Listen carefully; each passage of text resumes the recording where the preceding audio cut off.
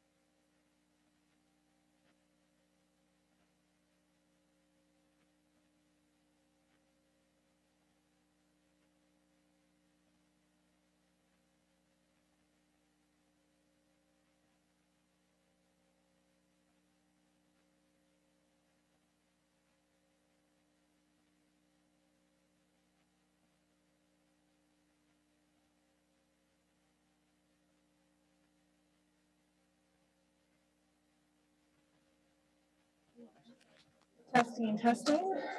McAuliffe room, if you can tell me if you can hear me. I know they can hear me here in the office, and it looks like TDC can hear me. Rich, if you can just confirm that you are getting volume and audio on your end. Thanks.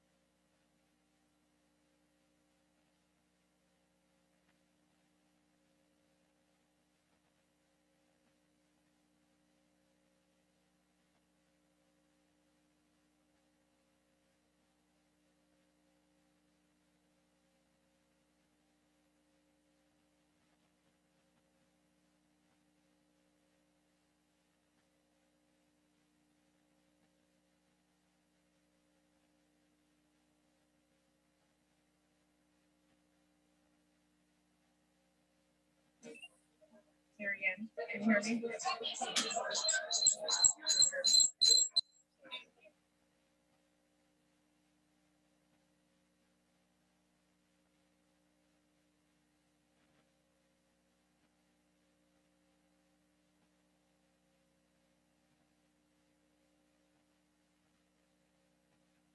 Test, test.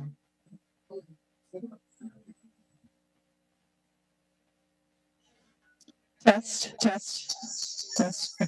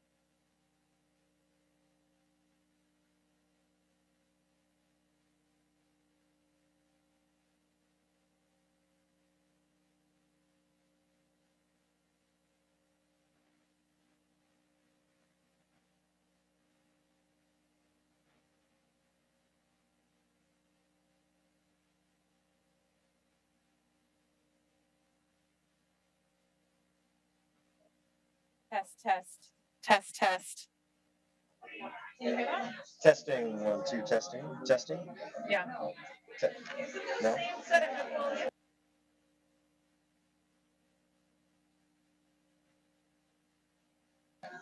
Testing, 1, 2, testing.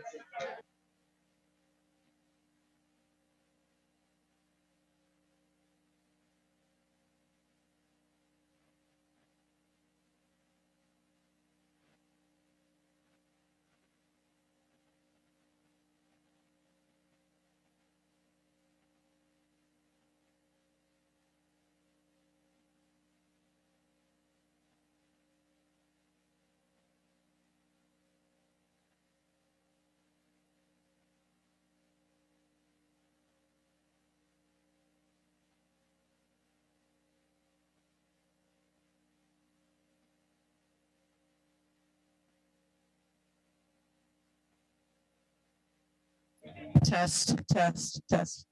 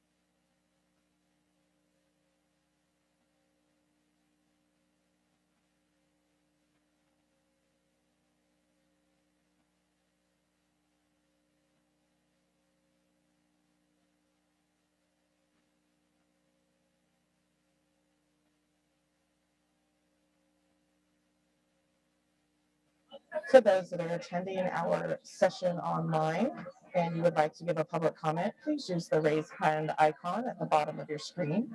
If you would like to make a public comment this evening and you are on Zoom, please use the raise hand icon at the bottom of the screen.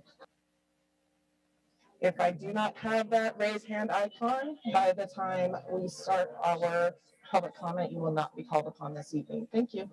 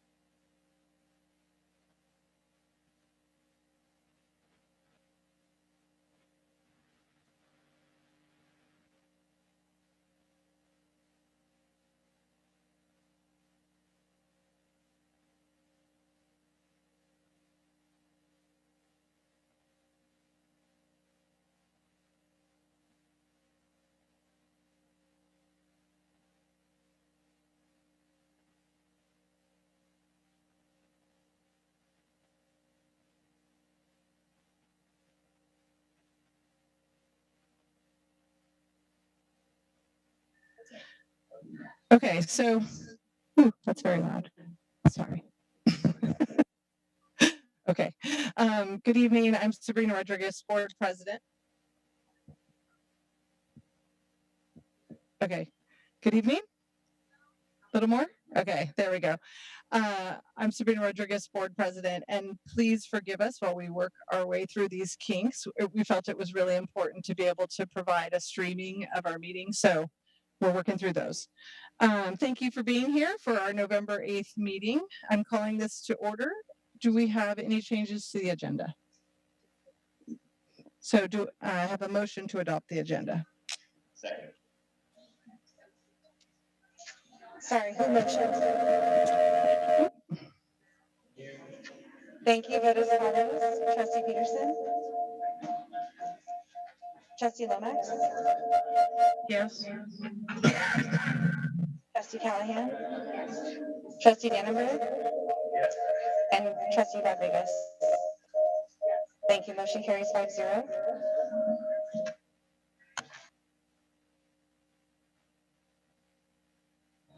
Thank you. And our first item of action is consideration of resolution 2243, continuing the Board of Trustees authority to hold virtual meetings pursuant to AB 361. Do I have a motion? Second. Thank you. Vote as follows. Trustee Peterson? Yes. Trustee Lomax? Yes. Trustee Callahan? Trustee Dannenberg? And Trustee Rodriguez? Thank you. Motion carries 5-0.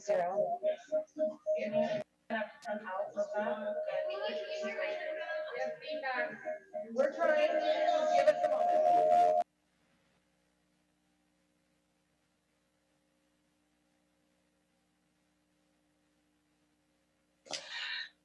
Okay, so that brings us to public comment. As Mr. Nelson shared, we have 20 minutes for public comment before closed session. So these are the folks who have submitted public comment speaker forms. If you are okay waiting, please let me know. Up first, Woody Maxwell. Okay. Eric Peterson. Okay. Sorry, because of the headset, I can't hear. Amanda Bowles. Okay, so we'll hold off. Leah Salcedo. Okay. Kai Cruz. Okay. Michael Adame. Okay. I have two for Amanda Bowles. So, and Michelle Garland. Okay, so I have you four going now. We do have space, so if Miss Bowles shows and wants to go, or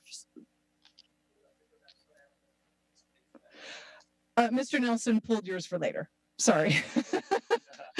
Good friends. Okay, perfect. So I will add you in now, Mr. DeClerc. Do you want to go first?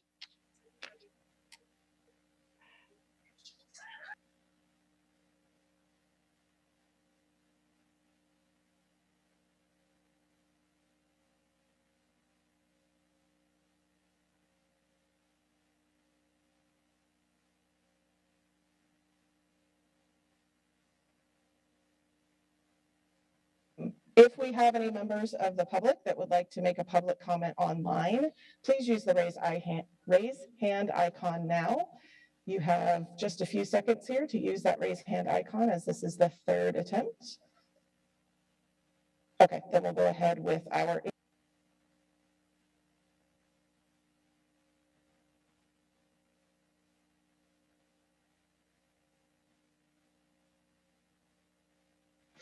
Got it. Thank you. Good afternoon.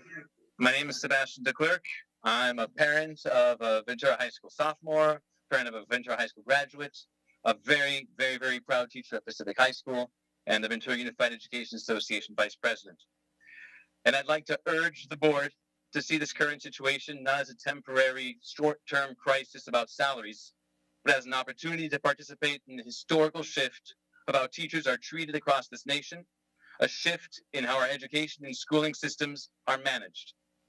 The diminishing middle class, the current financial crisis, the cost of living, the cost of housing, inflation, all these contribute to an ongoing transformation of this nation from a democracy that was intended to serve all to a system that serves and regards only the elite. You are playing a role in that transformation. As I previously noted in comments to you, districts and states across the nation in the last 5 years have seen a surge of teachers and education support professionals fighting to be recognized for what they're worth. This district, as well as many others, has put millions of dollars into special programs, assessments, and curriculums that have demonstrated no measurable increase in student learning while greatly increasing teacher workload.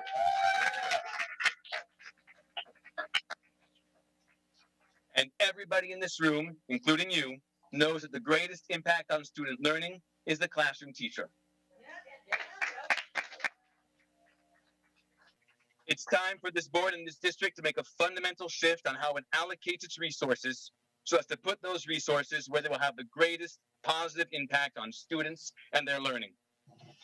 Our students are outperformed in countries where teachers have fewer instructional hours, are paid competitive wages that put them squarely in the middle class, and have professional schedules that allow them ample time to plan, assess, and collaborate effectively. Our current labor actions aren't an end in themselves. We're not simply seeking fair compensation. We're seeking better schools. We hope, in the wake of fair compensation being granted, to see a shift towards smaller class sizes, more counselors, and more resources put directly to the service of students. We hope to see far fewer resources feeding the administrative machine that VUSD has become.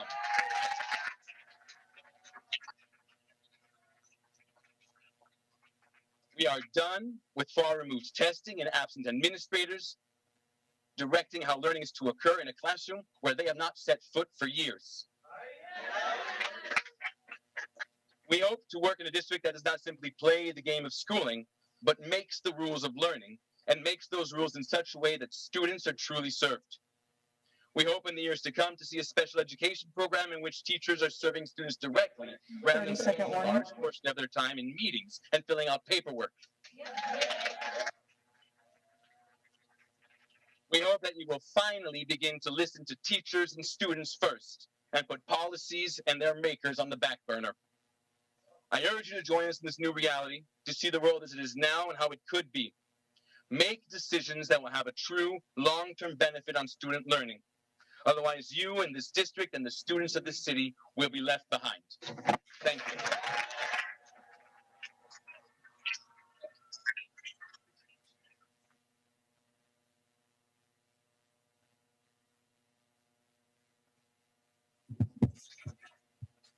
Thank you, Mr. DeClerc. Up next, I have Woody Maxwell, followed by Leah Salcido.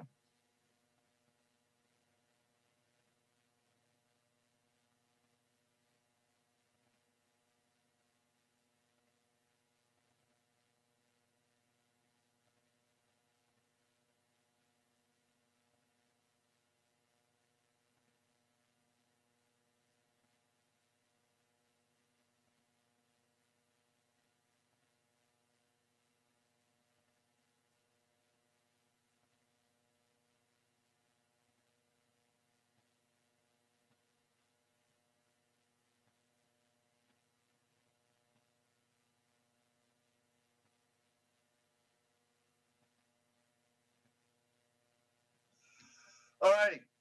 Okay, so I'm Woody Maxwell. I've been teaching at Ventura High since 1995. I've been teaching since 1988. I have a sophomore at Ventura High. I have a 8th grader at Cabrillo Middle School, and I've been teaching chemistry and all that stuff for the whole time. So the purpose of our jobs is to prepare students to be educated and productive part of our society. How many of the school board believes that? Should. How many of the audience? Yeah.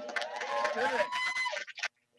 We have a committee on declining enrollment, but one of the best advertising methods for a city or town for people looking to live here is a valued and appreciative school district that gives 100% towards education. It raises property values, decreases crime, and a safer place to live. How many of you guys think that's true? Yeah. Good. So I have written 3 previous emails to the school board and district negotiating team questioning why this is even a discussion about giving people who are actually in the field of education, that's us, an 11.5% raise. I've received replies from Ms. Rodriguez and Mr. Peterson. Thank you very much. Since we have not had a respectable offer or as a clue as to why the district negotiating team does not think we're worth it, I question their motivation. What does the district have to gain by not offering competitive salaries? Where's the money planned to go? There's no rational reason for these decisions. Where is this paradigm of leaving the most valuable part of the education system aside from the students out of a pay raise increase? Where's that come from? I don't know. Every year we're fighting the same battle. It's time to change that paradigm, as Sebastian just said. I have friends who teach in Oxnard. They make significantly more than I do.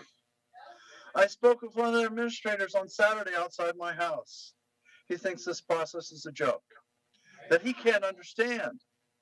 But the teachers in Oxnard, who he said should be looked after first, may receive another 8% raise. Straight from an administrator. Mr. Clerk wrote, at least one member of our board has indicated they do not believe enough teachers care about the current offer to warrant a better offer. 30-second warning. I read that. I can't say what I think when I read that. If this is really true, then that person who doesn't, or persons who don't stand for improving education should immediately stand up, admit it, and leave.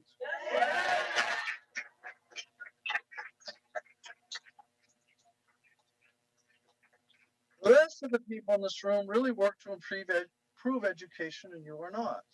If administrators and principals Time is up. raise to keep up with the competition, Time is up. then why doesn't the same logic apply to those who do the educating? Mr. Maxwell, time is up.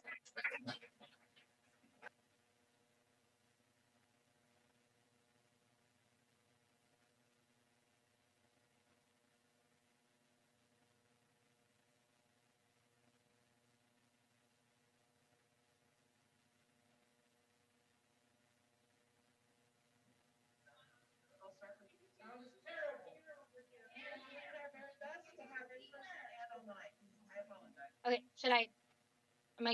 is the microphone or is it just this? Okay. You know, I don't have anything prepared, and usually when I do speak, I like write it while other people are doing it. And Sebastian's like, "Are you speaking today?" And I wasn't planning on it, but I'm here. I'm a teacher. I've been teaching for 14 years. I taught in LA and Arlington, Virginia. And I'm not just a teacher, but I'm a mom. I drive from Camarillo every day to Atlas Elementary School. And I've really debated, for a while, am I going to bring my son to my school? And I would talk to people, and I was at the Dia de los Muertos event, and my mom's like, "You brought your kid from Pleasant Valley to Ventura? They have like way better schools. Why?" Everyone talks about Pleasant Valley. And, I thought about it, and I said, I really waited. It was, if Atlas became a K-8, that would have been my thing. So we did. And I teach at the school that I believe in. I believe in the kids. I believe in the people I teach with. So of course I'm going to bring my son there. But it really made me think that if another parent's talking to me about that, what are other people thinking? Before I talked about the golden rule, I talked that we're the second lowest district. I talked about how I can go to Santa Paula. And I saw a friend at a 40th birthday, and he's like, "Why don't you?" We taught in LA together. He's making way more than me. He moved to admin. And I'm like, because I don't want to go. I don't. But I don't want to be the last one left at my school. I don't want my kid to be taught by some teachers that are not even passionate or vetted, or you're on the other side. I don't think you see what's coming in. And there are some things and some teachers I would not want my child taught by. I don't know if you're seeing it, but we do not get paid as much as other districts. And I don't know how many times we have to say it for it to come across or how many meetings, but the facts are there. And it's sad we have to beg. And all of us have to give time to come before you. My son's like, why can't we move to Ventura? Can't afford it. That's really sad. I would love for him to go to school with neighborhood friends or friends in the area and give him that opportunity. But I drive and we 30 come out seconds. to go trick or treating here. And when Sebastian said better schools, it's not just better schools, it's our better future. What do you want our world to look like? We have teachers that are passionate. We need to keep those teachers. I think of Back to the Future and the DeLorean. Has everyone seen that movie? I want that DeLorean back, and I want Doc Holliday to say his magic words, and I can't Time think is of up. it. Maybe like where with the line. But Mr. Castro,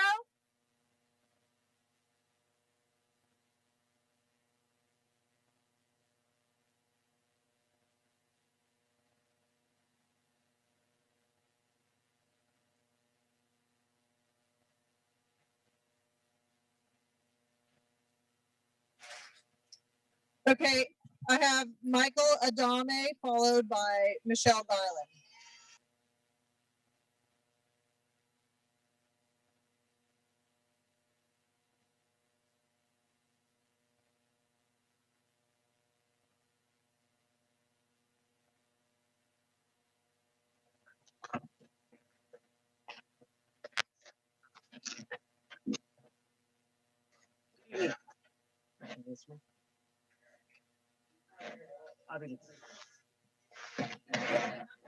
Oh.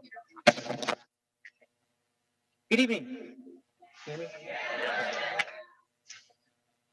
I hate that I'm here. I'd rather be at home with my kids, asking how their day was.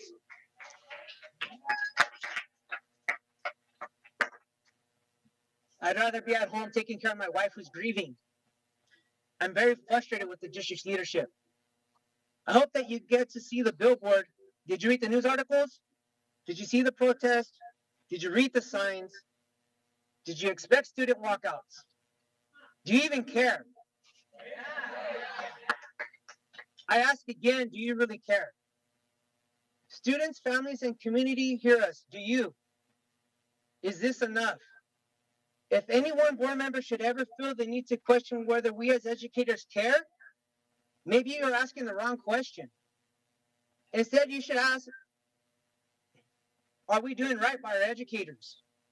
Yeah. Remember the ones who came back during COVID, the ones who are actively trying to rebuild school culture, the same teachers who went through and stood together during Thomas Fire. Yeah. You are mistaken to believe that we are just teachers. We are also nurses, counselors, mentors, coaches, supervisors, sometimes that carry an adult when they don't have anyone else. Often. We wear every single hat and every hat that fits. We are the backbone to this district. Are you listening to ask again? If any one member should feel the need to question if we care enough about being compensated for all that we do, let me make this loud and clear. I would not be here today speaking to you today if you cared about us.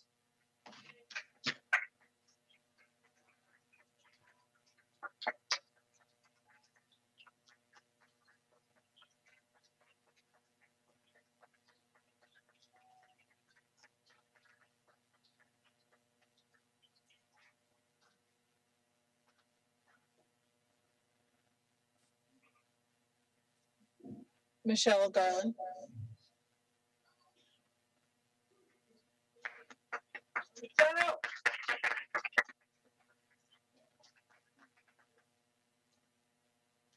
Good evening. Can you hear me?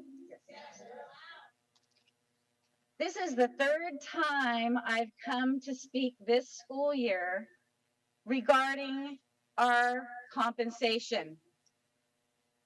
For some, it's the first time. But I know what you've heard. I know what I've spoken to, and I don't feel like you're listening. You may be listening, you just sit there, but you don't acknowledge us in any way. You aren't hearing our cry, and you've made it worse. Yeah. The words of Dr. Castro in a 2016 tweet express that he knows what it takes to keep qualified teachers. He knows it's salaries. He knows that people don't stay when they are dissatisfied with their compensation. He knows they leave for better career opportunities. How many of the employees have left or are trying to get out of their contract? I was hired in 1989. I've even gone on to see the salary schedules from Wainimi and Oxnard. Such a disappointment. Why do you want VUSD to have the least desirable working conditions?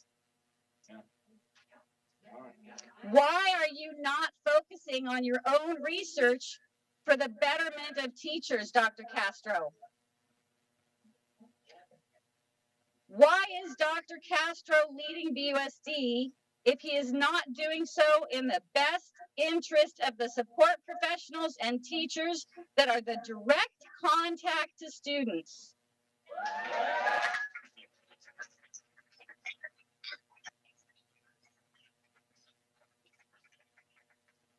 Is a teacher strike part of your research, Dr. Castro? Is this really how you want to start out as a superintendent of schools for VUSD? There's many of us questioning the leadership, the emotional intelligence of our leaders. I've said it before and I'll say it again. You need to fix what's broken and give us higher pay, Time's up. competitive wages now. Yes.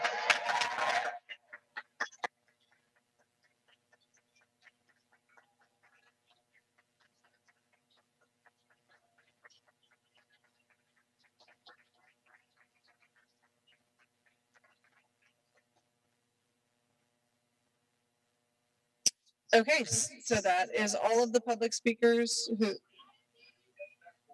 Sure. Beth? Okay, and Beth and then Amanda.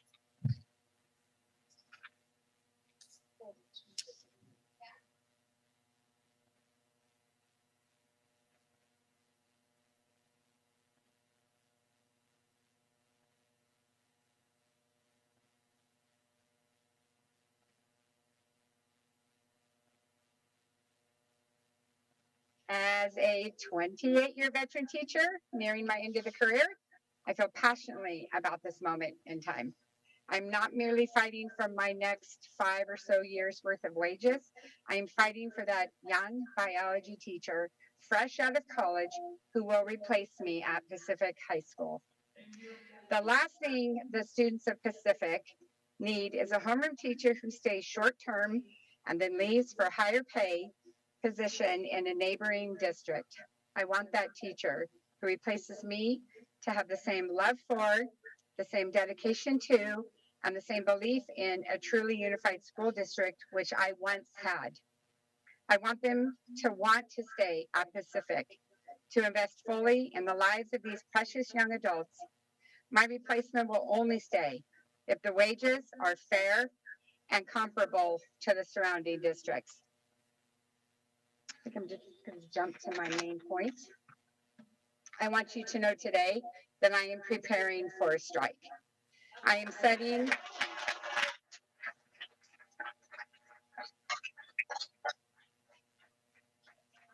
setting aside a small amount of money each month to cover my rent should you force us to strike.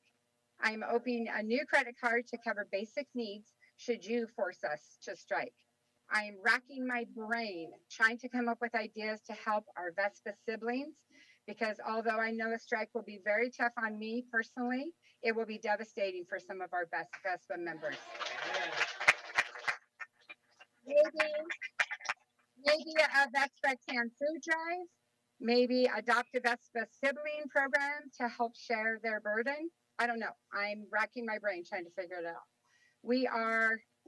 Our entire district was given a permanent increase of over 13% for the entire budget, not just the VUEA and VESPA salaries, the entire budget.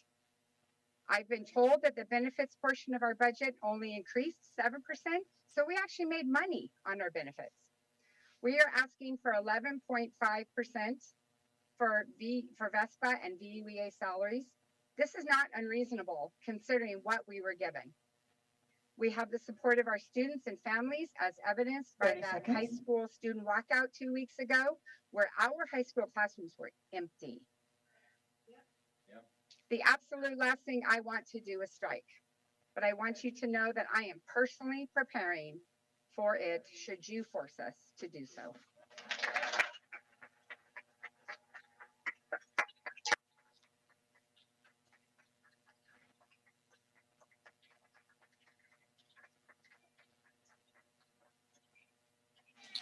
Ms. Bowles? Amanda Bowles?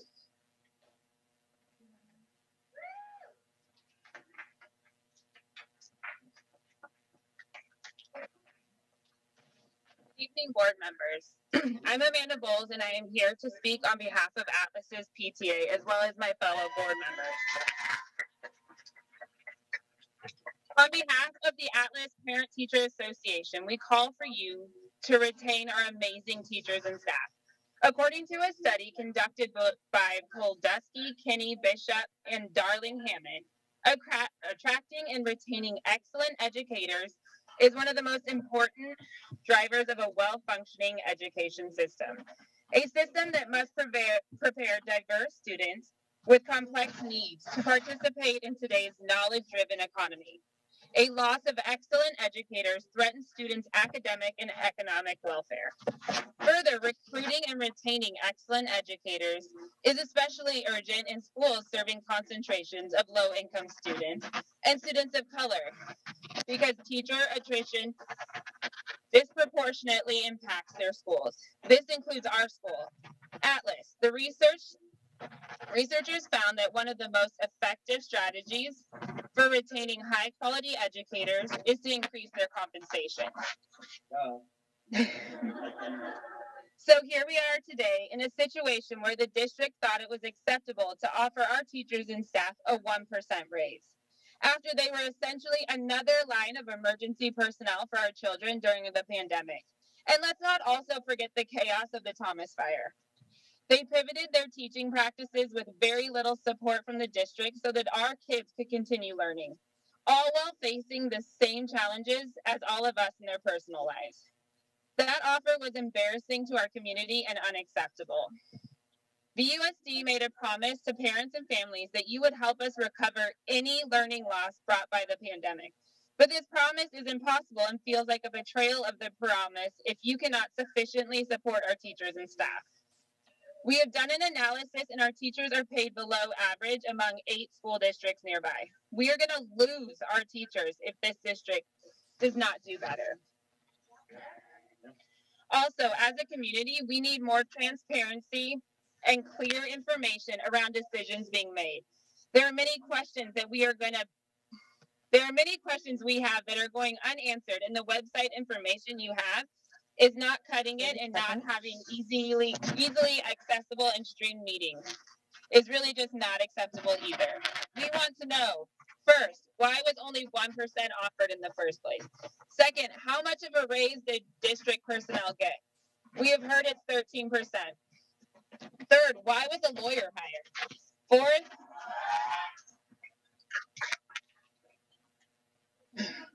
Fourth, what will the real impact VUSD to teachers' medical insurance with this new Time is proposal? up. And fifth, Time is up. what is happening with the 12% increase of funds we got from the state? Why can't that be?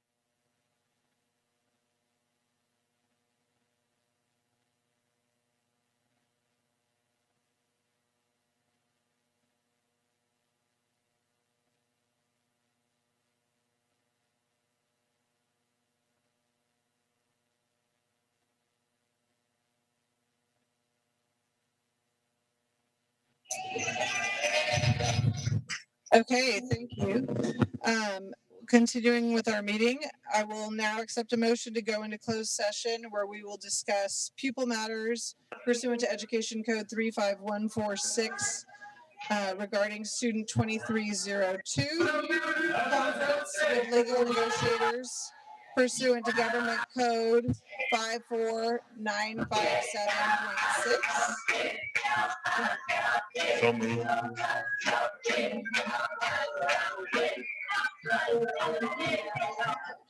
So moved. Item 7C, sorry. Item 7C, public employee,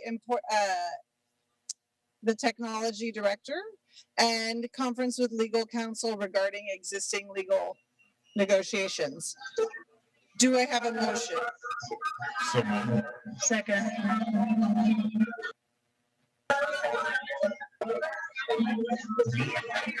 Yes.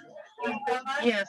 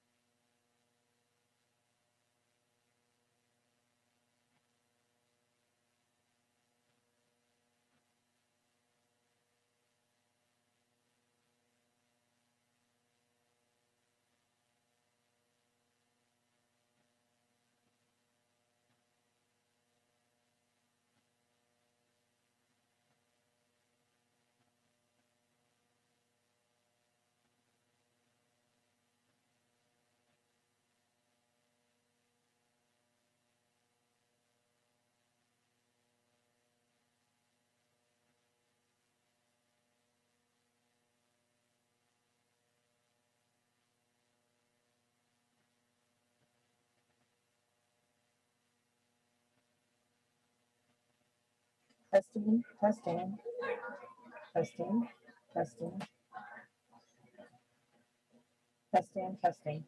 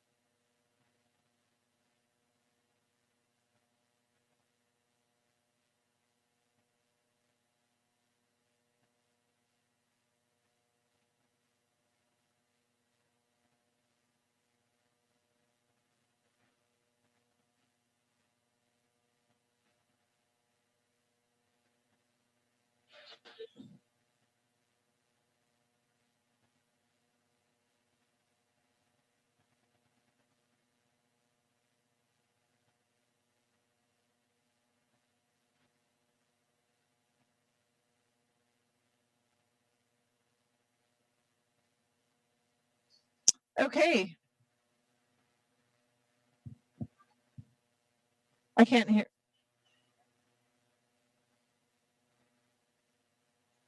Hello? Thank you all for being here.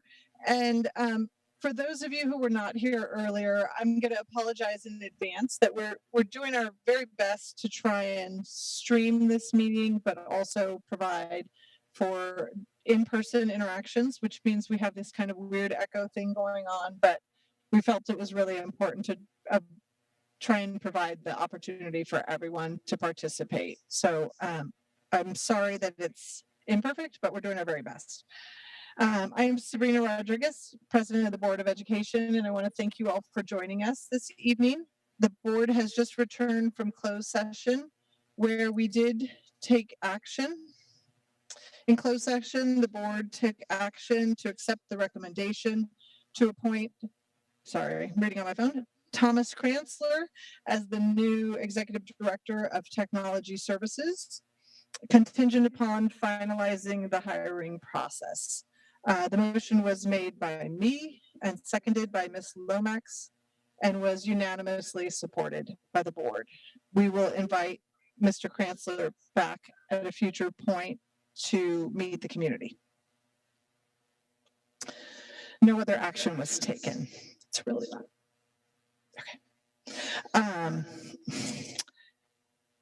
Before we get to thank you. Before we get to public comments, we have a couple of things to do, but I do recognize that we have a large stack of public comments, so we will make sure to provide everyone with time.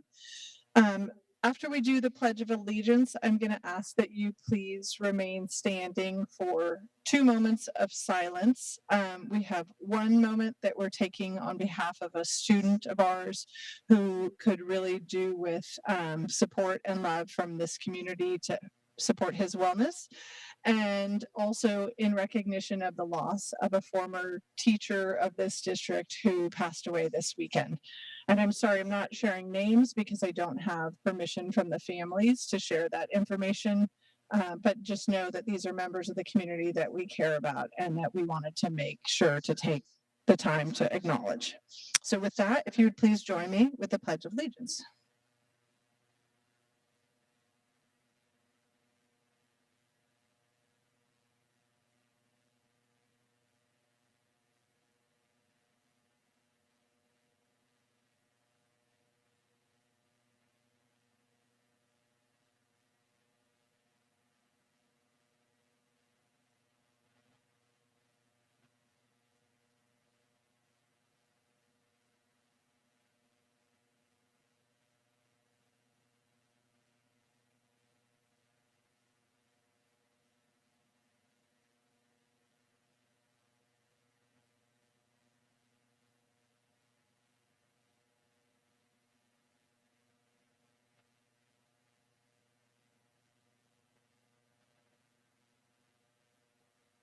Thank you for that. Ms. Dawn, would you please do roll? Sure, I'd be happy to. President Sabrina Rodriguez. Here. Vice President Dr. Jerry Dannenberg. Here. Trustee Miss Amy Callahan. Here. Trustee Miss Velma Lomax.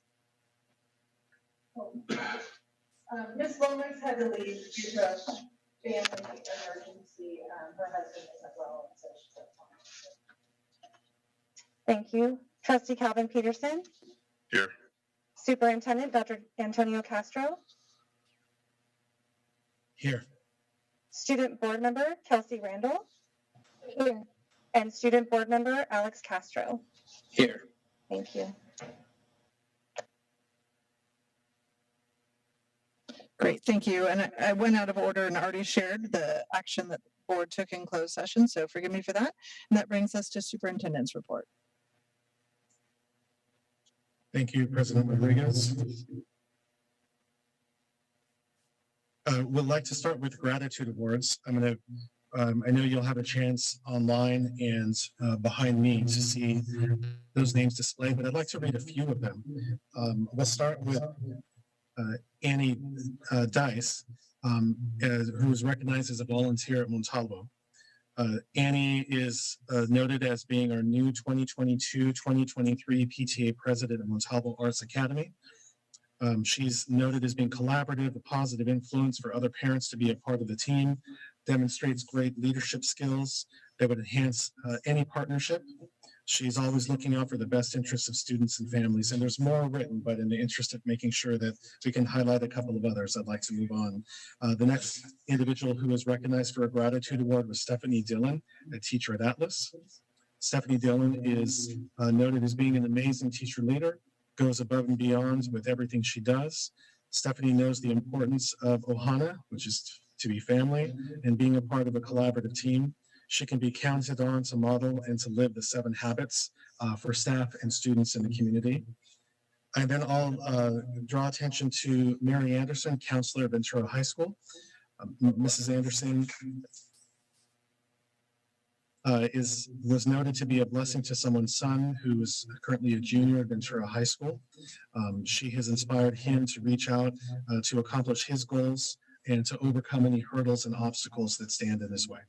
And thank you very much for that. I would also like to recognize Data Middle School for hosting elections today. And then also in terms of good news, we had several campuses that celebrated Dia de los Muertos, and we had an event here over the weekend, Grand Kermes events. Thank you very much to our multilingual, multicultural department for hosting that event, and to all of our districts that are promoting overall cultural awareness. And that concludes my report. Thank you. Great. Kelsey, would you like to give your report about Foothill? Let me just share my screen. Okay. I'm guessing you can see that. There you go. Okay, I'm Kelsey Randall from Foothill Technology. Over October, we had our Halloween Run Rally where there was a Fear Factor, Witches Brew, face paint, and lots of fun activities for students and teachers to be involved with. Next, we had our Spirit Week, which had lots of great participation throughout all grades. We had sweater weather, a color war between the grades, our sport or team jersey day, tie versus tie-dye day, and hints towards your Halloween costumes, which led to that night of the Run Rally, which was our dance with DJ Boogeyman, which is our DJ that we have for every dance. And on this day, our principal Gibbs and Vice Principal Miss Tedford dressed up as dinosaurs, which was funny to watch go around the campus. And then that following Monday, coming back from October break, we had our trunk or treat, which the seniors go out in the parking lot and decorate their cars and have candy and treats to hand out, which had lots of participation throughout all grades. And then Foothill took part in Feed 805, which was a partnership with Food Shares to help feed the 805. We collected lots of glass jars and foods to help Ventura County.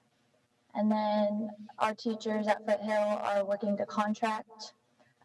They are not doing unpaid tasks. And in the corner over here, you can see an automated response that our teacher has sending back to the students. And our upcoming events for November and December are Showvember, which is going to be a very exciting Spirit Week, our first formal dance that we have every December, and then a freshman activity and our very exciting Winter Week Spirit Week. And that's all I have. Great, thank you.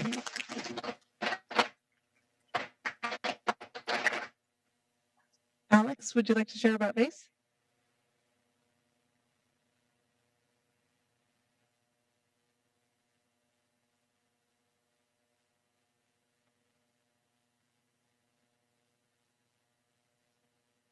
Good evening. Thank you for the opportunity to share what we have going on at Ventura Adult and Continuing Education. Here at VACE, we're focused on highlighting the Board of Education priorities for the 2022-2023 school year. We have some great news. Last Tuesday, our Encore class for seniors reopened at the Ventura Adult Avenue Center. Encore is a hands-on, self-paced computer skills program designed for students 50 years and older who are interested in enhancing their computer skills.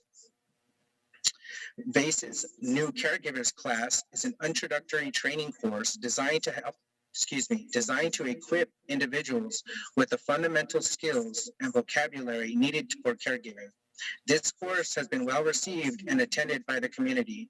It is a 10-week course that meets once a week, and we already have a waiting list, so sign up quickly. Students across adult ed participated in the Great California Shakeout on October 19th. VACE students received information and resources to better prepare themselves and care for their families for the big one.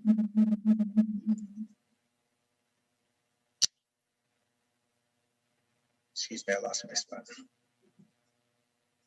VACE's career technical program has graduated Angelique Vega from computerized financial accounting, Taylor Van Leer, pharmacy tech, Judith Vallejo from the 3D Modeling and Design Drafter Program, Luis Landa from the Back Office Medical Assistant Program, and Jimena Loretta from Administrative Assistance Program. Congratulations to our CTE graduates.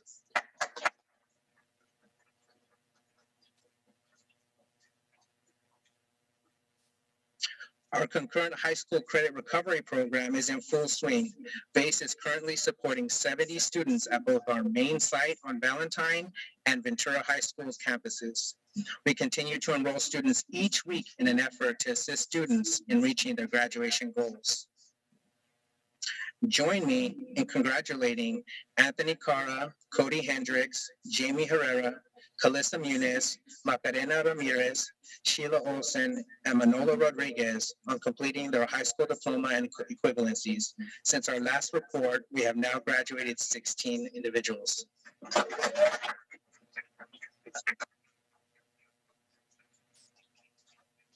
CTE Student of the Month for September was Prudencio Gonzalez. Prudencio also just received his pharmacy technician license from the California State Board of Pharmacy. The Medical Skills Bootcamp students continue to expand their skills bank and learn more about blood typing and wound care. VACE team members celebrated at the VC Star 2022 Reader's Choice Awards dinner as winners for Best Public School. We win this all the time, is what I heard. So we're really proud. That's all for night. Excuse me, that's all for now. Have a good night.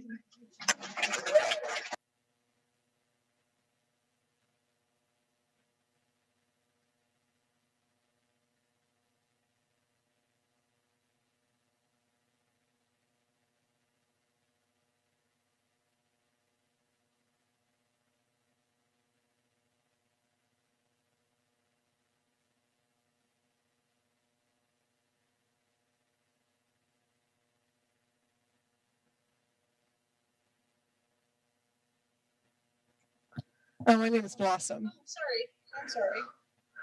Hi, I'm Blossom Garman, and I go to El Camino High School. And a few weeks ago, we had a fall dance party. We had many fun events. We had face painting. We did candy guessing for in jars.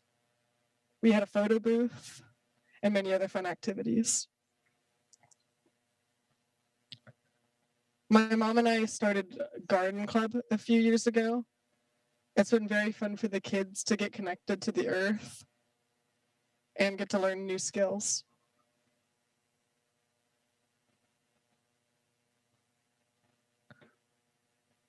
Last week, we had a spirit week. Each day, we got to do a new activity. On Thursday, we did flannel or hoodie day. And on Friday, we did comfy all the way day. And snacks were provided.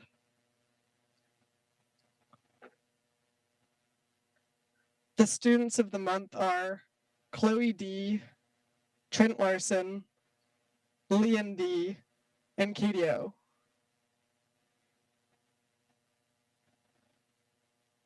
The upcoming events are VC registration on November 9th, Spencer McKenzie's lunch on November 9th, El Camino Cheers for Children on November 18th, and Thanksgiving break from 11:23 to 11:25. Thank you.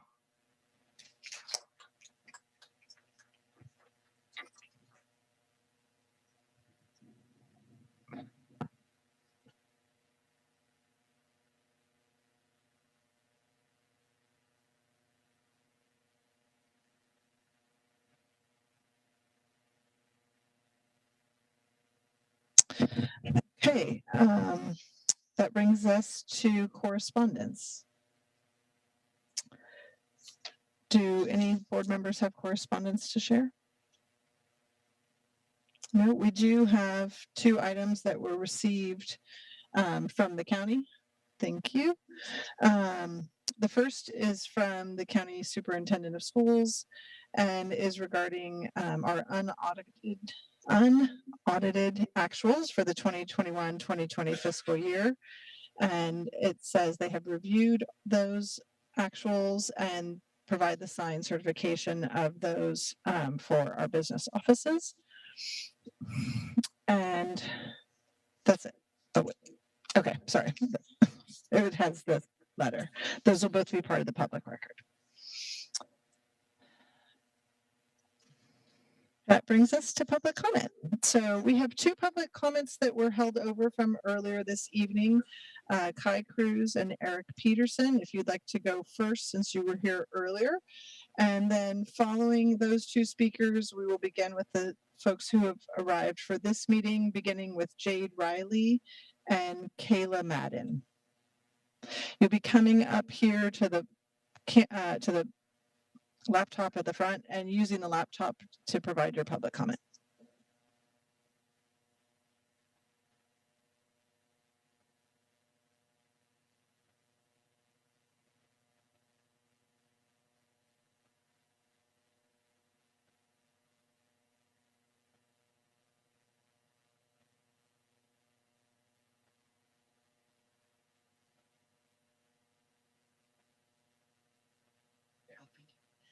Testing, 1, 2, 3. Oh, there's the echo.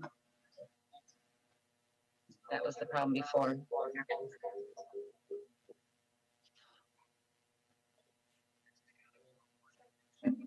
It's like the voice of God.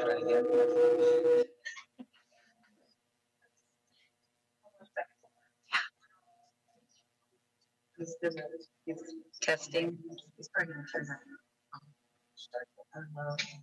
And just while you're getting ready, so you will have 3 minutes, but I will announce a few folks out. So if you know that you're getting closer to podiums, that to make sure that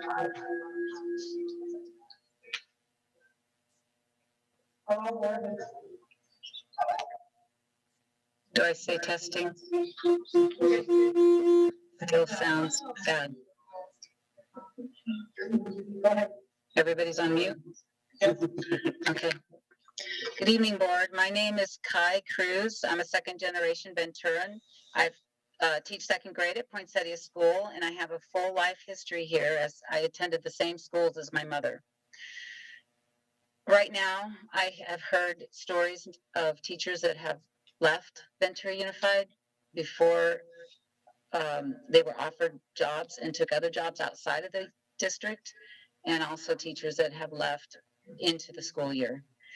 This is what's to come if you keep doing as you are.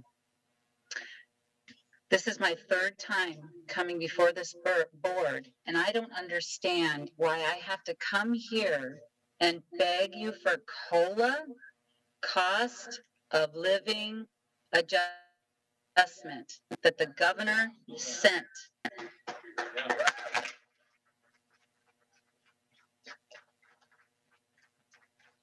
I want to know now, where is this money? Where is it going? Where is, maybe we need an audit.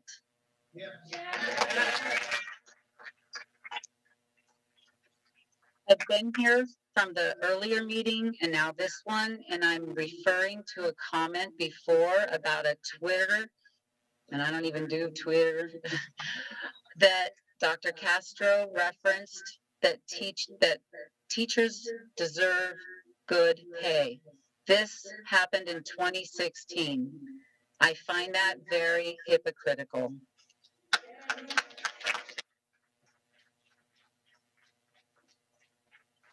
On a different note, I did sign up for Nextdoor app, and several community members offered permission for me to quote them.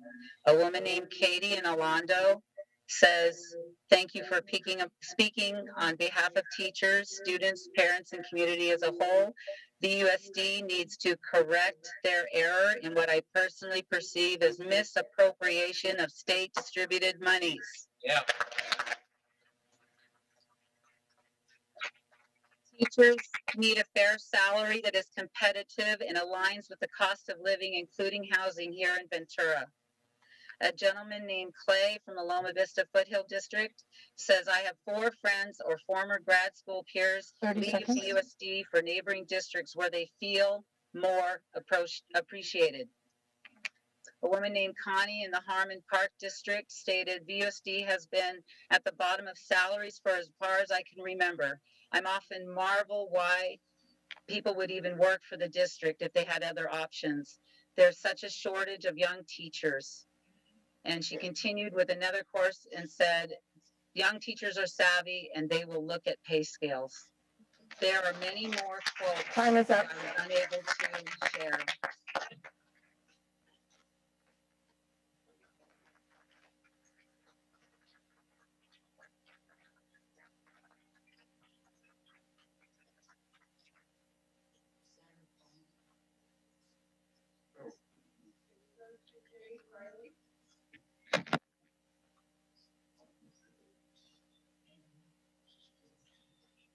Followed by Sam Madden and Taylor Craig. Hi. Hi, I'm back. Today, I'm not going to be crying. Today, I'd like to tell you about all the things that the people behind me have achieved as the last meeting. We went to the government center and we stood outside after the rain and we stood there and screamed at cars with posters and all that fun stuff. And then Ventura High School, a lot of students walked out. I don't know if you saw it, but there was this news clipping that I got. It was in the newspaper actually.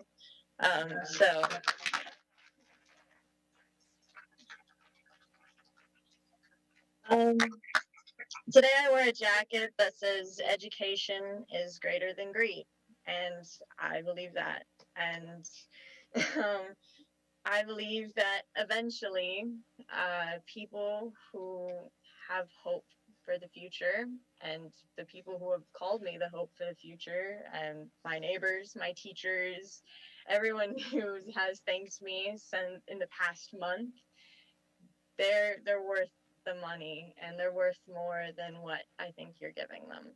And I think that this golden pockets that some of you have, I think, need to be given to others.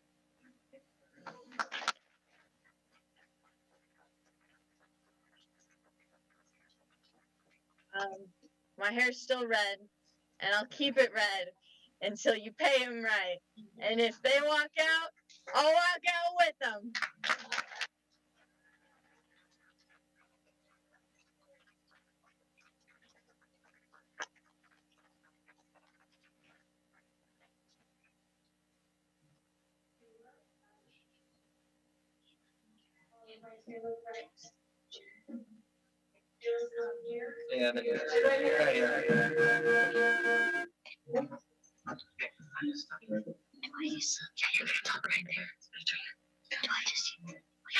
Where's the microphone? It's on the computer. You just speak into the computer. Loud. Wait, do I start the timer? No, don't start it. Loud and slow. Okay. Hello, my name is Kayla Madden, and I go to Poinsettia Elementary. I have 2 teachers named Miss Liu and Miss Plato, and I have 3 unique traits. They are caring, kind, and hardworking because they work more hours than they are paid for. I am here because I think every teacher should be paid a fair amount. The cost of living has been gone up. Their pay should go up too. Every person should get paid a fair amount. Thank you for your time.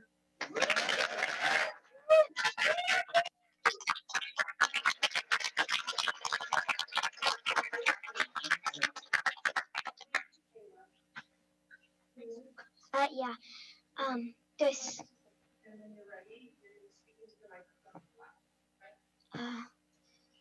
Do I just? Yeah. Hi, my name is Taylor Craig. I'm in 4th grade.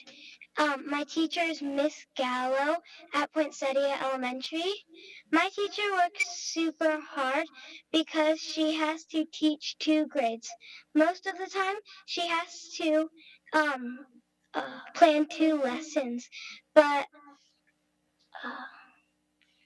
but the other class has a bunch of students. So Miss Gallo is super nice. She explains stuff super well and she makes learning fun. I think that it's important that teachers feel value and want to stay in the district. I have loved my teachers at Poinsettia and have all done so much to help me learn.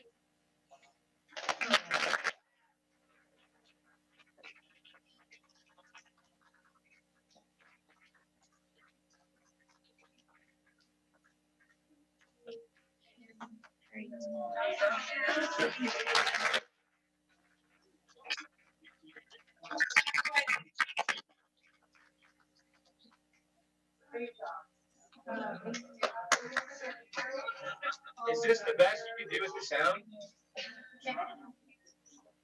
I heard me. Yes. Yes. Good evening.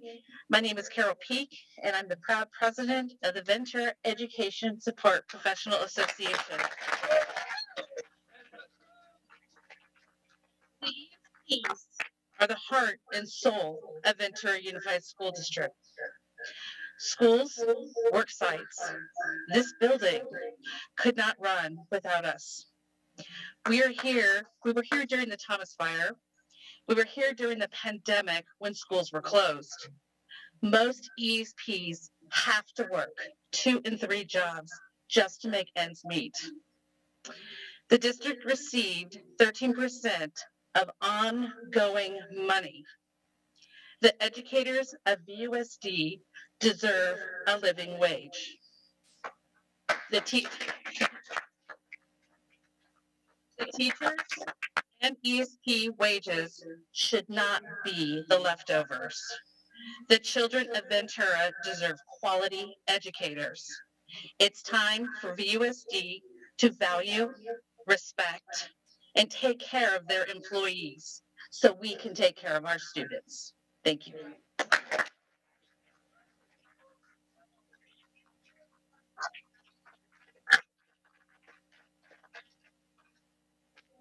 Followed by Doug Bidwell and Tina Brett. Ready? Good evening. I am Sarah McLaughlin. I'm a teacher at Sarah School for 23 years and elementary director for the VUEA.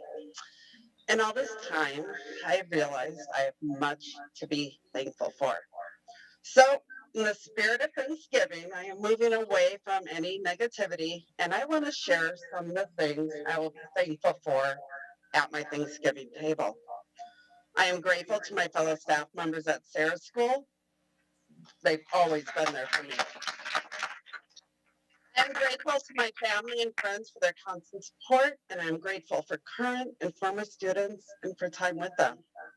But most of all, I am thankful to you, the 5 distinguished board members. I have no doubt others in the room agree because you have united us. The teachers and staff of Ventura like we have never seen.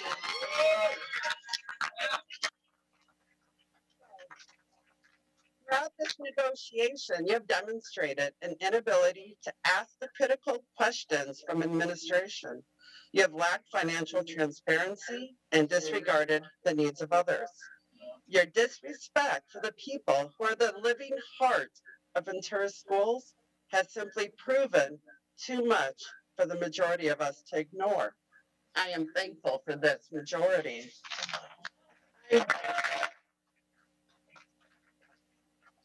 I'm grateful for the bonds that have formed and strengthened. These ties, they have transcended school sites, regardless of our occupation. I'm grateful that the bond between VUEA and VESPA will never be broken. I am beyond humbled, as I'm sure many of you are, by the level of our response to our cause from parents, former students, and the broader community as a whole. Yes. So parents of students I've had 10 years ago have reached out and asked how they can get involved. Some have written letters to the editor, others have helped prepare and distribute lawn signs. And just yesterday, a parent at Juana Maria took it upon herself to distribute a flyer at her school so other parents could get informed what's going on. It is because of these people that I go into this holiday season with hope. Each new parent who hears about our fight is an ally gained in this effort. Each community member who learns the facts of our district's historic 20 seconds. underinvestment in teachers and staff, now that's an ally gained for fair and competitive wages for VUSD teachers and staff. I wish you all a happy Thanksgiving.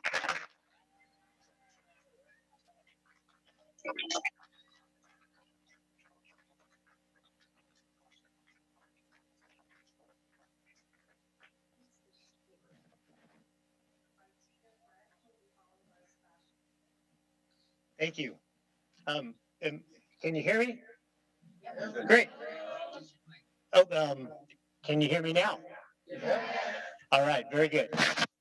Doug Kidwell. I've been teaching at Pacific High School 27 years. And I'm an English teacher, PE teacher, life skills. We do a little bit of everything. I'm going to use my English format because we always teach students to have a title. So the name of this is The Good, the Bad, and the Ugly. The good, 27 years at Pacific High School. I've enjoyed every single year.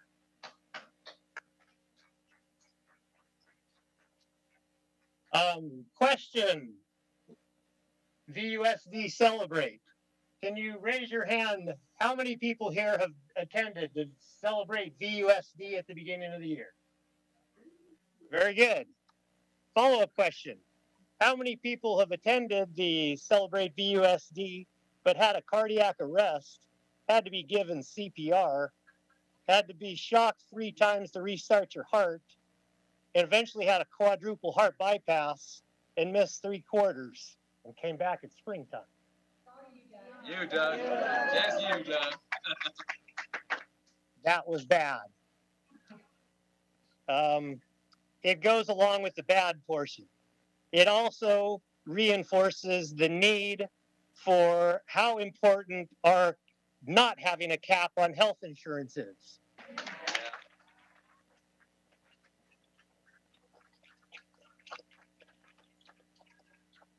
My health bills were huge, and I was very grateful for good insurance. The ugly. A 1% offer was ugly. A recent survey shows 572 VUA surveys were surveyed. 509 members said they would strike if a better offer wasn't reached.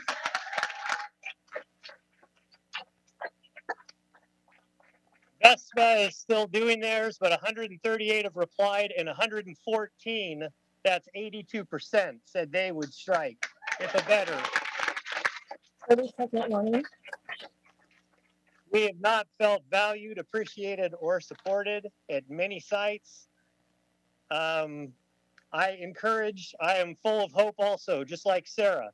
It's not too late to change and work and negotiate with VUEA and VESPA and to still make it a happy ending.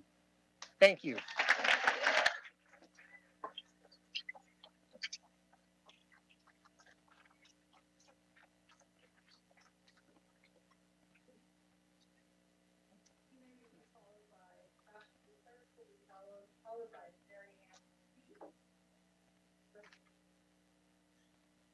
So I'm Tina. I am up here into the computer. Hi, computer. I am a paraeducator. I've been in, gosh, this is really weird. I've been working for the Ventura Unified School District for 15 years, but I'm only acknowledged for 10 years as I've been a permanent employee. Hello, this is really hard. I'm sorry. Thank you. lot of friends and coworkers in the room. I've worked at a lot of school sites, at a lot of different programs, and I'm here to represent the paraeducator as a front line with the students in the special education department. We pick up kids from the bus. We with them at recesses and lunch. We have small groups. We run programs, the teachers when they're working with other students. We change diapers. We work on feeding tubes. I've cleaned tracheotomy incisions. We do a lot of different services for our kids. I was inspired by Carol when she gave personal information, so I'm going to do the same. I am fortunate enough to bring home $1,400 a month. I work 2 and 3 jobs since I started doing this just to keep up. I'm happy to do that. I have a job, I have benefits, and I'm thankful for that. My housing expense is $1,300 a month, which I'm thankful for. I've been a homeowner for a very long time, but I'm still paying for it. But next year will be uncertain. I do a really great job. I've got gifts from teachers that said every teacher needs hero. And next year, I might lose that income because we don't get the kind of hours that I get. I started at 35 hours in the high school level. I'm now working this year at Ventura High School at 31 hours. And next year, because my student's going to graduate as a senior, I might be down at 28.75 hours, which most people in this room have who are paraeducators. Yeah. And it takes a lot of money out of our paychecks because we need insurance. My husband had a stroke in 2011 when I did not have insurance. $150,000 in medical bills. So I'm not unique. A lot of people in this room have the same situations. Thank you.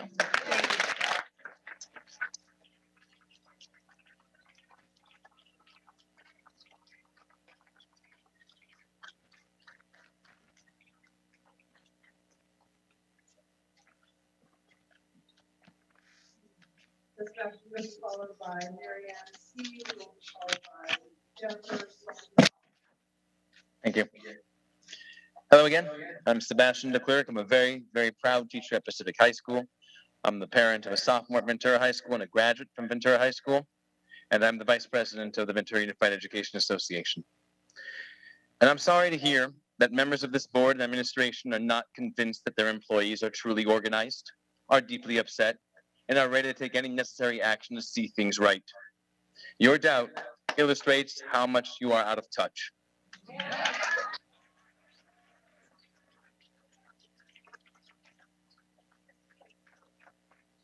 I'm sorry to hear that members of this board and administration feel that it's acceptable to take new monies from the 13% provided by the state and spend it on old, previously budgeted expenses, such as step and column advancements and increase in healthcare costs. You would have covered those costs anyways. They have nothing to do with the budget increase. When you say the money isn't there, you're covering the mismanagement and or the misappropriation of funds in order to deny teachers and service professionals a livable wage. It's no secret to this community, to teachers, to service professionals, or to you, that educational coffers in California are fuller now than they ever have been. The 13% increase received from the state is the largest increase in over 30 years. There is no excuse for the district's current compensation offer to its employees. Think about it. Yeah. Joe.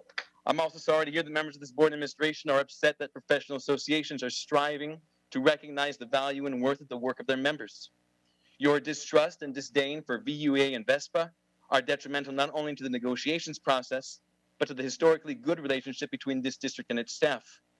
And most importantly, detrimental to the quality of instruction, services, and facilities being provided to our students. I'm sorry, and I'm angered that the district sees it fit to hire an ill-mannered, expensive lawyer to speak on their behalf.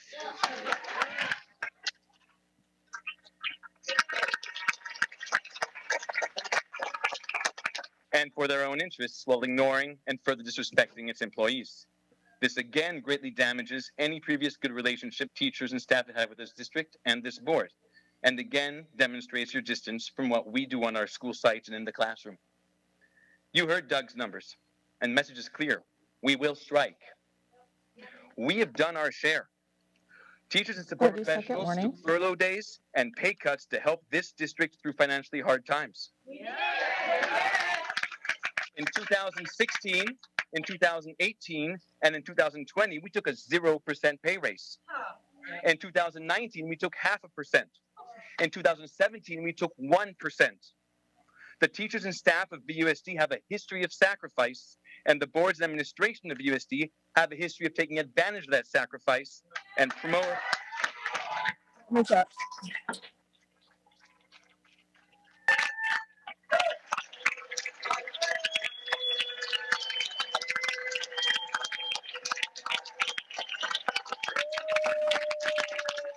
Thank you.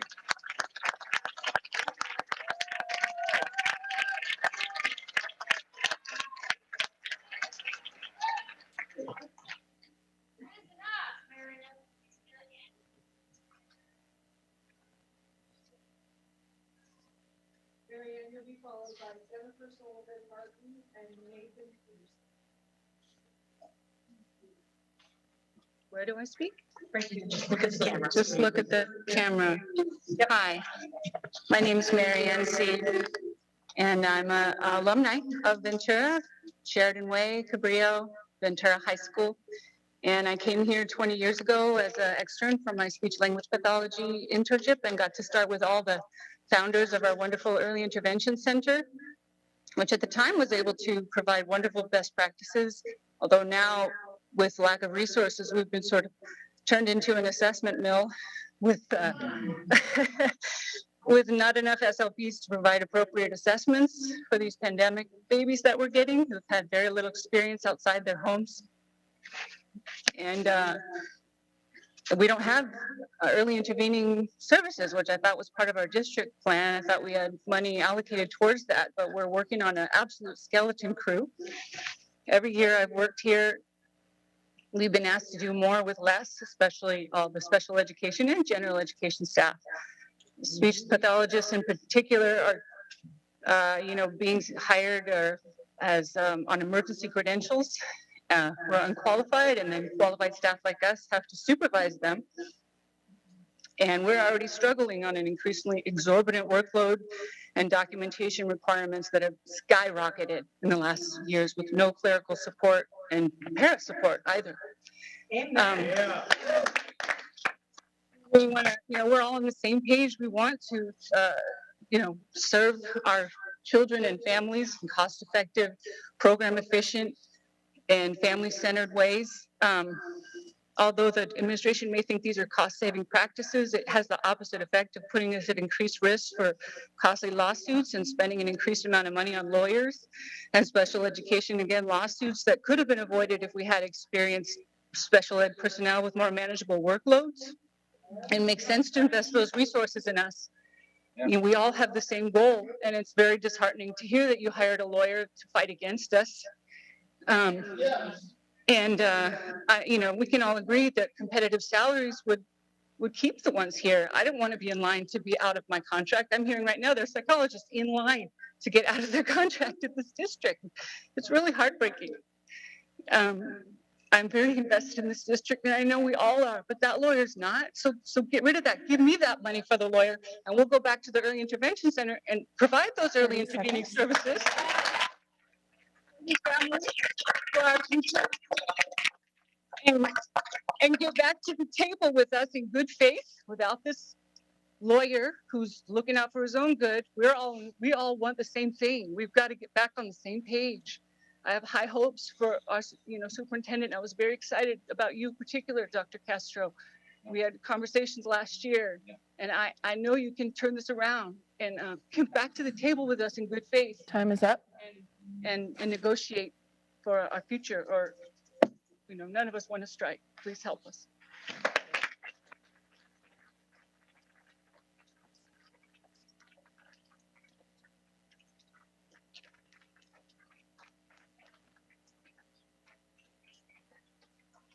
Hello, my name is Jennifer Sullivan Martin, and I'm retired currently, but I was a paraeducator for over 20 years in the Ventura Unified School District, and I was proud of my work there. I'm disappointed to hear tonight that some of the same sacrifices we made some years ago, they're still going on. And I want to remind everybody that our greatest resource for our community are our young children. You saw some of them tonight. These people, you've entrusted them with these children. They deserve your respect. They deserve your support because they can't do their job without the support of the community. And you're supposed to be representing that community. So I'm asking you tonight. Before I came here, I voted, and now I'm here because I consider both these things my civic duty as a member of the community. To support these people, teaching our most valuable resource to be our future. So do this right thing, please.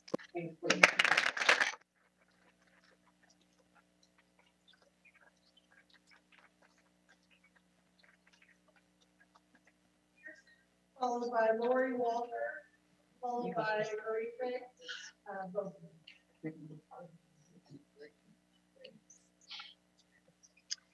Good evening. I'm Nathan Peterson, and I serve as the Executive Director of the Conflict Resolution Institute here in Ventura County. On behalf of our Board of Directors, I wish to convey a message to both the VUSD management and the educators and classified employees regarding the ongoing negotiations to resolve the current labor negotiation impasse. As longtime residents of Ventura County, our board is both concerned about the current status of the talks and hopeful that the situation can be resolved without lasting harm to our children. The relationship between VUSD and VUEA VESPA is one that is critically important to the healthy functioning of our community, as it involves the most important asset in our county, our children.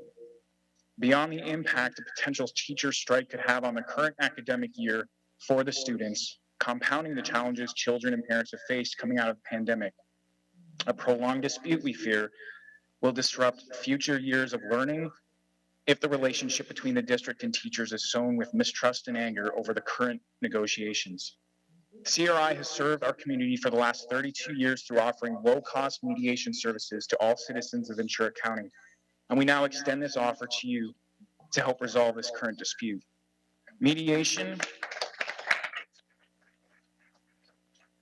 is a low-risk, high-reward style of conflict resolution. In this format, a neutral third party helps to bridge the communication gap between the disputing parties. When a third party enters the discussion, it oftentimes enables key points to be conveyed in a manner that is more easily understood. Mediation is also effective because negotiations often evoke strong emotions, and all negotiations involve various perspectives. The mediator's role is to help the parties parse through the positions in search of areas of mutual compromise that allow for a solution while allowing each party to achieve as much of their desired outcome as possible. We understand that both sides in this contract negotiation hold strong positions and are willing to fight for their respective constituents. At the same time, we have every confidence that all parties ultimately want the same thing: to provide quality education to our students in order to help create productive, engaged, and healthy citizens. We also know this negotiation will eventually be resolved. There will be a resolution at some point, and our desire is to help ensure that the agreement reached is as timely as possible while maintaining productive long-term relationships. While all relationships have periodic strain and challenges, not all disagreements must end in a fracturing of the relationship with long-lasting residual effects. We believe mediation is one of the most effective ways to ensuring this fracturing does not occur, and why we are here this evening. A member of the board is here with me tonight if either side is willing to discuss how we might be of assistance in this process. We sincerely hope to be of help and look forward to answering any questions you might have. Thank you.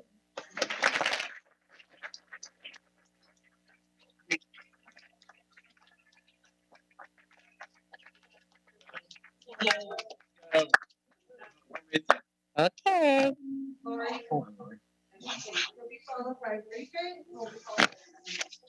Okay. So this is my first time speaking. I'm usually not quiet. They can Say that. So here I go. I wrote it down because then I don't have to look. My name is Lori Walker. I'm here to speak on behalf of VESPA. And I didn't write this part down, but I'm also here to speak on behalf of all the night crew, the custodians especially, because they're not here to be in front of you, so I'm going to speak for them. Since my son is one and my husband also is the head custodian at Foothill Tech. Anyway, so there's 3 of us. So if we did have to strike, that would not be good for my family. Okay. I have worked for the district in the Food and Nutrition Department for over 21 years. I'm also a former student of Ventura Unified. I attended Montalvo, Anacapa, and Buena, class of 78. I'm also part of the VESPA negotiation team, and boy, did I pick a year to join. I kind of just sit there, but I listen. So this is really what I wanted to say. It was actually written by one of my coworkers, and I thought it was pretty nice. So here it goes. Let's see.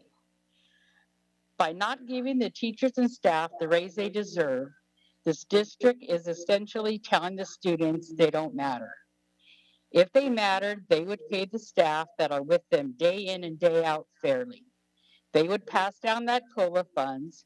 We shouldn't have to stand in the rain or bombard the school board meetings or beg for a fair wage.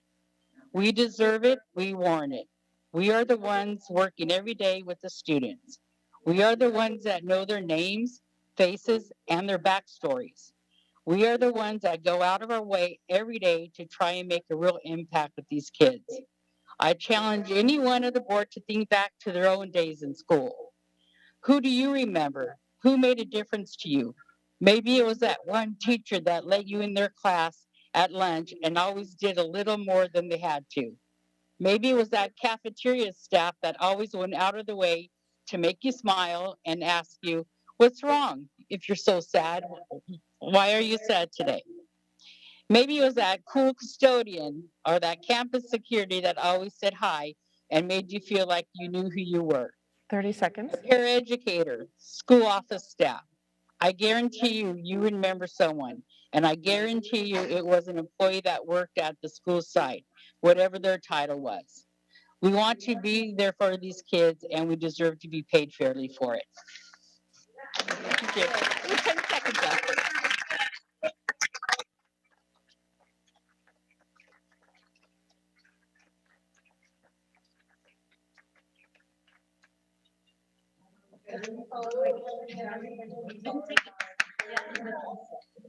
Okay. Can I go ahead and start? Okay. Hi, Board. My name is Marie Faye Baumann, and I'm currently a TOSA in the district, but I've also served as an elementary teacher in Ventura Unified, as a secondary teacher. I've been a parent. My 2 children have gone through kindergarten and 12th grade in Ventura Unified. My husband and I came here in 2002 because we wanted a better quality of life. It was the only way I could convince him to leave the Netherlands and come back to the United States with me. I left a district down in Southern California with a $12,000 cut and pay to get that quality of life. I figured I'd eventually get that back. I'm sad to say that that reality has not come to fruition.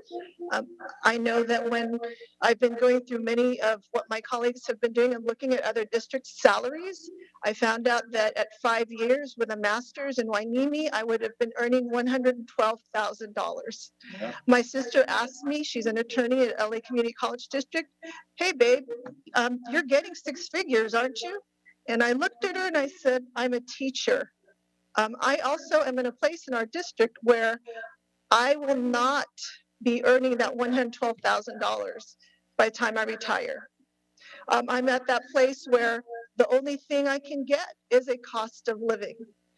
And so I always believe connections are important, so let's put that in context. I love Winco. I don't know if any other people are Winco shoppers. So sometimes it's an extra $50 to $100 when you go grocery shopping. If we get out with about $100, I'll tell my husband, babe, it was a great shopping trip. Oh, we didn't buy meat this trip. Because we know how much groceries cost. We spend $600 in gas a month. If we were to get a 3%, I'm not the math tosa, but I did the math, and that would be an extra $140 a month. And that's not talking about all the other expenses we have. So teachers have been talking about compensation, and I just want fair valuation for the work we do. We do a lot of emotional labor. I know that there's so many teachers here who are working the weekends because I get their emails. They're asking me to help with Canvas, or they have a question with Q, especially on new teachers, many of whom are interns and who need a lot of additional support. There's so much that you've already heard. My husband asked me, said, "Why are you speaking, babe? What do you have to add to the conversation?" And I said, "I just want to be another face so that when the board goes to make that decision about do we get our 11.5%, they will see me and they will see all the other teachers here who work their additional personal time so that we can serve our students." Thank you.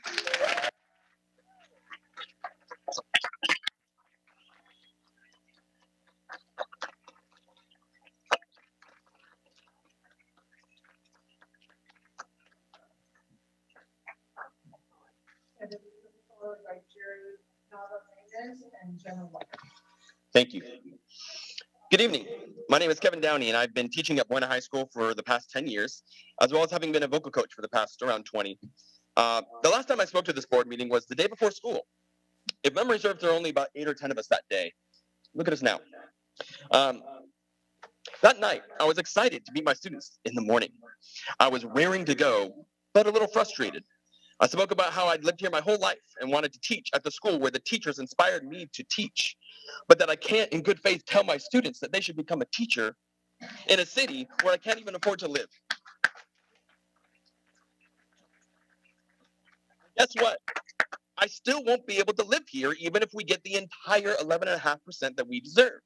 We are not being greedy. We are just looking for what the governor asked you to give to us.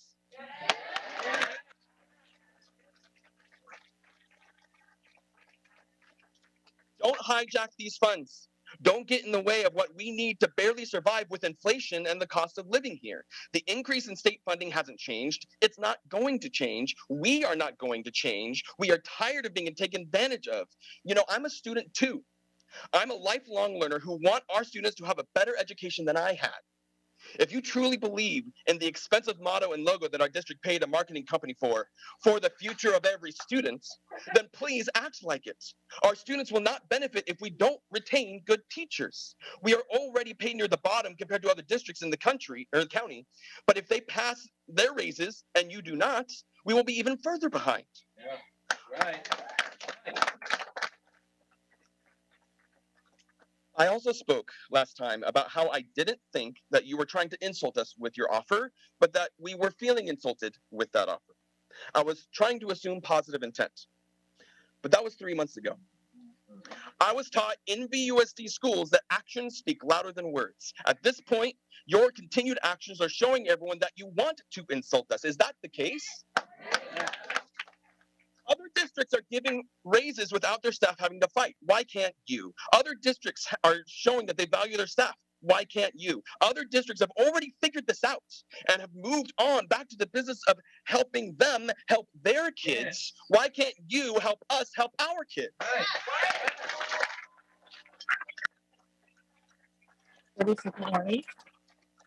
When will we be able to work together again? When will we be able to collaborate over what's best for our kids rather than fight for our right to live in this community? I never thought I would say this in my entire life, but if we don't figure this out, I'm going to have to leave my home.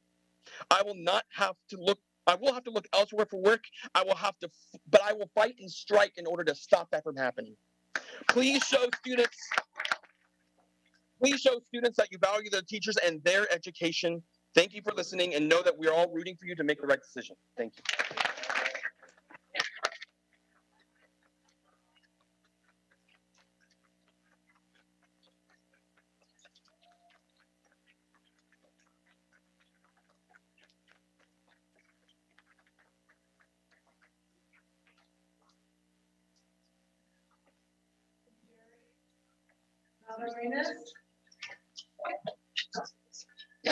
We can't hear you. Here comes Jeff.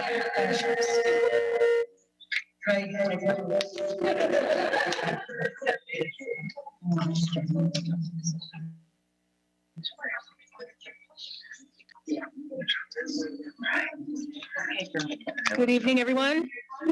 This is a very special day. It's election day and it's my birthday. And I feel a conviction that it is so important that I be here and that I show up and that you know my face. My name is Jerry Nava Minez, and I have been with this district since 1988 as a paraprofessional. And I've been at Ventura High School about 17 years permanent. I'm representing all the ESPs, the education support professionals. I'm here for my people, for the potential dropouts. I'm here to bridge the gap in the classroom.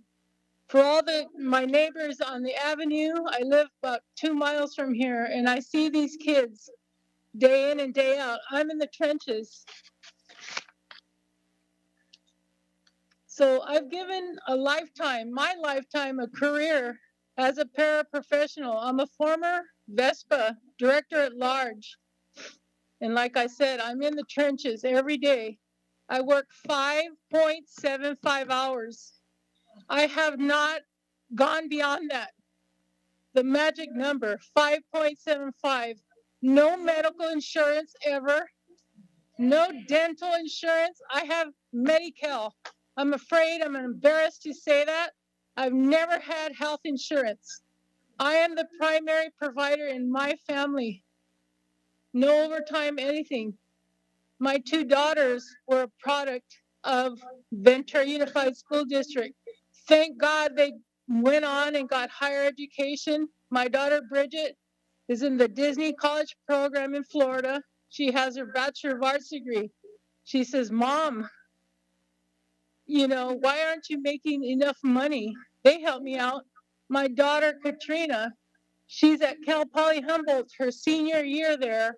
She is in the College Corps program, and she is now the representative for Cal Poly Humboldt. She's the ambassador. Thank God. But I'm here to say, how dare you assume that we don't care about our quality of 30 life. seconds. I'm here. I'm not going anywhere. Dolores Huerta is my idol. I've met her many times. She says, sí se puede, get on top.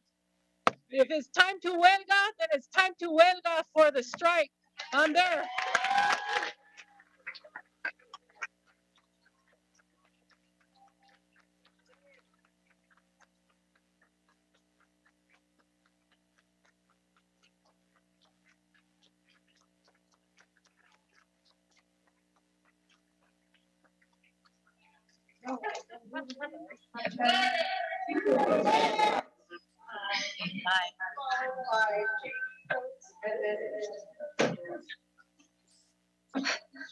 My name is Jenna White. I have a daughter at Elmhurst Elementary in 2nd grade and a son in the special day class at Lemon Grove. I am here tonight as a mom and a community member to tell you how disgusted and saddened I really am with the lack of salary for these teachers and staff. Last year while on campus, my son was pushed by a staff member. Long story short, it was my word against theirs.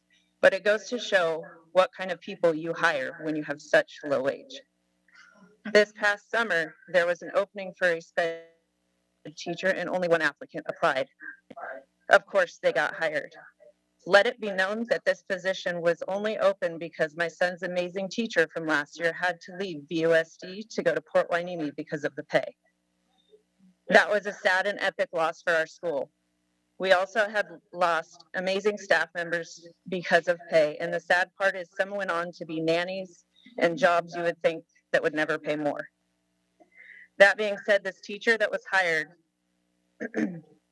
he had an off vibe since day 1. My friend's son was a student in his class, and the student was pushed by the teacher, and someone came forward and that teacher was let go. This happened because VUSD had to hire someone who was their only option. Why, you ask? Because you don't have competitive wages. Not even are they competitive, they are no longer near livable in Ventura. You don't offer enough pay to have enough staff. My son struggles to get his legal one-to-one every day, and that is a problem. Our special education system, as well as our full system as a whole, is broken, and this is insane to me. I can tell you right now, if these teachers and staff strike, I will be the first to pull my students from VUSD for good. The only reason my children are currently enrolled here is because of the teachers we still have. If and when we lose any of these teachers, I will never expect you to have quality substitutes because you have already proven to hire whatever you can get. I don't know numbers, and maybe before COVID, VUSD has gotten so much funding, but where is it? In your pockets? It's somewhere. Why is there no audit to tell us? Why do we never have any support at school events? I never saw one of you at our Harvest Festival. My husband drives the city bus and he makes more a year than a teacher, and that's just sickening. Wake up, VUSD. You are failing. Sorry. These people are teaching the future of America, the doctors, the future school board, and here you are sitting up there and you are failing the future of America. You couldn't and wouldn't do it. You sit up there deciding what will happen when this room is when this room is filled with people who have cared about our kids and students more than you ever have. Thank you and have a good night.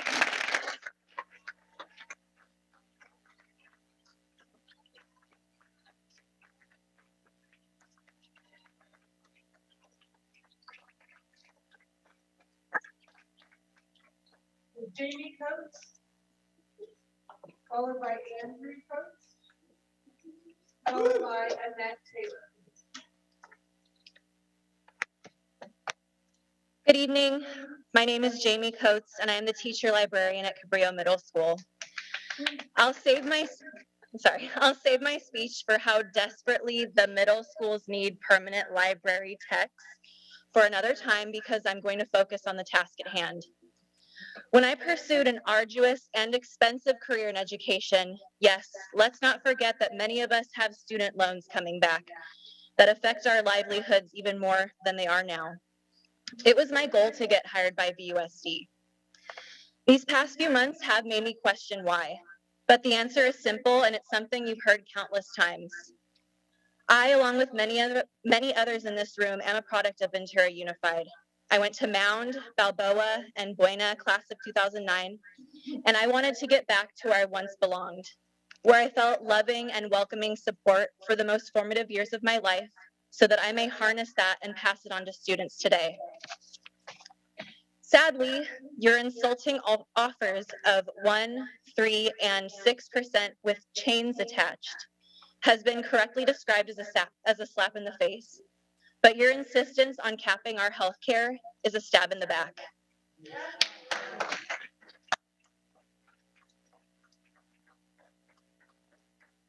I simply do not understand the logic that went into this decision.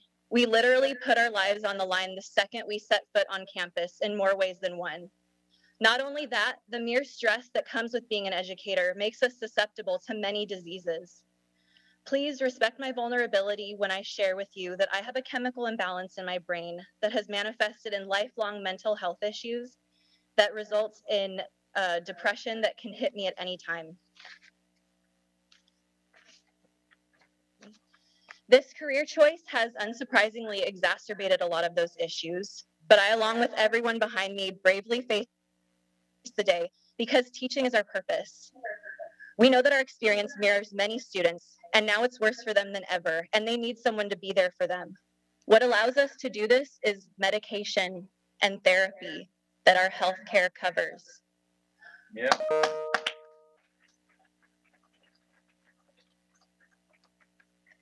What about our social emotional learning?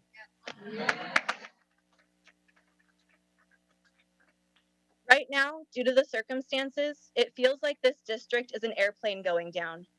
Yet, during an airplane emergency, we are instructed to secure our own oxygen masks before helping others.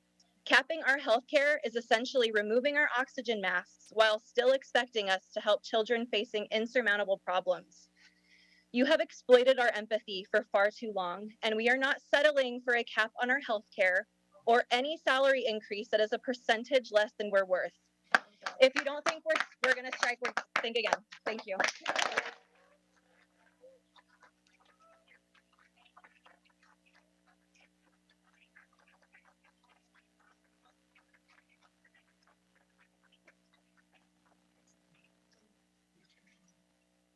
Followed by Annette Taylor, followed by Natalia Bernard. Good evening.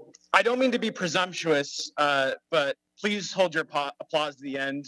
I've got a lot to say. Good evening.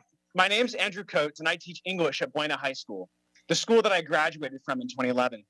I'm homegrown, as many out here, Ventura born and raised. I address you tonight regarding your outside counsel, Salvador Holguin. When I first read that you'd hired an attorney to assist in negotiations, I honestly thought it was great news. It's clear that you understand the weak position that you have found yourselves in. You would not hire a lawyer to intimidate your employees from a position of strength. No. It's apparent that you are worried. And after all, why shouldn't you be?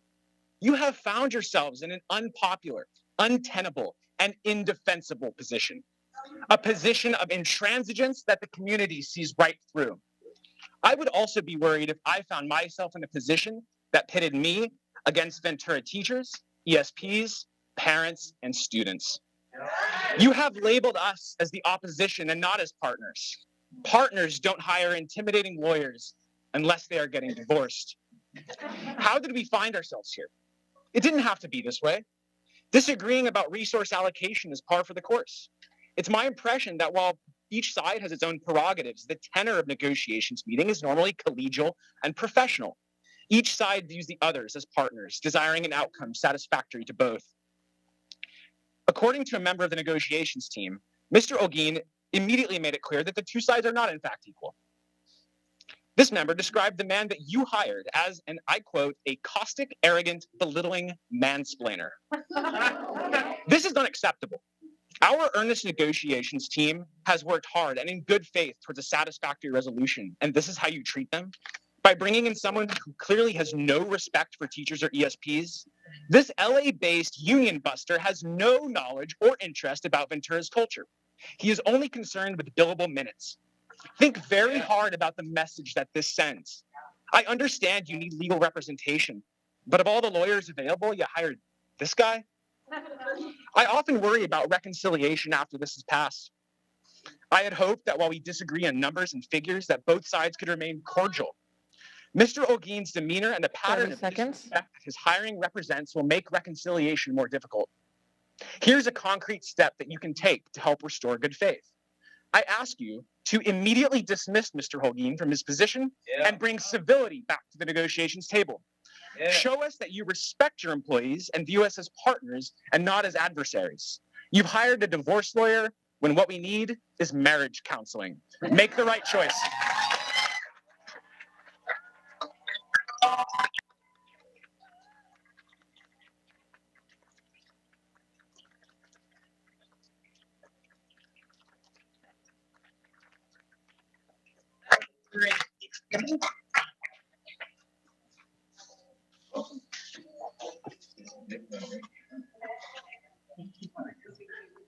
Followed by Natalia Bernard, followed by Steve Strong. Okay. I'm Annette Taylor. I'm a parent.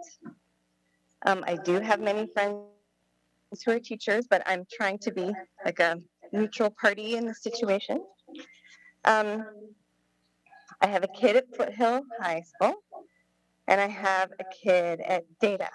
And as most of us know, DATA stands for De Anza Academy of Technology and the Arts. However, with recent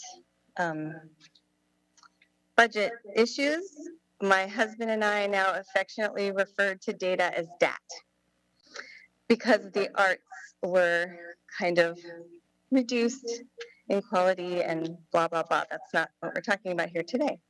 But in my mind, this situation is somewhat temporary because you can hire more teachers back and it can come back. However, this issue with teacher wages to me is not a temporary situation. Teachers are not only taking jobs in other school districts, they are moving their families to those other communities. And I don't know that's all that's involved with your job as board members. I imagine it's like having a lot of plates in the air. Perhaps that is why you brought in an attorney to focus on this wage issue. But it's not just an issue. These are people. This is not a good look. This lawyer is a terrible look. As a neutral party, observing this slow motion train wreck. Please remove this lawyer from the equation and focus this as a main priority. I'd like to close with 2 random pop culture references. Hopefully some of you are old enough to remember this. It's like when Steve Martin got drunk at a party and decided to take the steamroller home instead of his car. And he's driving and people are standing in front of him. Ah! And the steamroller's still going. Ah! Steamroller. So it's like a slow motion thing that I can't believe is happening. You know, I feel like the teachers are the people in the street and there's this big steamroller coming and I want it to stop. And the other random pop culture reference I'm going to evoke is Ross from Friends. It's not too late to pivot.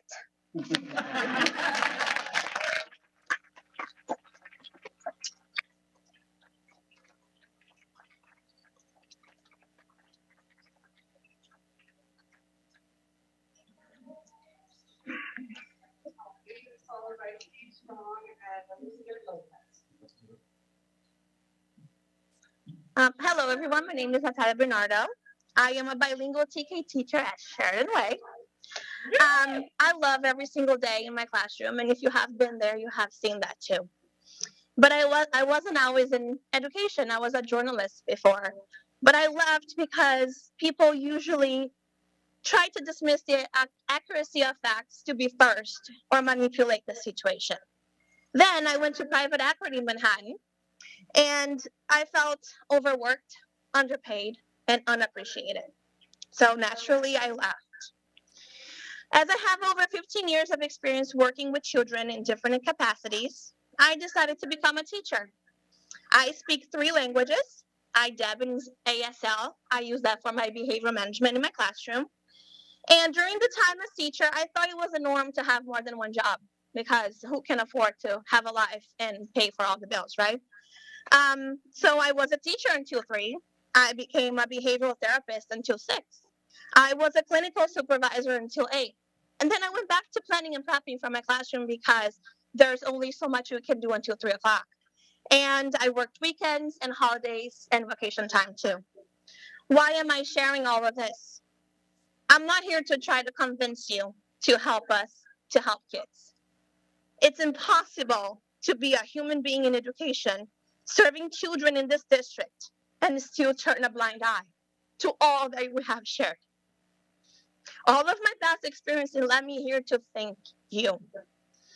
Because of this feeling of feeling overworked, underpaid, and unappreciated, I went back to school. And now I'm pursuing my doctorate in organizational leadership because I felt the inspiration to do something about it. I thank you for showing that inaccuracy of facts goes beyond journalism. And now we all have to keep in mind that we have to have our facts straight before taking anything to heart. Thank you for making evident that if I need to take my qualifications elsewhere, I don't have roots here. I am not from Ventura. I'm from Brazil. I lived in New York. I can go and do so. And making sure that I will not have 3 jobs when I do that. And most thankful for you showing me that your leadership is shaping my future leadership. The leaders are supposed to inspire, motivate, and support employees to work together. And all I feel here is that you're trying to tear us apart. But if you look in this room, you're bringing us together. I am ending with a quote from General Colin Powell. Leadership is solving problems. The day the soldiers stop bringing their problems to you is the day you stop leading them. They have either lost confidence that you can help or concluded that you don't care. Either case is a failure of leadership. Thank you for your time.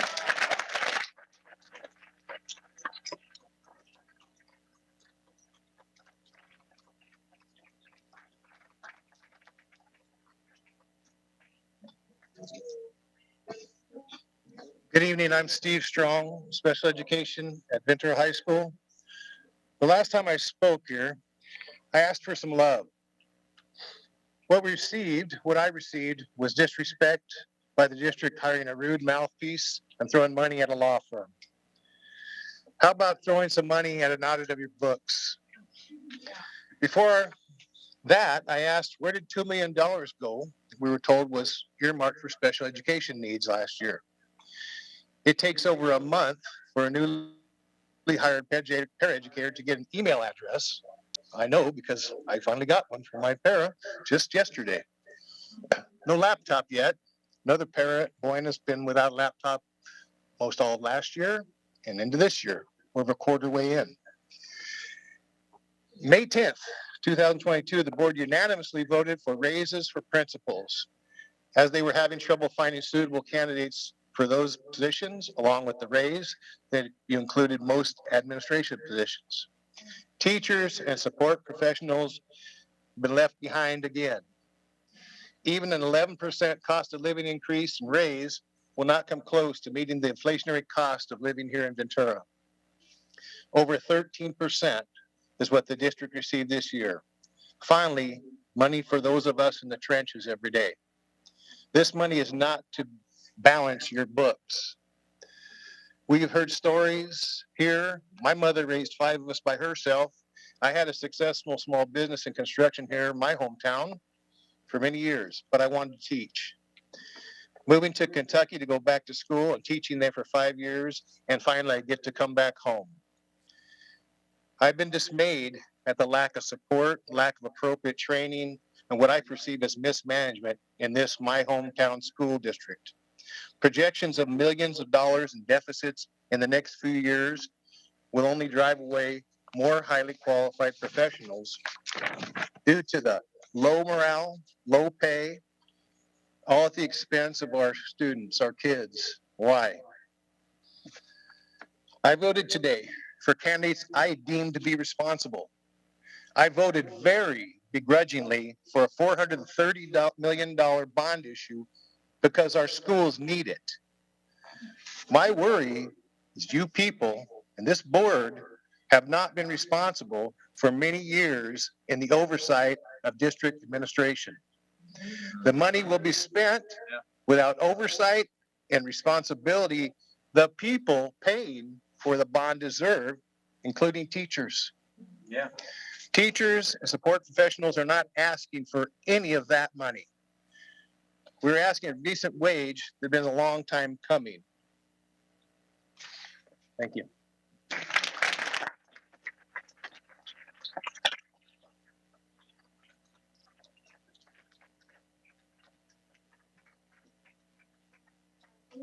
Lopez, followed by Jaden Elizondo, followed by Michaela Lee.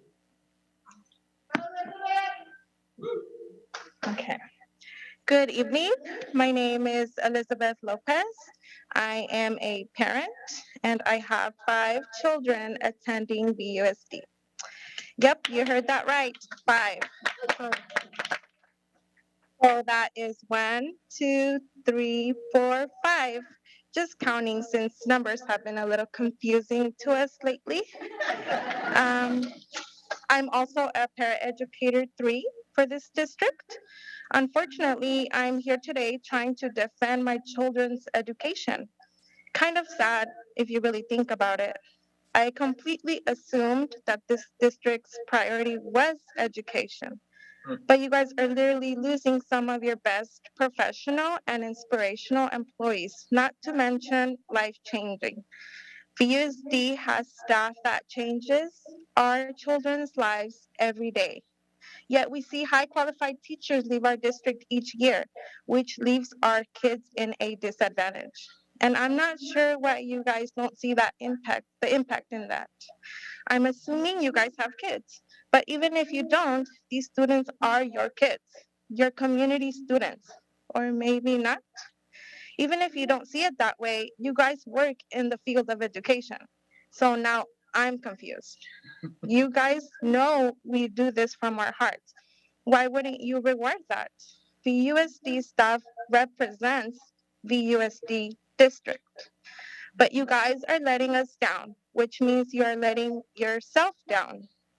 I'm also here today for my special education paraeducators, special ed teachers, and staff.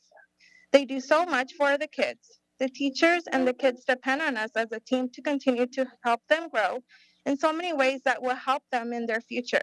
But we can't even stay to help our students with severe disabilities and continue to help them because we can't afford to live in this county because of our pay. This is about quality education, which you already have. So please don't let that go.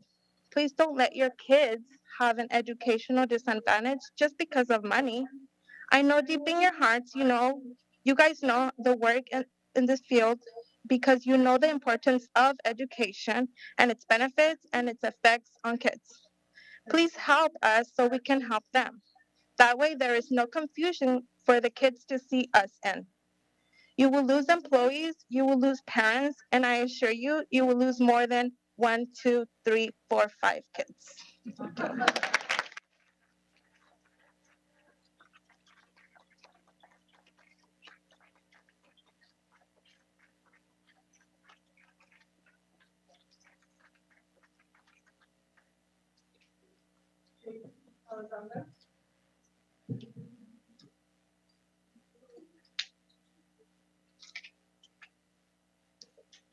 Is there a mic? Okay, perfect. Oh, okay, awesome. Hi guys, my name is Jane Elizondo and this is Mateo, and we co-led the walkout at Ventura High School.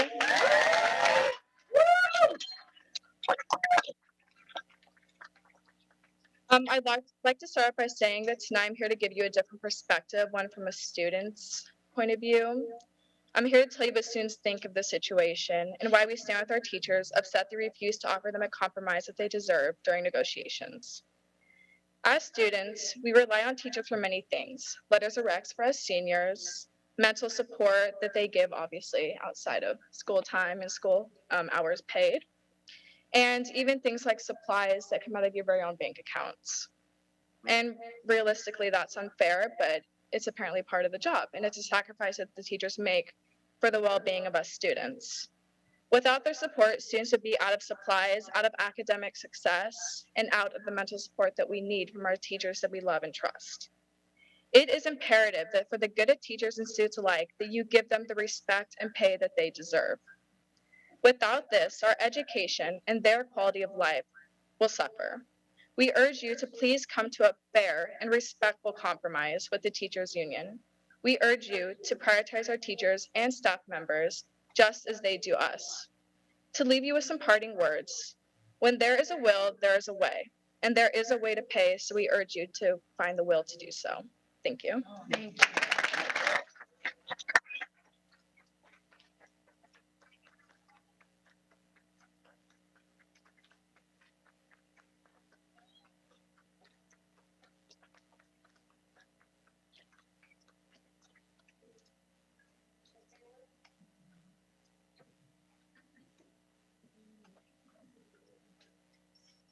Hi, I'm Michelle Newman. I am a speech language pathologist at Buena. I've been working there for 9 years. I'm also from Ventura, went through education here. My mom was a teacher here for 35 years. So I'm pretty invested here. And I've been to the last few board meetings and participated any way I could with the union. But it's taken me until tonight to want to talk. I have not wanted to come up and share for a couple of different reasons.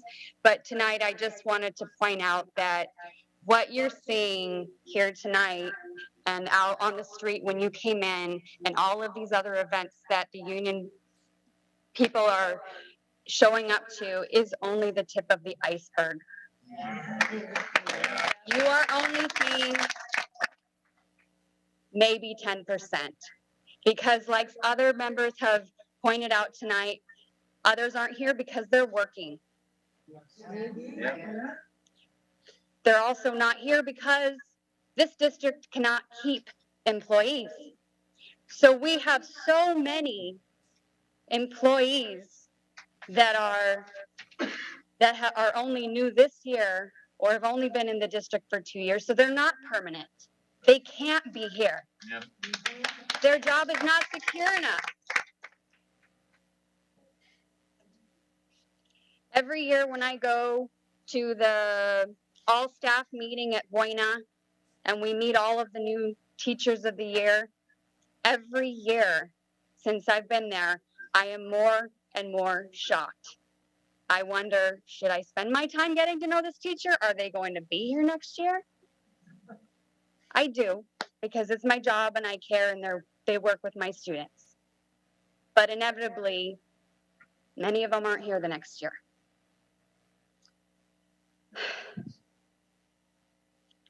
I debated even saying anything, that you're not really getting the full representation here, because when I heard comments about that we're not showing up enough, it doesn't look like there's enough of us coming out, that feels insulting and it feels provoking. But it is not the first time we've been insulted or provoked, so I have to question, what is your motivation? Does it matter if I get up here and talk? Does it matter if we all write these beautiful speeches, these eloquent people right here who've done all their research? I don't know what your motivation is right now. And like the teacher mentioned over here, leadership, when people stop asking you questions, when your workers stop asking you questions and coming to complaining to you, they've given up. So if I'm not here next time, you know why, and whose fault is that?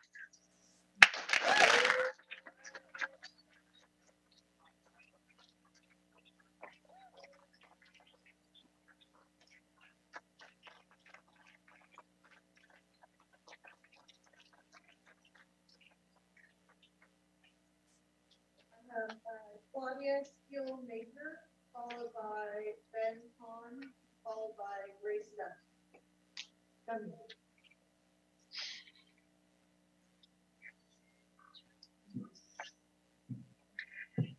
Good evening. I would like to yield my time to another union member or teacher representative and will return at another meeting.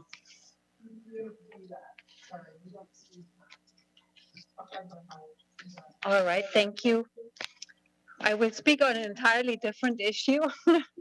If you can shift gears. Thank you. Good evening, President Rodriguez, members of the board, and Dr. Castro. My name is Claudia Steele Major. I'm here as a community member tonight, but I'm also a parent of 2 boys who have graduated from VUSD and the parent of my 4-legged child, Clementine, the library dog at EP Foster, a golden retriever. I'm grateful for the opportunity tonight to publicly comment as a community member on a topic that is not on the board agenda: the installation of security gates on the Loma Vista Elementary School campus. And I'm not here tonight to argue the pros and cons of the security gates, but want to ask instead for your consideration in continuing to allow access to the campus after school hours and non-school days. Loma Vista is a gated campus with 3 playgrounds, basketball hoops, large grass fields, and a blacktops, all areas that allow for running, playing, biking, and exercising in general. The campus is easily accessible on foot, by car, and bike, and as such is a great location for kids, families, and sport teams to spend time practicing their sport, playing outdoors, and walking their dogs. I personally have taken my son there for soccer practices with AYSO, and in more recent years, walked Clementine on campus. As a responsible dog owner, I come prepared to pick up after my dog while also enjoying very much the company of other dog owners who train, play, and exercise with their dogs. I have observed families with their children and dogs playing and walking their pets, all in one safe and easily accessible place, their school. It not only fosters a sense of community and ownership of their home school, but promotes physical activity. The value of physical activity for humans and dogs is undisputable, as is the interaction of humans with dogs. In the last 2 years, we have already lost access to Poinsettia, Mount, and Balboa school campuses. Please allow continued access to Loma Vista after school hours and on non-school days for our 2- and 4-legged family members to get much needed outdoor recreation in their own neighborhood. Leave the door open for the health and welfare of our community. Thank you for your consideration.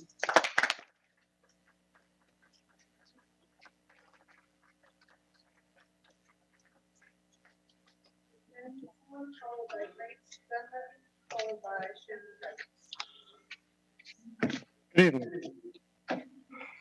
I would like to go ahead and use that time to discuss that this reverberation of the speaker system has not allowed the crowd to adequately hear. And I think that it's been a disservice to every single member in attendance and everybody in attendance who allowed that to happen. You should have spoke up for your rights. You should have had a good sound system in here. Good evening. My name is Ben Cohn. I'm a parent of a 7th grader in Ventura Unified School District. My daughter's current and past teachers, schools have been absolutely fantastic, but I have serious concerns moving forward with my daughter's future education and graduation requirement. I'm present to start the dialogue and hopeful that Ventura Unified staff and board members in attendance can see my determination to resolve my ongoing concerns with your curriculum. Thank you. I still have 2 minutes left. So, policy 415, equity, Ventura Unified School District. Routinely assessing student needs based on data disaggregated by race, ethnicity, and socioeconomic and cultural backgrounds in order to enable equity-focused policy, planning, and resource development decisions. Equity, it's a word that we go ahead and we say a lot, and I would say that Ventura Unified is not upholding what it says that it's actually going to do.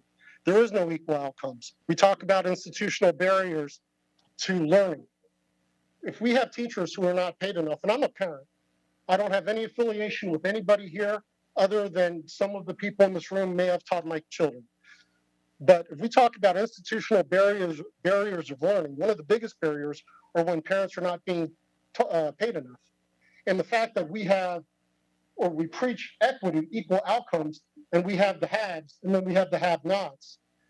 And when it's their money, it's like, give them the resources that we need. Resource development decisions.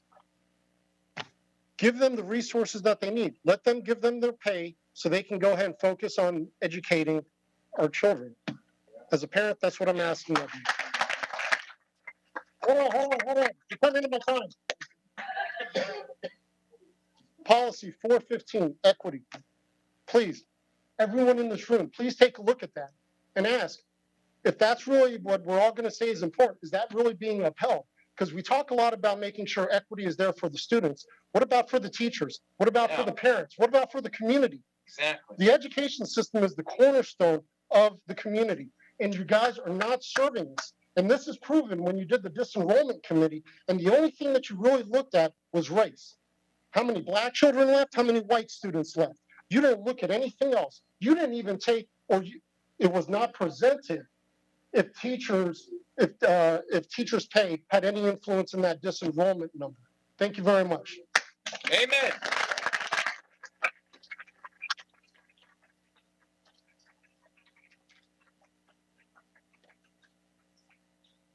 Good Good evening. I am a parent of two, soon to be three elementary age students in VUSD.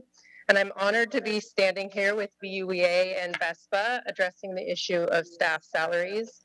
But I'm also saddened and very disappointed that their voices and requests have thus far had little effect. We parents shouldn't have to be here advocating in this way. Their voices should be enough.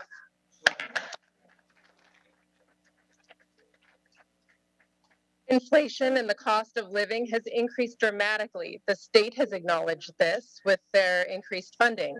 I want to know what the funding is being used for, if not for attracting and hiring and retaining staff, the lifeblood of our schools. These people are not CEOs seeking further millions to pad their investments. These people are asking for enough salary to pay their mortgages, their rents in our community, to put food on their family table, to fill their gas tanks.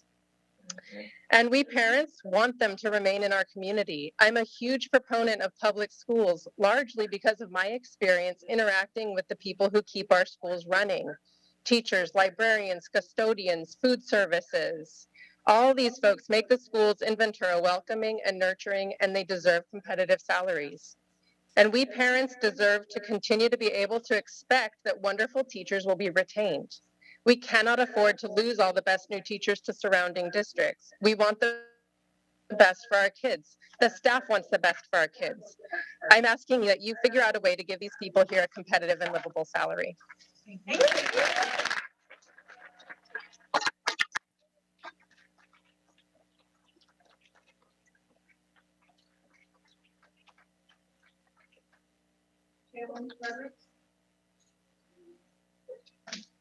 Followed by Karen Miller, followed by Nathan Sherrill.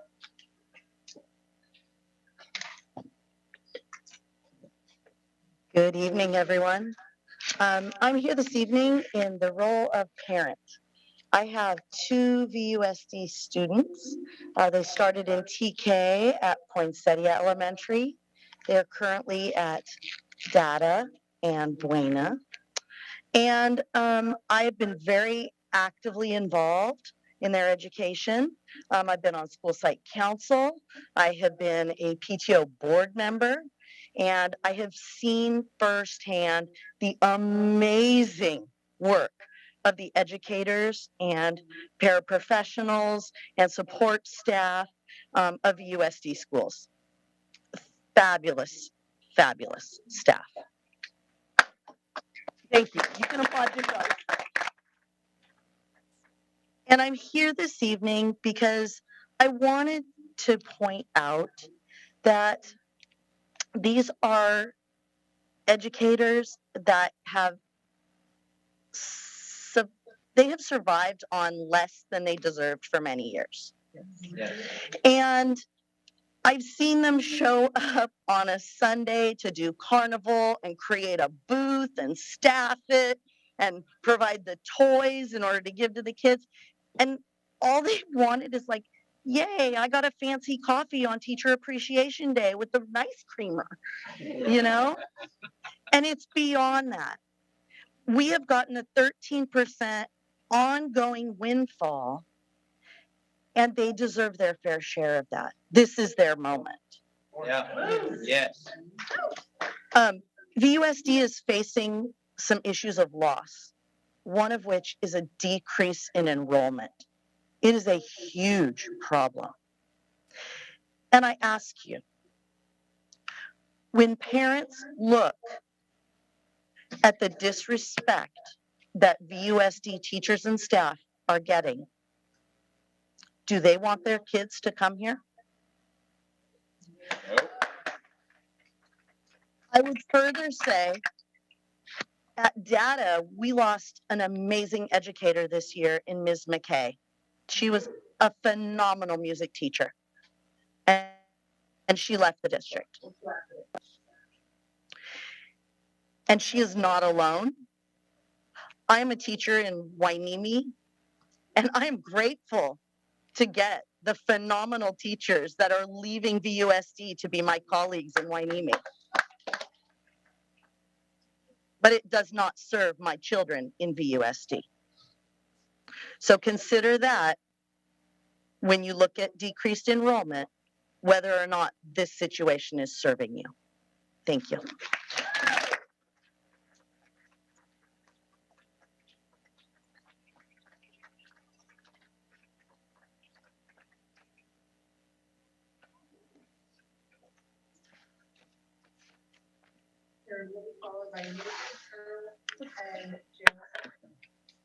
Okay. Good evening. My name is Kara Miller. I teach fourth grade at Citrus Glen Elementary. The time is now. It has come to a point where there are two roads: the road to a strike or the road to rebuilding. Tomorrow's negotiation outcome will determine the road that we take. We either strike or we start to rebuild and repair all of the damage that the last several months has inflicted on our teachers and support staff. The 1% offer was the beginning of the downward spiral of our staff's morale. The pain is felt throughout the district. At every campus and in every classroom, teachers and support staff are working through their days with a heavy cloud above their heads. Yes. The time is now to start repairing and rebuilding. We need to reach a settlement so that we can move forward and repair what has been broken. Yeah. Now is the time. We need to restore our belief in this organization. We need to acknowledge the hard work of our teachers and staff. We need to reestablish our confidence in the VUSD administration. We need to know that we have been heard and that we are respected. We need our pay to match our worth. Thank you.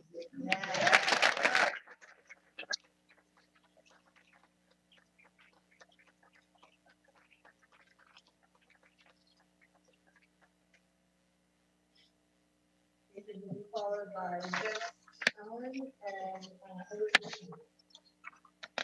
Good evening, and thank you for the opportunity tonight to share my concerns about recent changes at the Loma Vista Elementary School regarding newly installed gates and fencing and a change.org petition to maintain public access when students are not present on nights, weekends, and holidays. I'm Dr. Nathan Carroll, and I'm a father to a 3-year-old, a husband, a neighborhood community member, and a family medicine physician. My family moved into the neighborhood near Loma Vista Elementary in early 2019. Although we love our neighborhood, in this part of town there's a lack of access to parks and green spaces.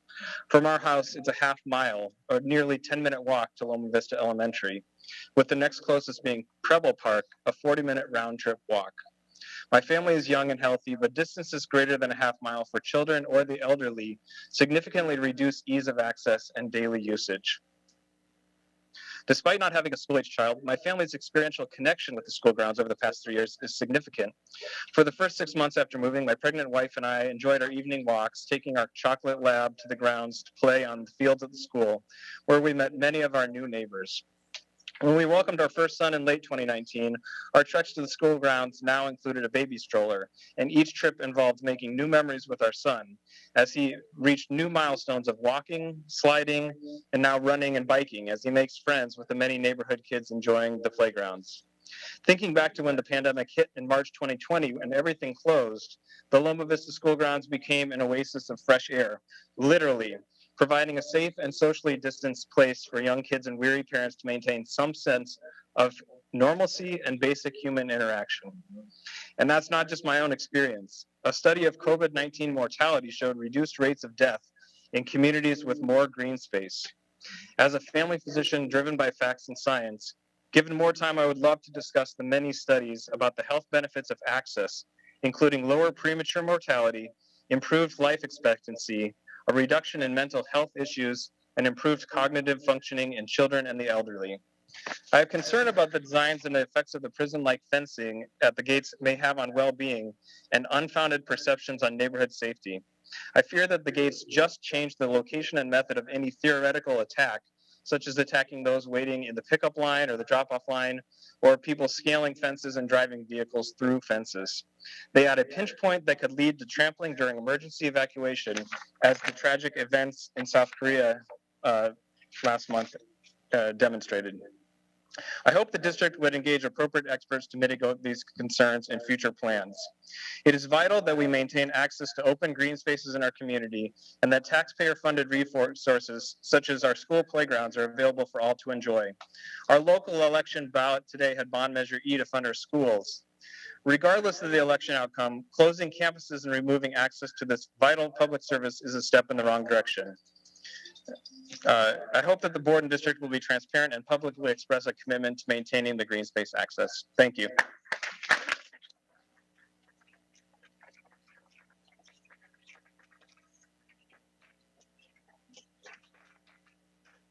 Hi, my name is Janice Allen, and I'm a parent at Wada Maria Elementary School. I have 2 students there, and I'm here to just, I'm so full of emotion tonight. There's been so many very well-educated instructors at VUSD speaking about how the pay that they're getting is insufficient to live in Ventura. It's so disheartening that I've been choked up a number of times, but I'm encouraged that they're here fighting. Their eloquent speaking reinforces the fact that we have a lot of talent at Ventura Unified right now. I am fearful that they're all going to leave and go somewhere where they can get paid a decent living wage. I'm fearful that I'm going to have to look somewhere else to send my kids to go to school. I don't want to do that. I want to support the public school district. So I urge you to have a coming together. And I know that all of these people listening to all of these people, I know you guys want to work it out. I really do. So if you can come together and you can say, you know what, let's just all take a big exhale. Let's come together. Let's let the teachers win this one, because they are the education system that we are leading. Let the teachers get this one, figure it out, get another audit, do whatever you have to do to figure out the numbers. I don't know. I don't know all the details of it, but I do know that if you guys had this extra money coming from Gavin Newsom, you can figure out a way to get it to the right place. I have confidence in you that you are going to come together. You still have time. Please do it before the community really loses heart, because I'm already really choked up about it.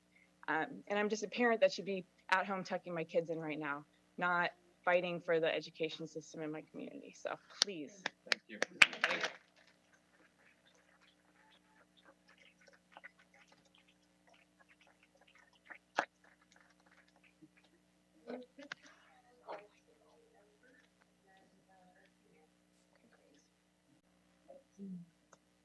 Do you see what's happening clearly yet? The break between employees and management, this is happening on your watch. If you start to see less speeches in the following board meetings, if it continues this way, it's because you're not listening. Someone else already said that. Our energy, if we know you're not listening, is going to move toward the public. We're going to talk to more parents, more neighbors, more families, etc. And I worry for you because management never comes out of a labor dispute looking good. Never. It doesn't happen. The only way you look good is to other management. And that's the only thing I can come up with for your motivation right now, is that this is some kind of a feather in your cap for searching after VUSD. Saying that you were able to stop the unions, you were able to cut costs, that kind of thing. So is that what this is about? Is that what's going on here? I mean, so I just repeat, is it worth my energy to be speaking tonight? Is it worth my energy to be taking all these videos and posting them? Probably, because people are listening on social media. But I'm worried you are not listening here. So what are you taking from all of this? Rhetorical question I know you can't answer. But in your heads right now, I hope you are answering it. Are you listening? Are you taking this in? Because this is the moment that VUSD is changing. And it's happening on your watch. Are you listening? Thank you.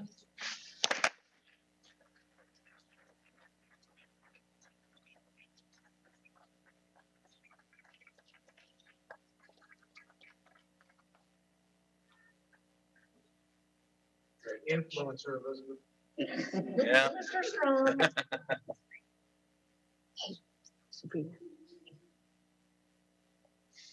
Good evening. I just attached a picture with a visual. Picture's 1,000 words. Dear esteemed school board and superintendent, Dr. Castro, I come here today as an environmental designer, community member to share what I see. Sure. Can you start me over? Thank you. Okay. Dear esteemed school board and superintendent, Dr. Castro, I come today as an environmental designer, community member to share what I see as I look at the physical changes that have been made at Loma Vista School. Tall, 1-inch thick, square, galvanized bars have been put in front of the campus. I understand that you care so much, and this layout is done in the name of safety. And I'm right there with you on safety. That being said, I'm concerned about how this was done. It didn't go through the normal process of showing a drawing design to the community, teachers, parents, or to you, the school board. It was decided between just a few people with the influence of an industrial security fence company who profits greatly from its product. This hard form will create an unintended legacy for our neighborhood, for the parents. This belongs somewhere like the back of the storage yard. It doesn't belong at the entry in front of Loma Vista School. Architecture matters. This changes the welcoming environment of this nested neighborhood school for the next 30, 40 years. What we see, we become. Vedic proverb. You may not see the changes overnight, but over time, this will institutionalize our children. The kindergarten classroom windows used to look out upon a garden and the sky. But now, just right outside the windows, they view bars. Natural healthy light is decreased. Too many families walk by and call this new look a jail or a prison. I fear that over time, this will dissuade people from going to our local public school because it looks like something really bad happened here, and it separates the parents from school by design. It's hard and imposing. It is architecture of fear, and the thickness of the bars decreases visibility and connection. I know you have good intentions and did not intend this. I request you remove the bars and put them someplace else. There are alternative fencing solutions as to what I noticed at Poinsettia, 4-foot-tall green chain link fences that funnel, have high visibility and connect to the outdoors. To paraphrase Winston Churchill, we shape our buildings and thereafter they shape us. Shapes and forms matter, and these are hard, sharp forms. Think about creating a children's environment. Compare a pediatric dentist versus an adult dentist office. Some parents have suggested alternatives. The ideas are out there. We'd ask that you consider this before it becomes a permanent change. It's just lipstick. It doesn't cost more to have something beautiful. When in children's rooms, we have softening of forms, blankets, stuffed animals, rugs. An essential connection to nature by design fosters imagination, creativity, and wonderment. I ask that when making these decisions, even regarding a fence, to ask yourself, is it inviting? Is it soothing? Is it peaceful by design? This is a component of school safety, and a fence can be either. Thank you so much for your consideration.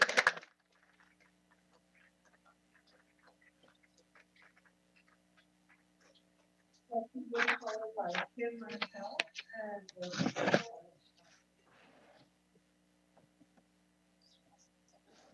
hello, everybody. Good evening.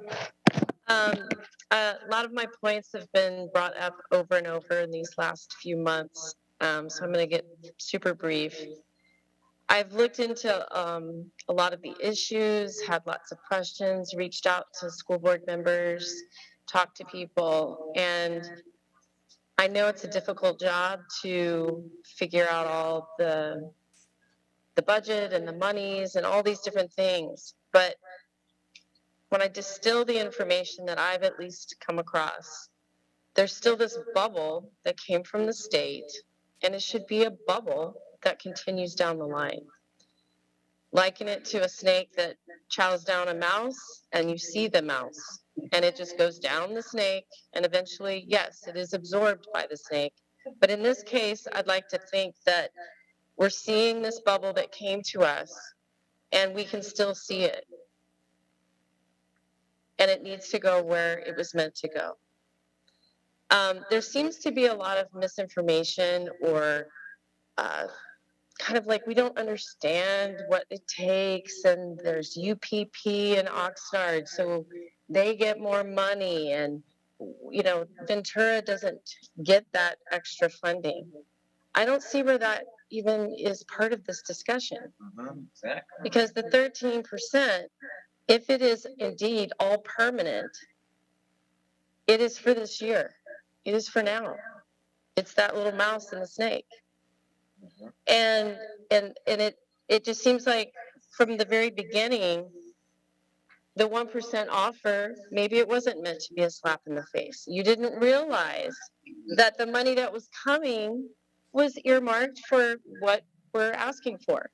So you waited. You gave us the 1%.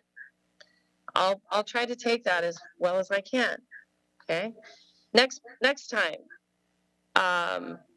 we do indeed find there's a COLA increase. It is meant for employees. But nobody seems to be aware of this LCFF stuff. Nobody knows about it. And then that comes to light. So that's the second time information was not at the table. It makes me wonder why we even have negotiations sometimes.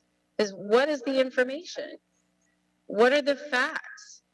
I'm all over the place. I still don't know what's going on. Then we get to our third time round. We do find that we have the LCFF. But then there's a question, is that permanent? Okay, so the COLA is permanent, but it's not clear that the LCFF is going to carry on for the following years. So it's a consideration. I totally accept that. But at the same time, I am hearing from CTA that it is permanent. So the information needs to be fair and square and put on the table and answered accordingly. Thank you.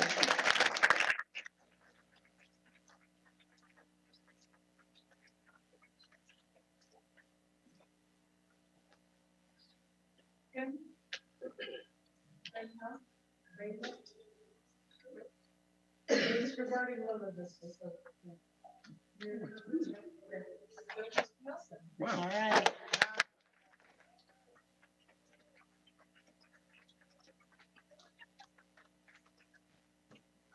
Good evening. Thank you for sticking around this late night. Thank you for being here. If it feels like I'm talking more to you, that's because I know you listen, and I appreciate that. Thank you for being here in the rain. Thank you for being 300 strong at the rally. Thank you for being over 300 people here tonight. Thank you for the cards. Thank you for the letters. Thank you for the red shirts. Thank you for putting 750 yard signs in your yard. Thank you for the hundreds of selfies with the giant billboard. Thank you for all of it. Thank you to Sebastian for all his work, Sarah for all her work, Liz for all her work, Sarah for all her work. And thank you for all of the next door warriors who are out there spreading the word. We couldn't do any of this. We wouldn't be here if it wasn't for VESPA and VUEA together. And thank you, Carol Peak, for all the work you're doing, including sitting next to me at every pub. Be worried when you stop seeing us show up, because we will have given up. This is saying we still believe in the district. We may not believe in you, but we believe in the district. We believe in the kids. We believe in Ventura. I've got a lot more fire-filled speech to read, but I'm going to switch gears for just a second. I recently lost a good friend. He was a longtime teacher at Ventura Unified. He taught German at Ventura High School while I was there. He had a million globes in his classroom. He really liked teaching. He loved opening up the world to his students. It's not common for a Ventura kid to look at a list and say, German, that looks easy. I'll take that language. But he managed to fill his classes and bring kids back year after year. Each year he facilitated the German American program. In the spring, mostly blonde kids would arrive looking bewildered and happy to be in the warm Ventura sun after their time in Germany. This was his way of bringing the world into each of our classrooms. He believed in teaching. He believed in us. He believed we would be nice to them. He believed they would be nice to us. He had a belief in people that sometimes gets lost. Certainly, it feels like it's gotten lost these days. I remember once he and I had a meeting and he had to look very professional. I showed up in slacks and a blazer. He arrived looking exactly the same. He misread my surprised look and he said, I know you can't recognize me without my beard. He had very specifically trimmed his 6-inch beard to a 5-inch beard. That was him, all heart, and not a lot of attention to what others might think. There was a time at Ventura Unified when we were all heart. I hope we can get back there. David believed in kids, even when it was hard to believe in them. He was odd, quirky, funny, and a fast friend to anyone. He would be here tonight. He was a little off from the standard, and he loved others who were just the same. Some people found that off-putting, and I confess I sometimes did, but his giant and enormous heart eclipsed everything. We are less without him. Thank you, David, for what you taught me.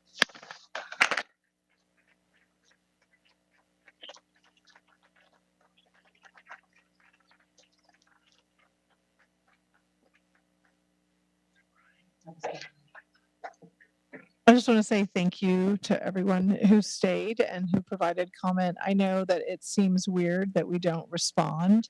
We're not allowed to respond to the public comments, but we do genuinely appreciate hearing your perspective, hearing you share your experience, and we do take notes and often reflect on what you've shared. So thank you. And we will continue with our meeting. Yeah, we'll take a 5-minute break.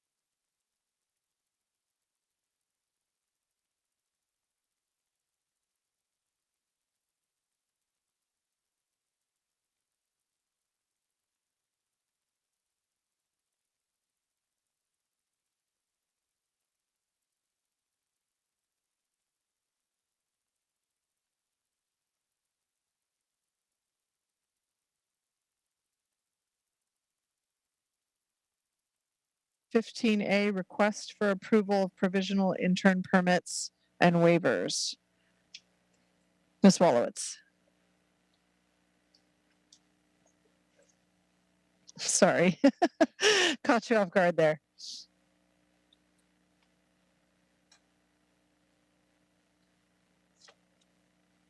Sorry, I was helping with the other microphone. This is routine in nature. It is candidates that we have that have not yet finished their full certification for their teacher credential. And so we're waiving that while they work on that and become fully certified. Perfect. Thank you. Do I have a motion? Move approval. Second. Thank you. Vote as follows. Trustee Peterson, Yes. trustee Callahan, trustee Dannenberg, Yes. and trustee Rodriguez. Yes. Motion carries 4-0. Okay. Sorry, I keep. Administrative recommendation for student expulsion with suspended order. Do I have a motion?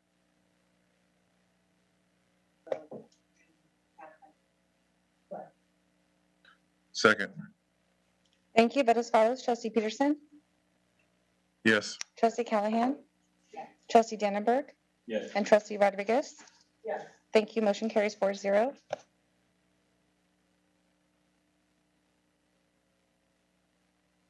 Sorry, since Ms. Campbell is here, we would like to amend the agenda and bring forward item 16A, the draft first interim financial report presentation.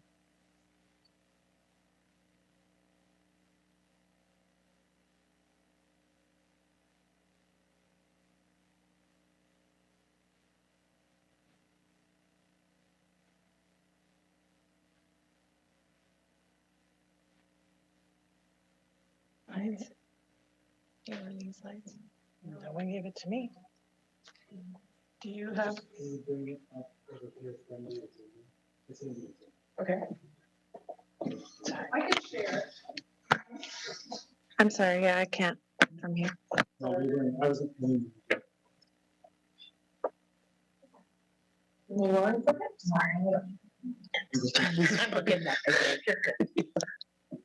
Okay.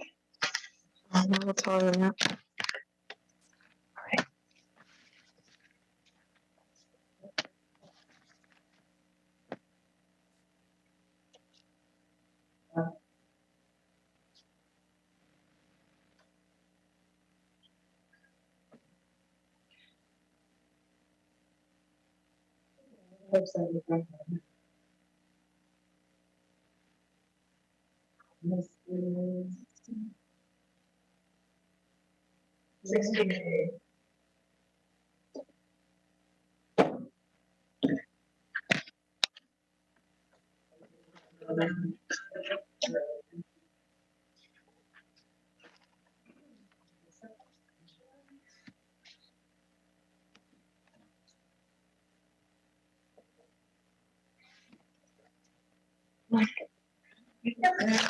Thank you. Thank you. Okay. Good evening. For the first presentation, we normally come to you in November. It's early for us. Our final first interim will be available in December at the December meeting. And so we just wanted to give you some highlights. I just wanted to start with the adopted budget from June 2022. At that time, we had a projected COLA of 6.56%, which gave us a potential revenue of 9.5 million in reoccurring. At the same time, we were looking at ADA reductions. That is a loss in enrollment and attendance, with a potential loss of 13.5 million at that time with our estimations. This is back in June. We didn't know how many students we would have yet. At that time, we were at a net loss of 4 million, but just scrolling for me. The suspense is killing me. Whole thing's killing me. So then when the governor signed the new budget with the state, we issued a 45-day revision. That 45-day revision actually came to you in the very beginning of August. It was from July. That was really good news for us. In Ventura Unified, the legislature adopted 3-year averaging. At that time, the second that they adopted that new policy, which helps us kind of smooth what's happening with our declining enrollment, and that's for all school districts statewide. We were very excited about this, but we were also using a modeling estimate in order to do that before the final language was released to finalize this. So when we did the 45-day, that was my estimation of our 45-day. At that point, we were improving projected income by 8.6 million, which was very exciting. Thank you for the scroll. Then in September 2022, we got our 3-day averaging. We got a 6.2 COLA augmentation, which improved us by another 8 million.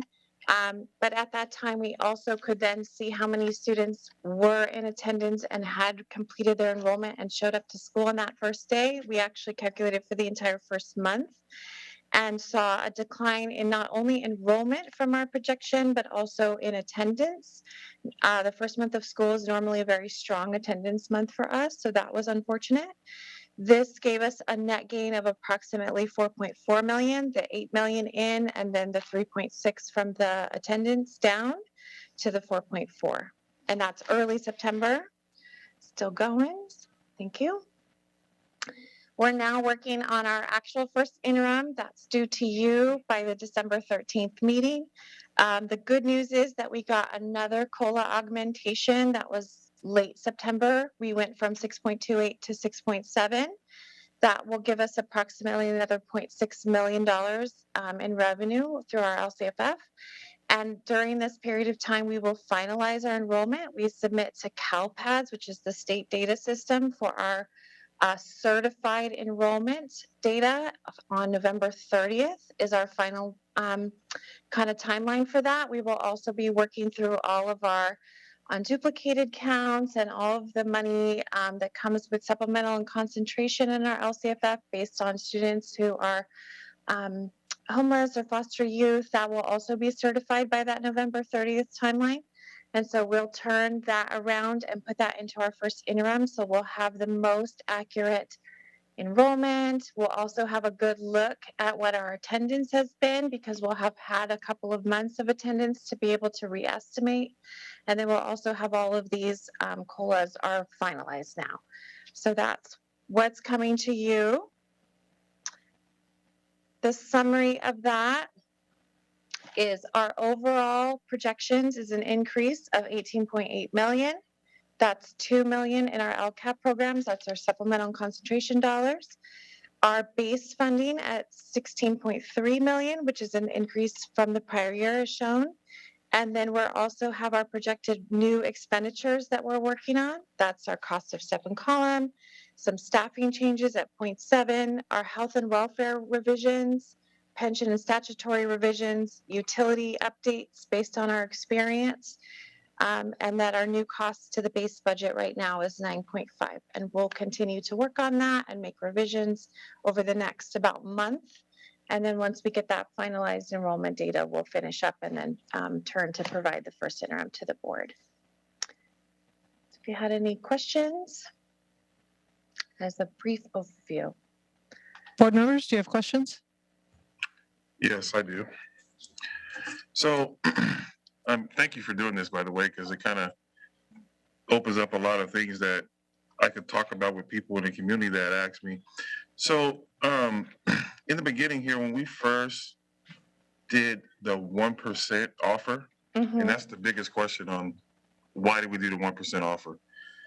So based on what you were presenting right now, was the 1% offer because we didn't know what the augmentation was going to be? I'm not sure that I can speak to that. I just know that that 1% offer was in the time period that we were looking in kind of a severe decline, if that makes sense to you. That at that point in time, there was no, the 6.7 augmentation didn't come until late September. The 3-year averaging law wasn't completely kind of flushed out. We didn't get that until the end of August. if that makes sense to you. So when the governor signs something into law, it takes, a hot minute and then he signed again and then again and then again. New updates. So then it takes us time to revise through our budget. Okay, so I just want to be able to explain this when people ask me. So on the part of the 1%, it's like someone asks me, what can I afford to pay right now? Mm-hmm. And I tell them I can afford to pay 1% right now. That's all I have right now. And so the next jump would be if more money got deposited into my account, then I can say, well, now I can pay 6%. But I can't offer the 6% before the money is in my account. I think I'm following you.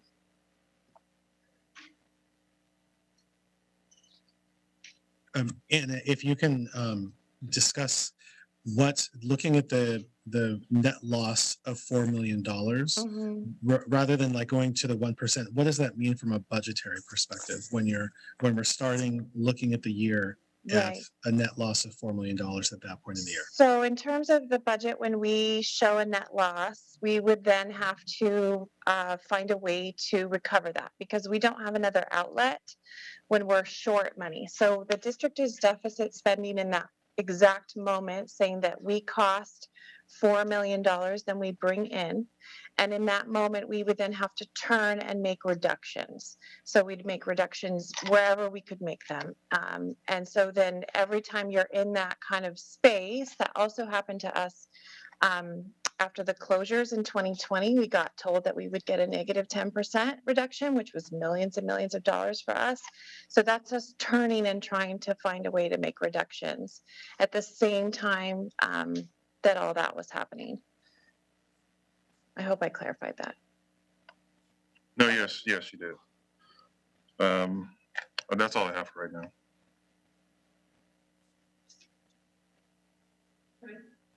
I just wanted to piggyback kind of on what he was saying. So when you were showing the almost $4 million in deficit spending, did that include the increasing staff changes, health and welfare increases, or are those in addition to that roughly negative $4 million that you were showing in the summer?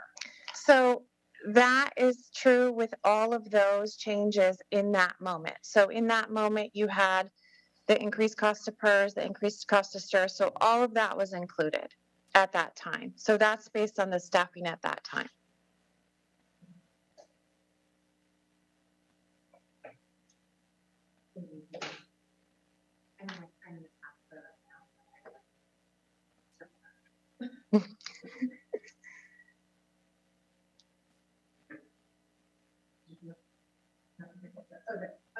So then I do have other questions. Okay, so when we're looking at that negative $4 million during the summer with those costs, one of the questions that we had today during public comment was, you're getting this extra money. You shouldn't be taking out the money that was going to be kind of earmarked for this COLA because it was, supposed to have been accounted for before. And I know I don't want to talk about negotiation stuff, but what I want to understand is that before we were going to be cutting. Is that so before we were going to make $4 million worth of cuts to be able to sustain those things. And that's the change that made. Okay. That's the real change. The cost of step and column, the cost of statutory benefits have to always be included. So if the state gives us, 5%, whatever they turn around and charge us in PERS and in STIRS, we have to pay from there. So when we were getting 6%, we still had to pay the, increase to PERS and the STIRS. So when the first COLA kind of came out, it seemed like a large COLA, but at the exact same moment, the pressure of the largest PERS and largest STIRS rates we've ever had came at the exact same time. So you have, you're up to 30-something% for a classified employee like me in PERS. So that came at the exact same moment that we got that 6%, which felt exciting until you got the other side of that coin. So I take the 3% averaging was way more impactful to us in the long run, particularly because it spreads that kind of hurt into a slower slope than that 6% COLA did, because it kind of just immediately got eaten by that PERS and STRS increase. Not completely, but you know, that was coming at the exact same time. The other question I had is not maybe directly related to this, but I know that you do look at some of the forecasting for the state's economy. And I saw an article that CSBA sent out showing that we're off for our projections for our quarterly projections already as a state. And do you have any sense on what we're looking like going into the end of the year? So that's unfortunate. I mean, I feel like we've gone through 3 recessions together already. Yeah, the job market is slowing. I mean, it has all the signs. So what I'm reading is a moderate, not so deep of a dive. So I'm kind of personally expecting a moderate recession. That comes with, you know, the interest rates are hiking dramatically, and all that federal spending they're trying to pull back. So we are a product of our economy, and so I see that as us. It's coming, but hopefully not as terrible as what we already experienced, you know, in that March of 2020 when we were told to cut, you know, $20 million in a month. That was a really, really hard time. And so I'm personally hopeful that it won't be that deep, but absolutely, you know, the forecast is that we're slowing.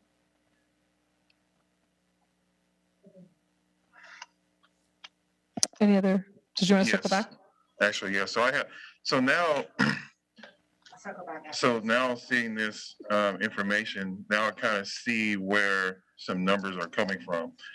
So do we actually have, which would be, if people are looking at the numbers, do we have a 13.26% ongoing for salary?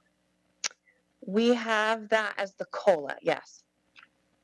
Okay, so we have 13% as a COLA, but some things automatically have to come out, is what you're saying? We are required to pay all of the pension rates, all of our statutory benefits is what we call them, that they are non-negotiable. They are required. We must pay the pension costs, which came up for both pensions. We must pay our health care. You know, those are kind of our base costs. So when we get a COLA, we still have cost increase coming behind that. So that's required. We don't have an option to get out of STRS and PERS. Okay, so this actually better helps me understand, because, you know, I'm easily identifiable in the community when teachers see me, they say, hey, the numbers say you have this 13%. So this kind of helps me explain that even though on the numbers, when you add these two percentages together, the 6.56 and the 6.70 is 13%. But there's some things that automatically have to come out of that, which is not actually 13%. So I really think this time was a pretty big communication issue, because I came in not knowing all this either. So I'm learning what COLA was and all the acronyms, A, B, D, C, E, F, G. So, but I really think that it was a communication issue when we started at the 1%, and we didn't say why we started at the 1%, and then we jump to a 6%, but we didn't say why we jumped to a 6%, and they see 13%, but we didn't say, well, we got 13%, but it's not really 13% because we have to back this out. So, you know, going forward, I think communication is a key, and you know, I don't want to say failure on whose part, but I think that was a huge reason why we're having the issue that we're having, is because we didn't talk through every step and why we did what we did. I think the same thing happened to us during the closures, where we got told, I think every other day, something new from the state. It might have been every day. And so that, you know, every day that something comes, you don't always know how it shakes for you too, particularly the 3-year averaging. I was very excited about that, but you don't always know what that means until it actually kind of comes all the way through.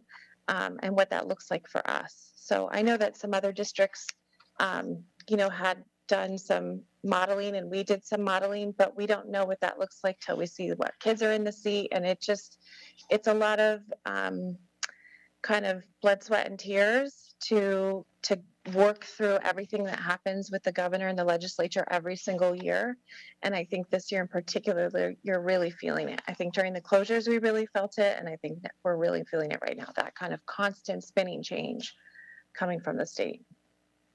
Okay, well, this is my last thing, so thank you, because now I don't have to hide in aisle 7, because now I actually, today, I thought I understood everything, but actually today, the way you broke it down today, not that it's gonna make it any better to where we are right now, but now I can competently talk about what happened in the steps and how we got here today. So this made me feel a lot better. So I can walk around freely now that I answered this. So thank you. Okay, I'm glad. And I wanted to go back to a comments. There was the first part of Trustee Peterson's question about like ongoing 13% COLAs. Do you anticipate, and this piggybacks on an earlier question, we will have ongoing 13% COLAs over the next 3 years? So next year is projected to be a 5%. The year after that is a 3%. And that I think came out, I want to say midsummer. And so that's all based on the economy. And so if we have a recession and that starts to soften, those will change. And those change kind of consistently. You'll see them change 4, 5, 6, 7, 8, 9 times until they finalize that COLA. And even the final COLA doesn't seem to be the final COLA. So you will see that change as the economy changes over the next year or 2 years. And so I am kind of constantly eyeballing the State Department of Finance is my kind of go-to, because they're constantly projecting what they think the COLA is going to be, because everyone is always so interested. And that's not just K-12, that's everyone, because everyone who is in public in the state of California is subject to that. So there's a lot of information on that website. So depending on the economy, that's going to soften or strengthen or stay. Well, I mean, we'll see. I do have a question now regarding COLA. In the past, the state didn't give COLA at every program. Do you have any programs that did not? Yes. COLA? Yes. Can you tell me what those programs are? I could not. It's hundreds. There's hundreds of programs that do not get COLA. So like we have a program that we run that has gotten the same flat dollar amount for 10 years. Do we have employees in that program? Yes. So therefore, if we give a raise, we have to pay for those employees as well, but they're not COLA to pay. Yes. Okay, thank you. I feel like I'm on trial. So I see Mr. Nelson has his hand raised. Is it okay if I ask your question? Oh, we're among friends. What's your question? I promise, you know it. The question is, when the question came up, are we expecting a 13% COLA year over year? Which I would like to clarify that as the dollars that we get for this 13% this year, will we continue to get those 13% dollars going forward, understanding that that's tied to ADA, so as ADA declines, it may not be the full 13% as we drop. So, but actually, can I, because I actually have that same, the same question, because I was here in the district in 2011, right, when we saw the recession. And so when I hear ongoing forever funding, it doesn't compute in my head, because I've been there when they said, we're just unilaterally reducing your ADA, your per pupil spending by whatever, based on Prop 98 revenue generation, right? So the idea of 13% is true as long as the economy continues to perform in the way that it is, right? But if we experience a recession and Prop 98 funding goes down, all bets are off. You also have, our enrollment. our 13% is subject to our base from prior year based on our enrollment. So we're constantly going to revise down as our enrollment declines. And that then you have attendance. So then, you know, if there's less kids, well, less kids can come to school. So you have a constant kind of revision of that 13% based on how many kids are here. And you're absolutely right. The state can step in at any moment. And they did it to me in May of 2020, where they can come in and say, never mind, we're taking that. And they did. And we had to, we had a really, really rough year with that year. So the state can come in at any time and kind of take it back. Yes. So I would really say 13% asterisk, enrollment, ADA, and the economy and the whims of the state. So asterisk. The governor who was just elected and doesn't have to run for re-election. I know. Sorry, you've been waiting. So when you speak about the asterisk, you see the 13% increasing. Can you only use So Anna, when you share this, thank you. You're just a wealth of knowledge and educating as I'm hearing. Because one thing I kept hearing, and I know that other people have already asked it, but I wrote it down, I think 3 different times, but the 13% ongoing windfall, one person even used. So this asterisk of the 13%, do you see that increasing in the future? Do I see it increasing? No. Do you mean that the dollars will increase? Correct. 13%? Or even just stay the same? That's not No. looking likely at all. No. From what I'm reading. It can't unless we keep every single student and every single student comes every single day. Okay. It's impossible, and that is not our current projections. Our current projections is a deep decline in students. So it's not the ongoing. And then also, I keep getting confused on this. So I'm hoping you can so I'm so glad we have this on the agenda, but the 6.7%. Yeah, the 607, the augmentation is what I like to call it. 6.07. The augmentation, and it's tied to COLA? 6.7, sorry. 6.7. Okay, I thought it was 6.7. Okay. Sorry. The augmentation, which is included in the 13%. Yes. And guys, I did trig, but I'm not great at this math. So, okay, so 6.7. That is augmentation from LCFF. Yes. Why do we keep putting LCFF? Because in my head, I have local control funding formula, which is tied to your LCAP plan. Oh, okay. Does that make sense? That's what I'm thinking in acronyms of ABCD. Yes. And that's a whole different realm of how and where you're putting spending. Yes. Anna, can you approach the question by explaining LCFF first, and then after we explain LCF first, then we'll jump to the LCAP, Absolutely. and then we can add to that. Absolutely. Because they're related, but they're not the same. Okay, go ahead, Anna. They're like sisters. So LCFF, which is local. Before you answer this, we keep labeling LCFF augmentation of the 6.7. Does it have anything to do with COLA? Yes. Okay, that's what is a misconnect for me.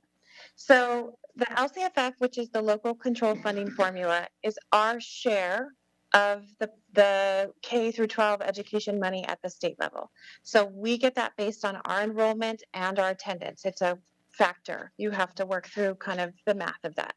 We call that the LCFF.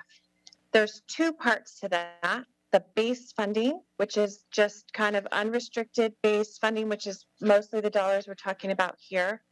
And then the other part to that, the major part to that, is what we call supplemental and concentration, which is based on the actual student population, not just the count of students. So then the student population generates that supplemental, and then when you reach a certain threshold, concentration dollars to target for those students. That money, that supplemental concentration, then turns and is required to go through an LCAP process. The LCAP, which is, if Dr.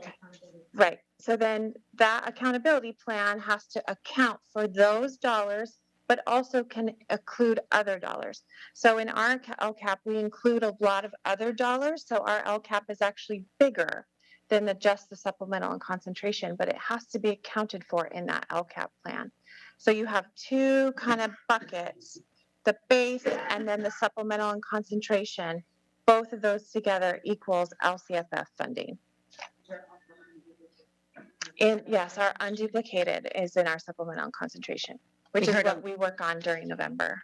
I've just heard a lot of confusion of, well, what does that mean? So that's basically our unduplicated is what you're talking about, hitting that threshold, which is over 55%. So they get through 55%, and we're floating 56.4. And so I get very nervous around this time when we're working on that work to keep our unduplicated populations and our supplemental and concentration grant dollars. So explain to me how this is a 6.7 COLA.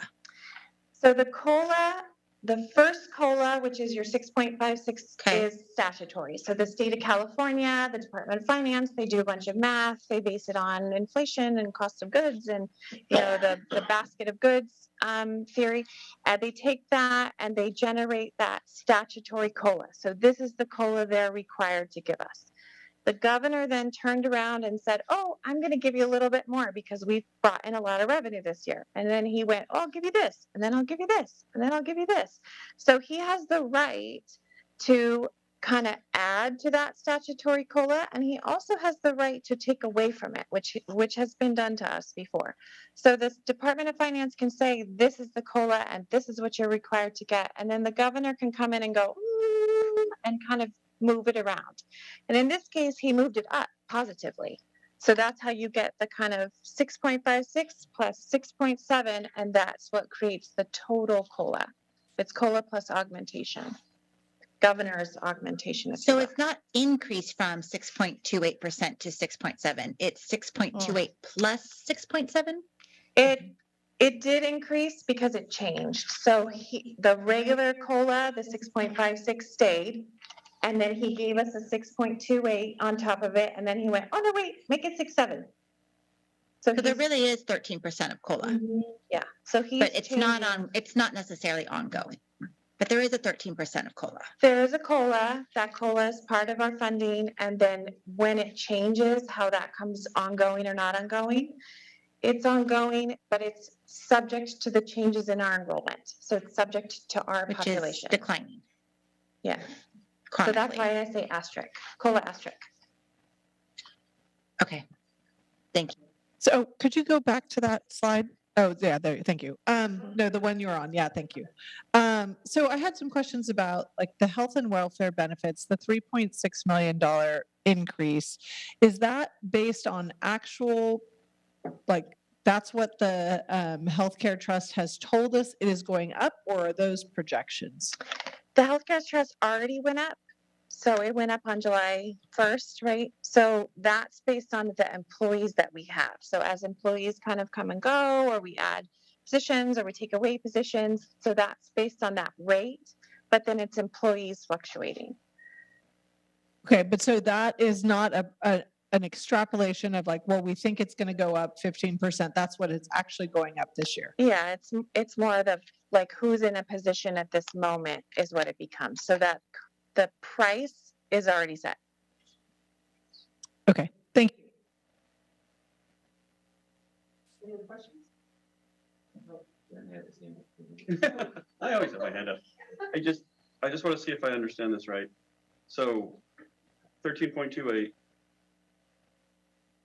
whatever millions those are, but effect, so let's say that's, well, let's just say it's 13.28. If half of the kids left the district or stopped showing up to school, then effectively that 13.28 would be 6.5 something, right? I mean, if half the kids, because those dollars are generated by attendance, so if half the kids left, then effectively that 13 point whatever would wind up being half of that. It's like 6 point. So the COLA wouldn't change, but the dollars that come out the other side would change. Sorry, for the benefits of the TV viewing audience, I'm going to repeat your question. The point was so that the question. If the student population changed and went down, that the 13% would go down. And my response is the 13% wouldn't change, but the dollars coming out the other side would, because it's 13% times a bunch of factors, which is mostly enrollment and attendance. So that would come out the other side as a decline in dollars. So if we got let's say the 13% was 13 million, half the kids stopped showing up. 13% would stay 13%, but the actual 13 million that translated to would go down to half. Yeah, so it's more complicated that because you have that 3-year averaging. So there's a lot of math that goes into that kind of dollar on the other side, but it's based on the kids that are there. So the 13 would stay and the kids are what's drawing the change. That's what I was just going to share, because my understanding, just for clarification, you can't take the 13 million and divide it in half if there's half enrollment, because we have the 3-year average, which was very beneficial to us. Yes. But we know that that average is going to continue to decline. And so that is the fiscal cliff that everyone keeps talking about. Yes. I just returned for work from Council Gritson School, and they were basically saying, if you are not talking about the fiscal cliff right now, you are behind. And they showed numbers that were just going. So it's my understanding that you have the 3-year average. We're declining and declining. So that average is only going to be less and less, without not maybe as dramatic as half. So without the 3-year averaging, our cliff was next year. Okay. So we were right on the cusp of our cliff. So with the averaging, it pushes it out a couple of years. So that's why I say it smoothed it. Okay. If you think about it like a slope, then instead of being, a downhill skiing event, it turned into like the bunny slope, which is more my speed anyway, right? So it smoothed us because we are in such dramatic decline. And so that's why that was the most kind of exciting piece for me, is there was a lot of talk about moving to enrollment-based funding, and that didn't happen. So then it was like, well, at least we got the 3-year averaging to smooth us out.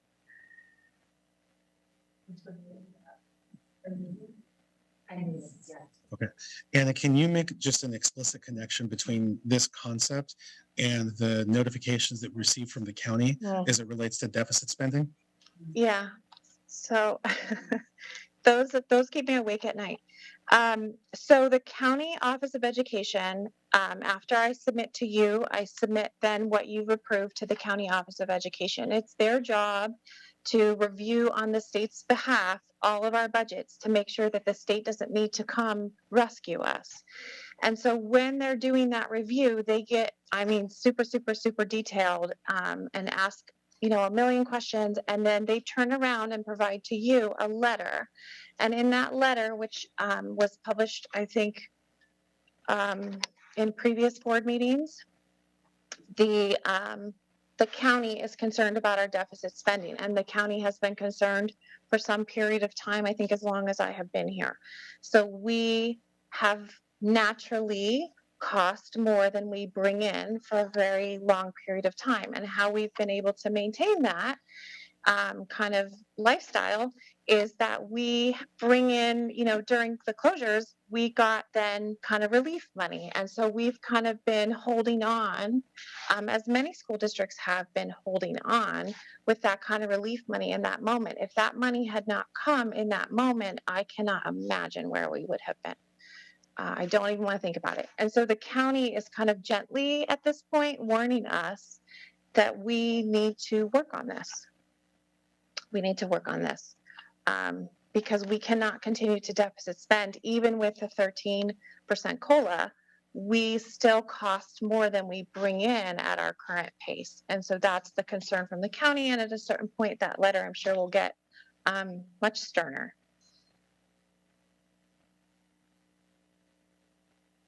Other questions? Well, I do have another question. My other question is kind of looking at, in a lot of this, we're being compared to other districts and what other districts can have. So are other districts getting these letters? Or other districts? Every district gets a letter. Not all the letters say the same thing. Not all the districts are declining. There are some districts who are gaining. Rio's gaining, Oxford Union is gaining, Simi Valley is gaining. For us, on the decline going through, and that's statewide.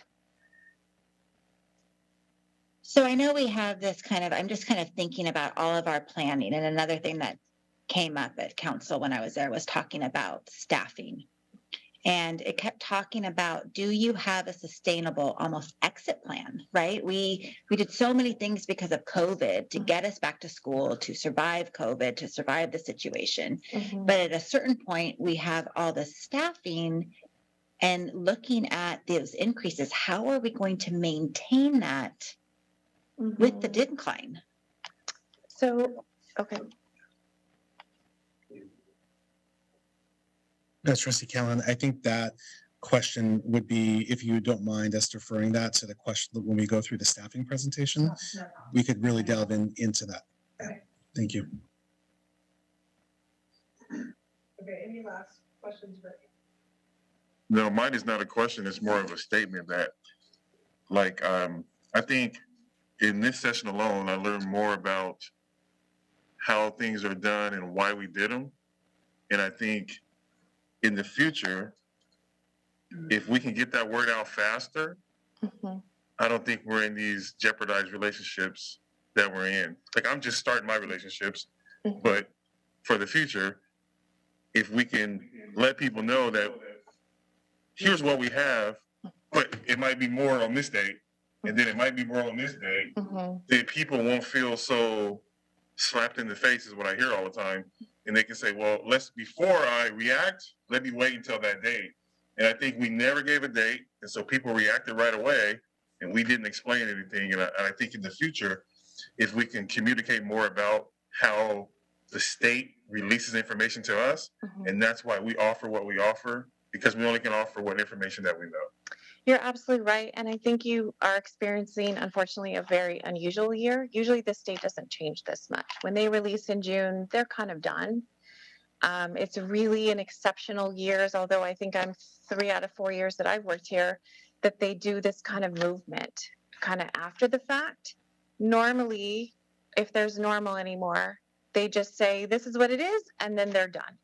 And so if you can experience, hopefully in the future, a normal year, I think that you'll see that. I think it's unfortunate that you've got, your first year is the year that's kind of the wild state year. We've had a few of them, but it's just unfortunate. It's not normally like this.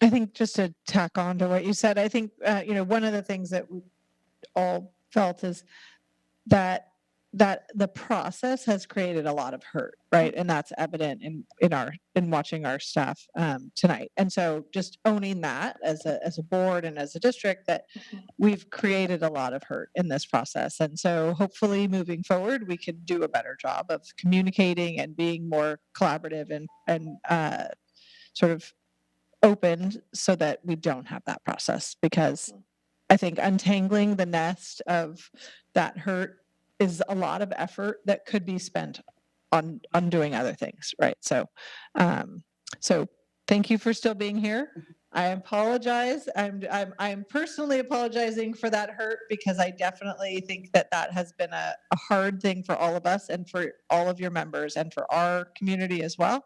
And so hopefully we're moving forward in a better place now. And I would just like to add, talk a little bit about that too.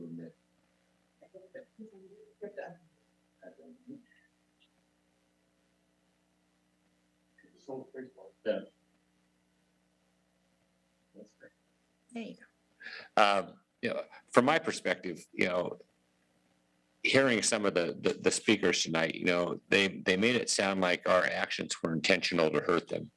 And I don't believe there's anybody on this board that would, if we had a lot more money, we'd love to give it to our employees, because we understand what it costs to live here. It's trying to get it right for everybody. And again, from my part, if I've done anything to hurt people, I apologize. But I just want the people to know that I don't believe anybody on this board has any ill intentions toward our employees. Thank you. Thank you, Anna, for your presentation. And I'll just take the responsibility from the staff perspective. As Anna shared, we were once again in a budget situation that we've never experienced before in public education. So there's definitely, not only is there no intent to cause harm, we obviously have some work to do ahead of us to regain some trust. So we will do that. Dr. Castro, can I just make a statement as well? As I just feel that I'm learning this process, but I'm just really grappling with I know we had, I believe that Anna found out like on a Friday that it got passed, and then it was, we had a board meeting the following Tuesday. I mean, timing was so swift that maybe also, because I do feel that, our 1% or some other pieces were missteps. They were missteps. I know we can point them to things, but they're missteps, and it's things that caused broken relationships in our community. And I think, first and foremost, I personally will take responsibility as being on this board for those missteps, and also learn from them. And one of the learning moments is just a very simple operational piece. In these times of flux and this, windfall money, and until we get it kind of all settled, I know we're trying to be not doing negotiations or budgets in the rears, and that's a long-term goal. But for these upcoming years, until we figure things out, can we maybe kind of wait until it does get settled? Because I don't know. I'm just personally speaking as a board member that I think there's some things that we could have done differently. And I think we all know that. And everyone here is just such hard workers. And Anna had it on a Friday and turned around and had to have things for a Tuesday board meeting, I believe, if I'm remembering correctly, when school was getting started, when we had 4 board meetings, I believe, that month. I think there's a pause that we all need to also take in giving some grace and mercy and starting this process maybe a little later. So that's my my little soapbox. And I do too. This has been hard. It's been one of the hardest things in really probably my entire life. So we'll get through it though. We will.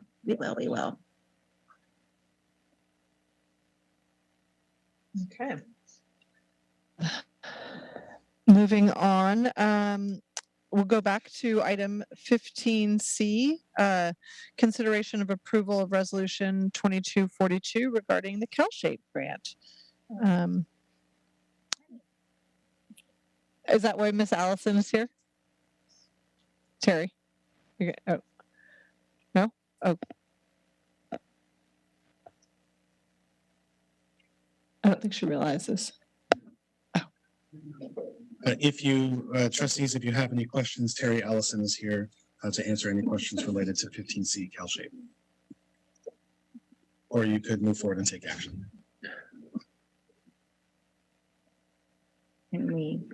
So I was just going to mention that I think this is fantastic timing. This is just, especially after we've recently highlighted the need for some of these specific improvements, to have these things going on at our schools is fantastic. So thank you for applying for this, and hopefully because we haven't received the money, right? This is Oh,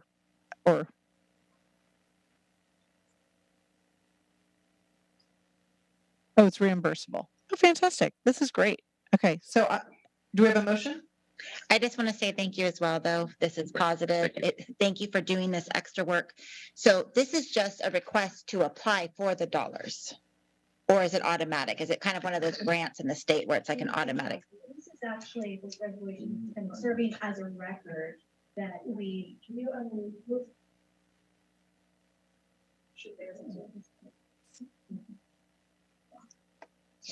All right, thank you. The resolution's actually acting as a record that we've gone through the proper motions in applying for the grant. This grant or the resolution language actually comes from the CEC, who authorized the program to begin with. So it's, it seems a little like the cart before the horse, but we've actually have our numbers, and the numbers are on the bottom of the resolution there. So this is the last of 4 grant applications that we applied for. We had 2 plumbing and 2 ventilation grant applications. Altogether, they touch every one of our elementary, middle, and high schools, which is great. And the grand total is a little over $7 million, with about a 2% out of pocket for us, which is fabulous, actually. I'm really excited about this. It's great. Great work. Thank you. With that, I'll move approval. Second. Thank you. Vote as follows. Trustee Peterson, Yes. trustee Callahan, Yes. trustee Dannenberg, Yes. and trustee Rodriguez. Yes. Thank you. Motion carries 4-0. Item 15D, ratification of the Involve Agreement for 22-23.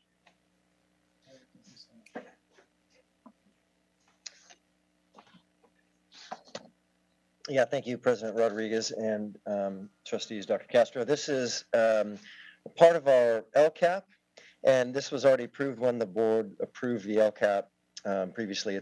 And this one specifically relates to goal number 2, which is improving campus climate and culture and engaging our students, particularly after the post-COVID period. And it's really just a point of order that we're bringing it back because it exceeds the $25,000 threshold to bring it forward as a specific request for approval. Perfect. Do I have a motion? I have some Oh, sorry. questions before a motion. And so I just, so I know that we kind of had this new process. I did look through the consent. And so I appreciate you bringing it forward because it's over the 25,000 threshold. I feel there's maybe some others that are on there over the 25,000, but we can kind of discuss that at a different time. But for this particular one, and I appreciate showcasing the LCAP goal, but when I look through the contract, did these dates already happen? Yeah, the initial training dates happen in August. Yeah, I saw those that. are on-site training dates, but also his Involve is largely run by an individual. His training is ongoing, and there's materials that are provided to the ASB groups and throughout the year so that they can coordinate and produce the kinds of engaging events that bring more students to dances and other events that engage in the school. So it is ongoing, but the bulk of it is an initial training that happens prior to school in August.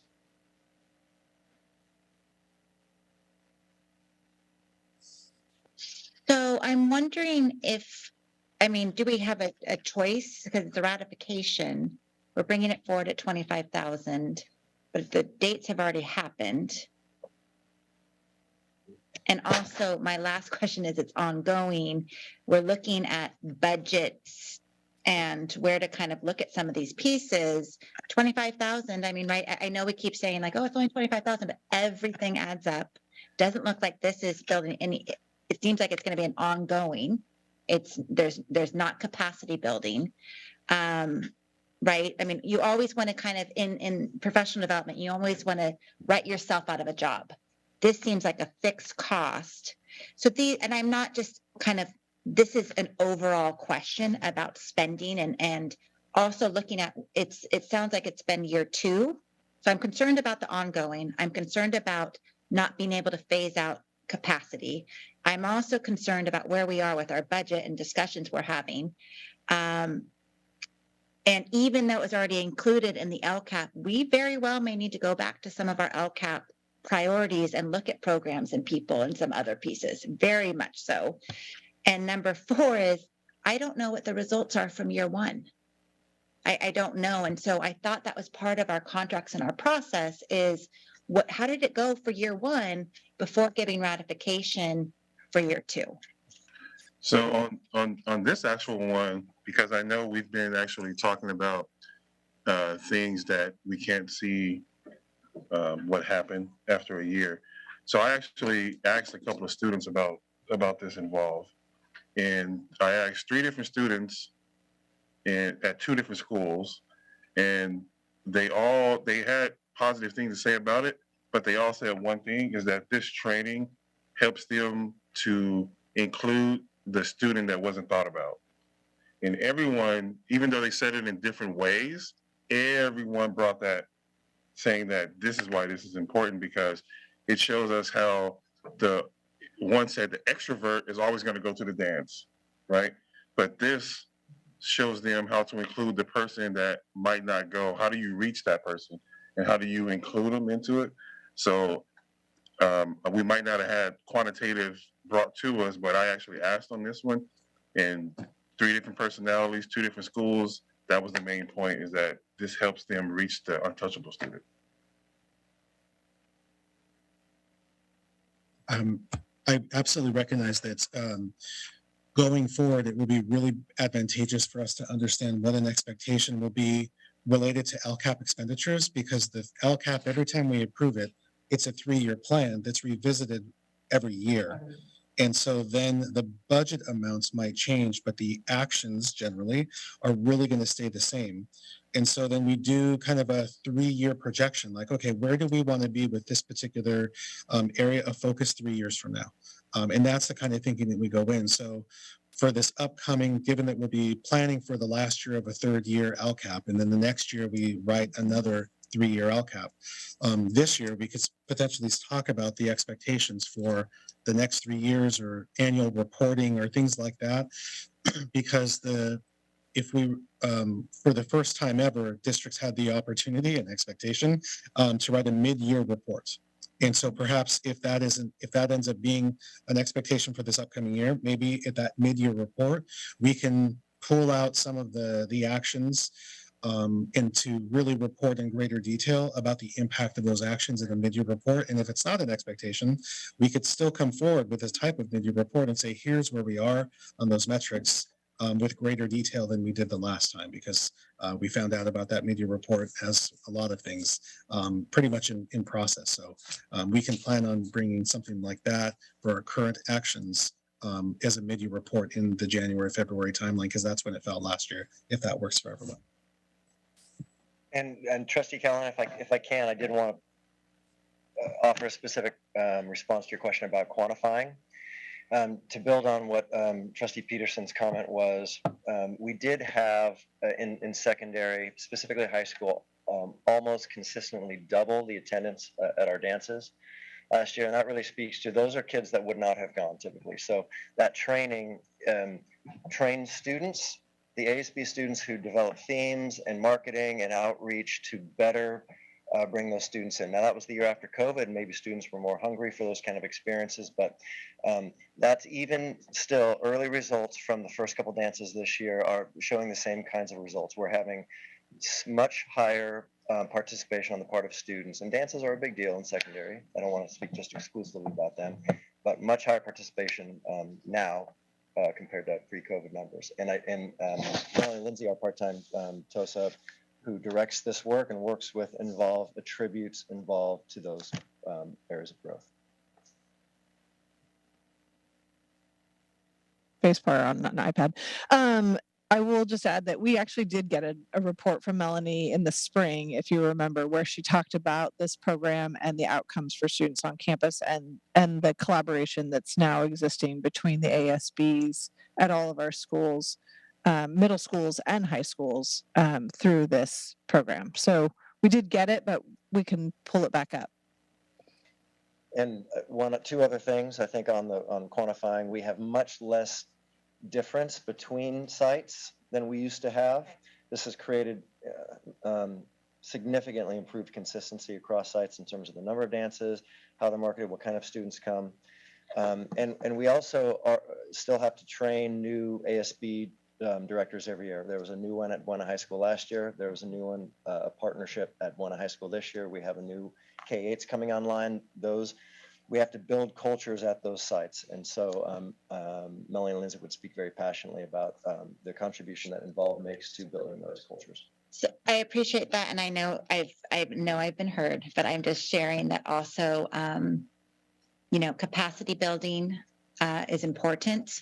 Having a game plan, because if we're paying a third party essentially to come in to train, what I am assuming, this is definitely getting into the how a teacher should be doing, or a TOSA or someone on special assignment should be doing, or we need to be building capacity of our own people to be providing, or our own ASB folks to be providing this, so that way it's sustainable, so it can be phased out. Because if not, it becomes a fixed cost and it's a third party investment that we're going to have to start acknowledging. Does that make sense? Yes. Thank you.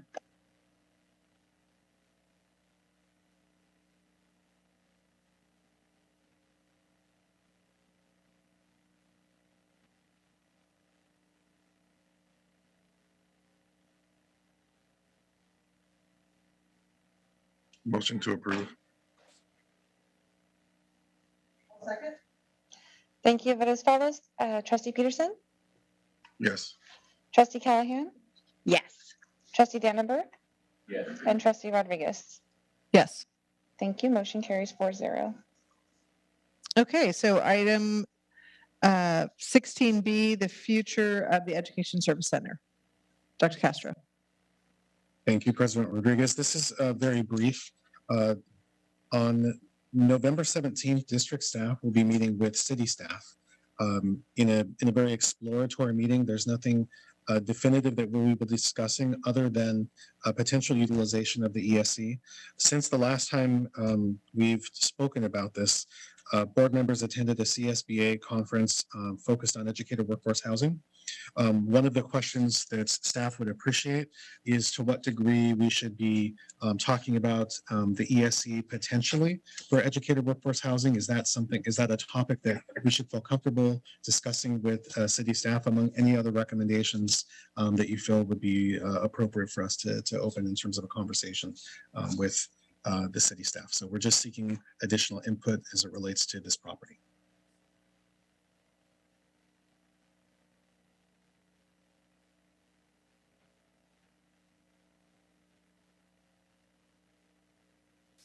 From my standpoint, being one that's attended the workforce housing, Yeah. I know it's going to be difficult, but I think that if we could cut off a piece of this facility, this property to maybe work with the developer and create some workforce housing as well as some income for the district, I think it would be a great thing. I think we ought to be at least exploring it.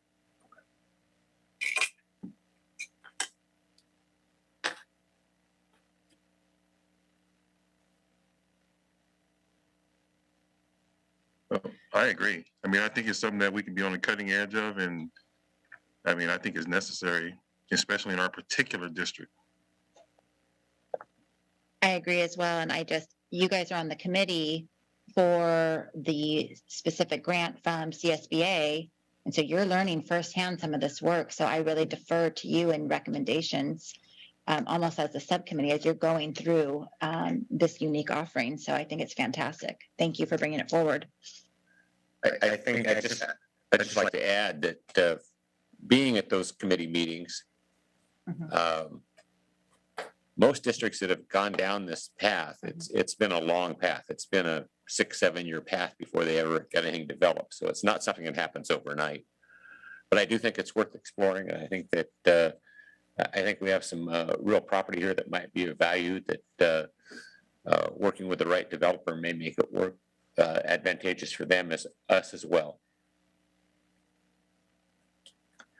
The only thing I would add is that we have seen that there are there's concern in the community about heights in this particular space, right? So, we see the signs, do you want 6 stories here, that as you drive along the avenue. So I would want us to be sensitive and as inclusive as possible of the community. And I think the Westside Community Council they're great partners, and they would be, I'm sure, interested in participating in that conversation in a way that makes sense. Because we want to be sensitive to the impacts that if we did something significant on these 26 acres, what that would mean for the neighborhood, right? So, the city has an incentive to increase their housing stock because of the housing element. That doesn't necessarily have to be our incentive, right? So, but I think it's great to explore options. Okay, it sounds like I have consensus, and thank you for your direction. Great. So now a total softball. Board appointed committees and meeting dates. You should have received the proposed meeting dates. There are 2 versions of this. There is the twice a month meeting version, and then there is the once a month meeting version, with a few months that would have 2 a few months that would have 2 meetings. But in general, we would have one for certain meeting, and then know that if the need arises for a special board meeting or a board study session, that would be scheduled according to all of our schedules. Does anyone have questions or thoughts on these 2 things? I have what, let's go in order. Okay. Motion to approve once a month. Oh, I'm sorry. Is that too fast? No, I think, I'm sorry. No, I just think that, it gives us more flexibility. If we do a once a month and people can plan and that's where they want to be, but it also gives us flexibility where we can pick a different date that might be faster. If we need to get to something and we can plan in that same month, we can plan a Wednesday if we need to address something for a Friday. So I think if we can still keep our same focus on having the once a month, but I think it makes us respond faster if we can have meetings when we think we need to have them instead of waiting when we're supposed to have them. Thank you. And trustees, I wanted to add a point of clarification in one of the proposed 2023 dates. Initially, we had said that perhaps we could get through the month of February with only one meeting date. Staff would like to request that we add back in the second meeting in the month of February. Therefore, it would make 4 months where we have 2 meetings. So it would be February, June, August, and September. February would be the 21st? 28th. 28th. And then I think there was also a typo in one of the documents, so it would be September 12th and 26th. Oh.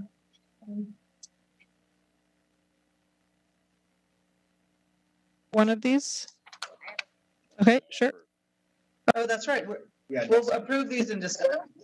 Okay, so can I have a question on, why is there 3, so, because I'm just looking at the months. I heard feedback last time when we had Dan with us, and he shared feedback. But we have June, August, and September. June being our graduation month, August being our first month of school. Are there reasons we have 2 dates on those months? I mean, it can be just yes, and then we can move on. You have to unmute. Yes. So in June, that corresponds with the LCAP and budget approval. In August and September, it actually really backs up on the conversations that we were having today. There are significant number of staffing, budgetary issues, HR related issues at the beginning of the year, and we wouldn't want to be in a place where we would be at a deficit when the beginning of the year there are a variety of issues, and we just want to anticipate that. So those are the reasons. Staff, anything else to add to the comment? The 26th is that after? Because this year we had a board meeting after one of our Jewish holidays. So can anyone just remind me? I'm sure that was already scheduled and slated. We can look at it later for December, but I know that, and I know I saw what was already kind of noted, that I remember in September we had a board meeting, and I know that we're trying to kind of avoid any days off or even staff days off for that Tuesday. Or will be on the 24th in 2023. And the 20, yeah, I'm sorry, starting the evening of the 24th to the 25th is your before. So it's on the 26th, which is the day after. So I would just, and usually we have that off, right, on that Monday. I mean, again, we can circle back to this, but that's one day that I would think, I would like to recommend that we look at a different alternative date, or maybe the September 25th is a day off on the 2023 calendar. Yep. So the day before that board meeting. Yeah, it's happened 2 years in a row, so. But even with this format, let's say if we did have one scheduled, we still would have the ability to schedule one on a date that we wanted to, to do it, right? So like, that's why this format, we can even be more flexible if something like that comes up that we miss. So you can add February 28th, but we're getting rid of the 26th. So it's 15 versus 20. So it isn't actually a huge departure from our current schedule, because already we have October, November, December, and July where we don't have 2 meetings. So really the only changes are to the beginning of the year, where we would be losing the second meeting in January and in March and in April. And I feel like sometimes in April, we don't have a second one because of spring break. So it's not a huge departure anyway. But the other thing that I think is important to think about is that this will kind of also force us to be more organized because there are things that can only happen at a regularly scheduled board meeting, right? So it does kind of really require us to be more scheduled out and think about the things that we need to discuss in a timely fashion. And then if we, need to add a second meeting, then we do. But I think it's a good compromise.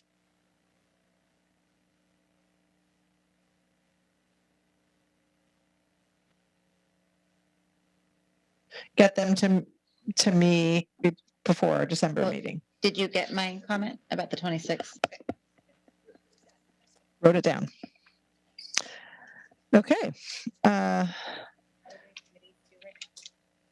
Did anybody have any committee changes that they wanted to recommend? You guys had the list of all the current committees and whether or not there were any that we wanted to remove. Can I send them to Amy? I mean, I think, I haven't sent them over to Amy. But yeah, I mean, I would really like to, we're going to be adding on a board member, but I would really like to downsize on the committee pieces. And then I know we had also discussed looking into the neighborhoods. You've already covered me on many of those, but just capacity with schedule. But maybe those are things that whomever the new board member is, maybe would like to pick up. And then we also discussed about having 2 people, and is that necessary given all the different places?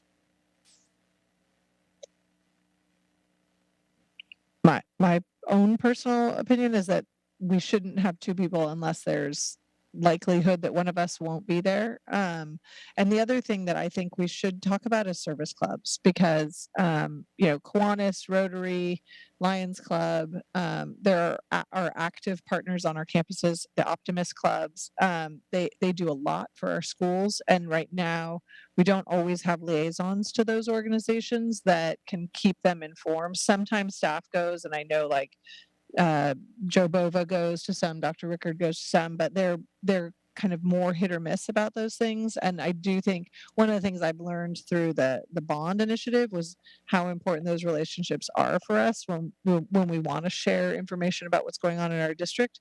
And so if we want to formalize some of those relationships by having board members who are representatives to those, then it would be up to us to choose to do those things or not. But I think it's valuable personally. And then are we going to have, but I mean, we didn't have a budget meeting last year, right? Did we? So there's some on here that it would be nice before December that we kind of know how often it actually meets. We know that PAC, there's a schedule, but some aren't even scheduled right now because I think that would help us with our planning. I mean, even LCAP, I think that should maybe be rotated. I've been on LCAP now for probably since the LCAP was launched, even before, but I think it would be good to have another board member circulate through and quite possibly even with CDAC or, PAC, Jerry, if that's something that you want to just kind of take on and I'll be the alternate, but those are things that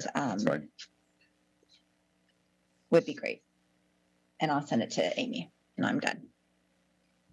I also think we're going to need to look at whoever, comes into Velma's space, depending on their job. They may have also time constraints that don't allow them to participate during the day, right? So want to be sensitive to kind of shuffling things around based on people's schedules. So, but okay, if you have other thoughts, just email me or send your suggestions to Ms. Dahm. Item 18, the preview of master schedule and staffing for the 23-24 school year and its timeline. Dr. Bayless. Okay, thank you, Dr. Castro.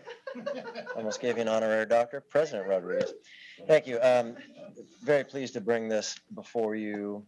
And this relates to obviously several of our previous conversations. And this presentation is designed to highlight a master scheduling and staffing process and timeline that we're initiating now, and School of Choice really sort of springs us into that season where we're now talking about next year's master schedule. So It dovetails nicely with the timing. And I'll just remind the public that our school of choice window is open through December 2nd, and the application portal is online. And at the end, obviously, I'm going to turn it over to Dr. Castro to outline just the invitation for guidance from the board with respect to master scheduling and staffing input and decisions. So let's start here on our timeline.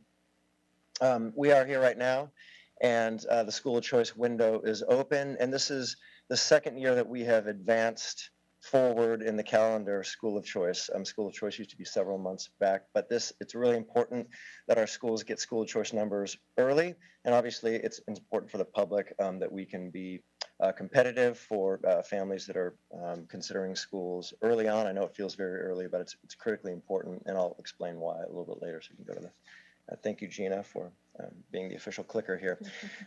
This was a bit of a shock last year. We had a pilot run last year with this timeline. Not all the elements of it were in place, but one of the things that I just want to make really clear, and we're doing this at sites with counselors, particularly with respect to secondary, is that elective course publicity and recruitment happens early. It happens in January in preparation for students making those course decisions in Q in February. And again, in years past, that those course requests and decisions used to come a little bit later in spring. February is a really critical month. Whoa, Sorry. a lot of clicking. February is a very critical month, and I think this also connects with why we'll need to. We requested another a board meeting in that month, but our preliminary staffing allotments based on the projections of the number of students that will be attending all of our schools will be given to sites at that time.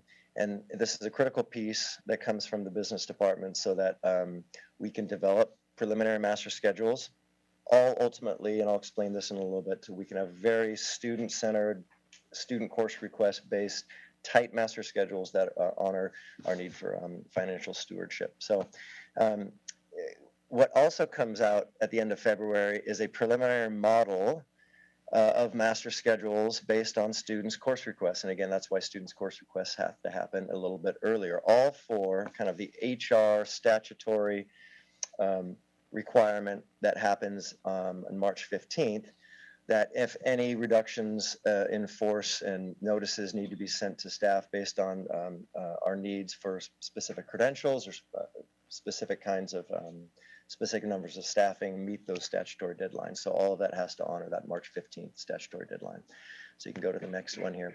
The goal here, and you can see that line starts prior to summer. The goal is to go into summer with staffing allotments that are commensurate with our enrollment projections, that are in line with our students' course requests. So our master schedules are built with our students' course requests in mind, and that produces a certain number of sections. Sections just another word for a class or a period, so that there's minimal changes that need to take place in August and September. And master scheduling changes that take place and major staffing revisions and allotment changes that take place in August and September can be disruptive for schools. So we always work to avoid that. So, and then we start the school year 2023-24 year off smooth with solidly built master schedules in place. So, Gina, you're doing a great job. I want to spend a little bit of time on this cloud here and how these preliminary models of master schedules get built just prior to the March 15th statutory deadline for any notifications of reductions in force. So I want to outline some fundamentals of master scheduling. I know that the board is well aware of these dynamics, but for the benefit of the public. Instructional minutes are for our secondary schools are all roughly the same. Ventura, Buena, Foothill, they all have the same instructional minute requirement by grade level. High schools, and then our VUSD middle schools all have the same instructional minute requirements. So all of them, and they're different. High schools have more instructional minutes required, middle schools less, and obviously there's 2 grade bands in, actually 3 grade bands with different instructional minutes in elementary. But specifically with high school, since we're focusing a little bit on secondary here, The number of sections that a school gets in their staffing allotment is based on a student-teacher ratio of 35:1. And those sections, any section, whether that it has students in it or not, in a teacher's assignment, in a teacher's schedule, that comes from the magic number of sections that they get per their staffing. So independent of whether or not students are in there. So that means if it's bio with earth science topics with 35 students, or a US history class with 33 students, or a coordinator period without any students, that comes out of the master scheduling allotment. So that's really important to know. And every school, based on their enrollment, gets a magic number of sections as a base. And at the end of the presentation, Dr. Castro will invite you to think alongside us about additions that come above and beyond that per the LCAP, per the our supplemental and concentration dollars for our unduplicated students. So next slide there, Gina. And again, just so that for the benefit of the public, they understand how these master schedules get built. Course requests hopefully all come in easy package numbers, like 70. That's 2 sections. We dream of those kinds of course request numbers, but honestly, declining enrollment has an impact. The fewer number of students at a given site, the smaller the number of overall sections for any given class, and those numbers and those splits get very difficult. So it goes from easy to difficult, where we can have 2 sections of 42 if we get course requests of 84, or we can have 3 sections of 28. Now, remember, every section has a dollar amount attached to it, and any time that we have a class average of less than 35, that means we're taking a section from somewhere and we have to make it up somewhere else. So that means if we have a section that has 20 kids in it, somewhere we've got to make up those 15 kids. We've got to put 7 more in another section, 7 more in another section, or we've got to run a really big section. So it all has to balance out. There's it's kind of a zero-sum game when it comes to base level staffing. And obviously the most difficult is when you get 20 requests and you run that single section as a singleton or not. And then we're talking about breadth of course offerings for students. Either that many AP classes that we offer or CTE classes that we offer are singleton classes. And sometimes they are under the number that base staffing ratio of 35:1. So that means it has to be made up elsewhere in the master schedule. And these are very difficult decisions about whether or not you run a class. You either have a class or not, as opposed to the other examples where you have 2 or 3. And those are easier decisions to make. And obviously, there are, next slide here. With respect to elementary master scheduling, and I feel bad talking about it alongside of the professional, the absolute professional when it comes to staffing and master scheduling elementary, but obviously combos. The easy is when we get just the perfect amount of 5th graders or the perfect amount of 4th graders, and we distribute those equally into 2 classes, and it meets at our ratio. But really, the difficulty is when we might need to split a class because we have a bad split. So these are the kinds of things that we want to have a preliminary model of prior to that March 15th deadline, so that we can be very good stewards of our finances, and again, have a very tight master schedule that's respectful of student requests. All of that produces these beautiful master scheduling boards that, so if you look at all those tiles, as we call them, every one of those outside of the teacher tiles are sections, and every one of those represents an investment and a dollar amount. And so completing these, again, prior to summer, so we have the least disruptive nature possible, we have to have this timeline, and it's pretty aggressive in advance, but again, it's all in honor of that statutory timeline with respect to March 15th. So our master scheduling timeline is a very detailed document. It's been a combination with HR and with the business services office and with people like Laurel Dawes. We're including things like summer school, so we have a big master plan about how we go about doing business. I just wanted to show that to you. That's one of 2 of about 7 pages. Go to the next slide there. So again, these are our goals: to be really mindful and respectful of that March date, and then obviously to have that master schedule solidly built that is very tight and respectful of what students request and of our allotments at a base level prior to summer, so we have the least disruption possible. So I'll invite Dr. Castro to take the next slide. And again, what I was talking about was sort of base level staffing, and he'll bring you into a conversation about how we prioritize going above and beyond that base. As Dr. Bayless shared, this is what you saw is what we would consider to be base level staffing, but there are many, many ways that we add on to those. We've talked about several of them today. We've talked about the LCAP is one example of where we've allocated an additional array of sections for a given purpose. We've brought other plans to you. The A to G improvement grants is another example of that, where we had one-time dollars to accomplish, we're going to call those designated dollars because they're not necessarily categorical, but they're designated, and we have to treat them a particular way for a particular purpose. All of those things would be an addition. So if you take a look at what we are proposing, and we will have greater and greater detail in subsequent months. So we would come forward to what this looks like in December, a better picture of what this looks like in January. And as we get closer, basically by February, that staffing prioritization protocol becomes a lot more aligned with what actual staffing will look like. But each time we bring this to you, we will be asking for your input in terms of what, based on the board priorities and the things that you want us to accomplish across the district. As you start to see the actual contraction of staffing across the district, it will become very aware of where those shortcomings and deficits, how they will show up on the campuses across the district, because it will become very evident. There are several reasons why we need your input, but first and foremost, it relates to our HR. Because as Dr. Bayless covered in the earlier part of the conversation, staffing in sections and numbers of students often, not always, but will equate to the teachers and the credentials that are aligned with those classes and those schools. So there are a lot of ramifications. We're not going to get into them tonight, but one of them is bumping. So the better that we get at staffing, and the better that we get at aligning credentials. One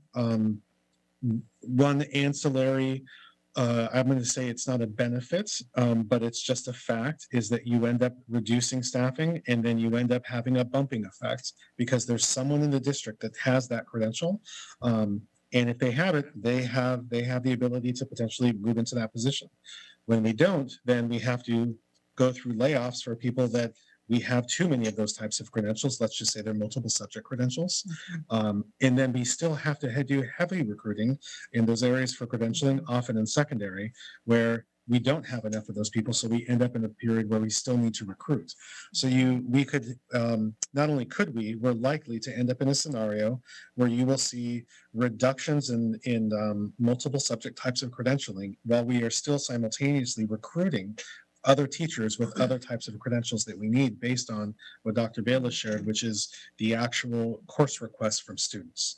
And that's where we're going to be, I don't want to say it's paradoxical, but there's certainly going to be a dichotomy between why are we going through reductions when we also see the need to recruit, because there are perennial areas that need recruitment, like special education. That's one of them. So coming to what we yes, please. On that point. So as we were talking about communication and how, in negotiations, we didn't communicate enough. I think that's something we're going to have to focus on to let people understand why we're doing it. And it's not because we're just getting rid of these people and we want new people, because that's what it's going to look like.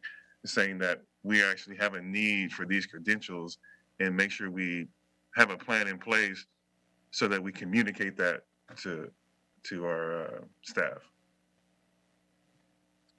Trustee Peterson, we agree 100%, which is why the reason we are bringing this concept to you is that it's an actual staffing plan, and that becomes a document. It becomes shareable, and people can provide input to that. We will engage our associations in that work, and that becomes the actual communication document that's transparent and accessible, and it's something that we can provide information on in a variety of contexts. And it's also something that you as a board member could refer to, like, this is our base staffing, and here's what the extras are for that campus. So we agree with you completely. Communication will be a critical part of this going forward. So moving beyond the base, if you look at the first bullet point, establish school site based staffing allocations, certificated and classified, because classified support positions also follow enrollment and student need. So while we focused on certificated positions in Dr. Bayless's presentation, students generate need and classified personnel support that. So that would be based on enrollment and the facilities needs, right? Because some campuses are bigger than others, and they require more staff to be able to serve those campuses. So the staffing prioritization protocol would account for larger campuses that need more positions to service them. The next tier of that would be then, what does staffing allocation look like based on unduplicated enrollments? So those are your LCAP add-ons, specialized programs like dual immersion, special education, and other types of programs that are beyond the base, things that you still require staffing, but they're in addition to the site-based staffing. Then we go into, okay, now those are required programs, but then we move into categorical programs. So those would be our federal title programs, expanded learning opportunity program. Dr. Bayless talked about the work with budget and the RAL DAWs. All of these things are still being reinforced because we need people at different times. And that's why ELOP is on here. And then evidence-based needs. These are the other extras. So for example, if there is a campus where we have a recognition that perhaps they have an excessive number of discipline cases from the year before, we then make a determination to say, no, we are going to redirect additional staffing to address that issue because we recognize through the looking at data that is a need for that year. That's not permanent, but it is recognized in the plan. So then finally, what does that look like? These staffing plans are developed for each school and the ESC based on the prioritization of these protocols. And again, these are being developed between now and the month of January, becoming crystallized the closer that we get to February. And throughout this time, you will have the ability to provide input to staff about how these priorities are shaping how our campuses ultimately will be staffed and how the district will be staffed. Because ultimately, remember, as district staff, we are here to support those programs that are serving kids. And so if we see reductions in programs, then we should see a reduction in the district office administration who are supporting those programs. Or if we see an expansion, perhaps there'll be an expansion. So one example of that is ELOP. We did not initially have an additional staff member attached to ELOP. When there was additional funding and additional demand, there was an increase in that. Therefore, the director came, and although that's not categorical, we will call that designated. That's a designated person to serve that particular funding source and all the demands that come with monitoring that large program. So that's how staffing at the site is connected to staffing at the district office. And as I said a couple of times already, throughout this time, we will continue to seek your input about how those staffing plans end up playing out. So that way we're aligning our actions and our staffing with your board priorities. So that's how we hope this to go together. And back to Trustee Peterson's point, this will be an actual document that is public and we can then build upon in future years. And so with that, Dr. Bayless, myself, and the rest of the staff who are still here, invite any questions or recommendations you might have.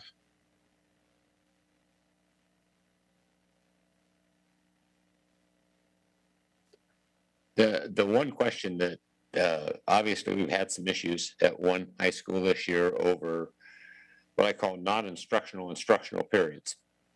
Are we going to be giving the high school principals any direction on how many of those types of periods they can have? Because I've heard over the years that even at one of our high schools, so many athletic periods for the athletic director were given her so many extra periods, and then somebody gave more extra periods.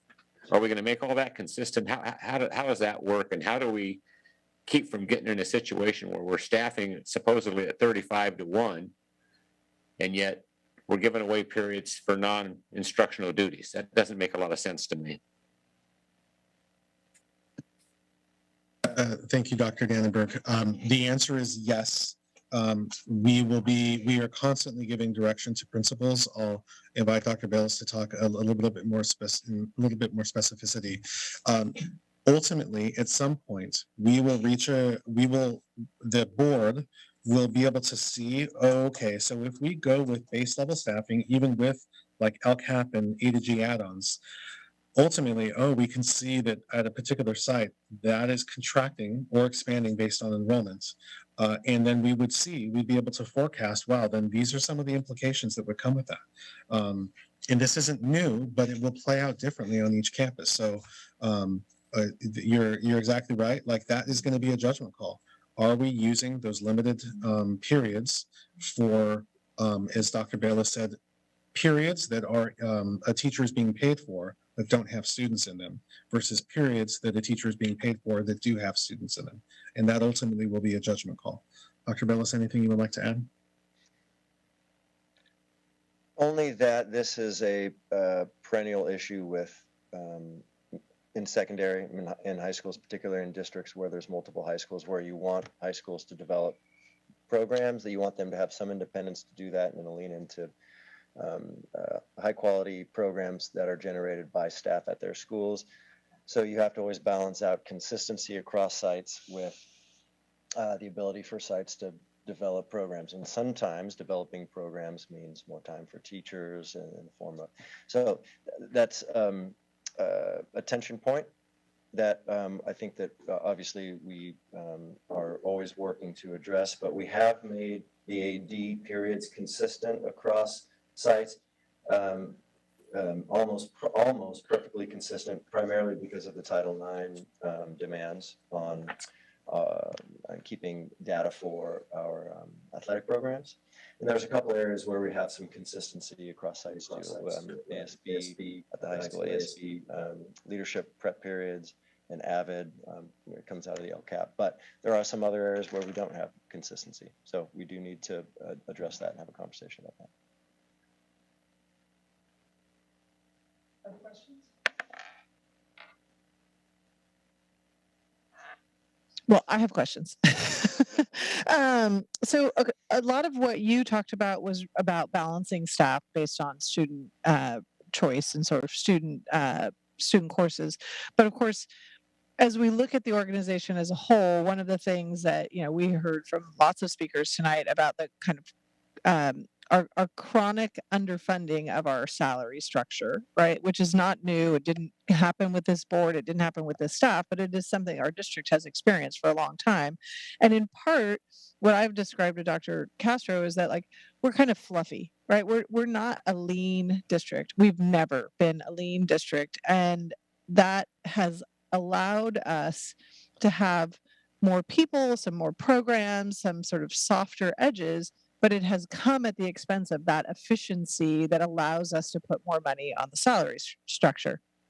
So as we look towards that in our future, which I know everyone here supports, what are the kinds of changes that we're going to be making to allow us to make those kinds of choices? And then how do we communicate that? Because one of the I think big dangers of these kinds of culture shifts, right, is that we don't communicate and get buy-in from staff who are going to be the people who feel these things the most, right? So when we talk about changing the way we staff a site or changing the programs that support those sites, we can have those conversations here in the hypothetical, and it all looks great on a chart.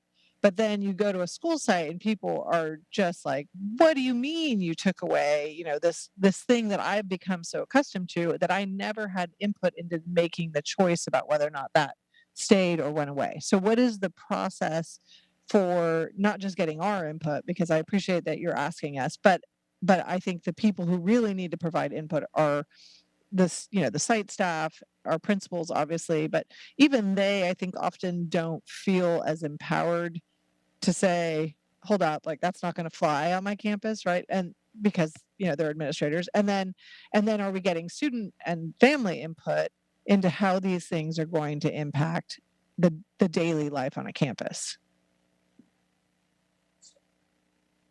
I'll take the more global, and then I'll pass it on to Dr. Bayless for more specificity. We are going to experience, again, things that seem paradoxical, which is why it's important that we identify what are the base level staffing, because you will still see via the LCAP and supplemental and concentration funds, additional staffing being given to different schools for different reasons, for different purposes.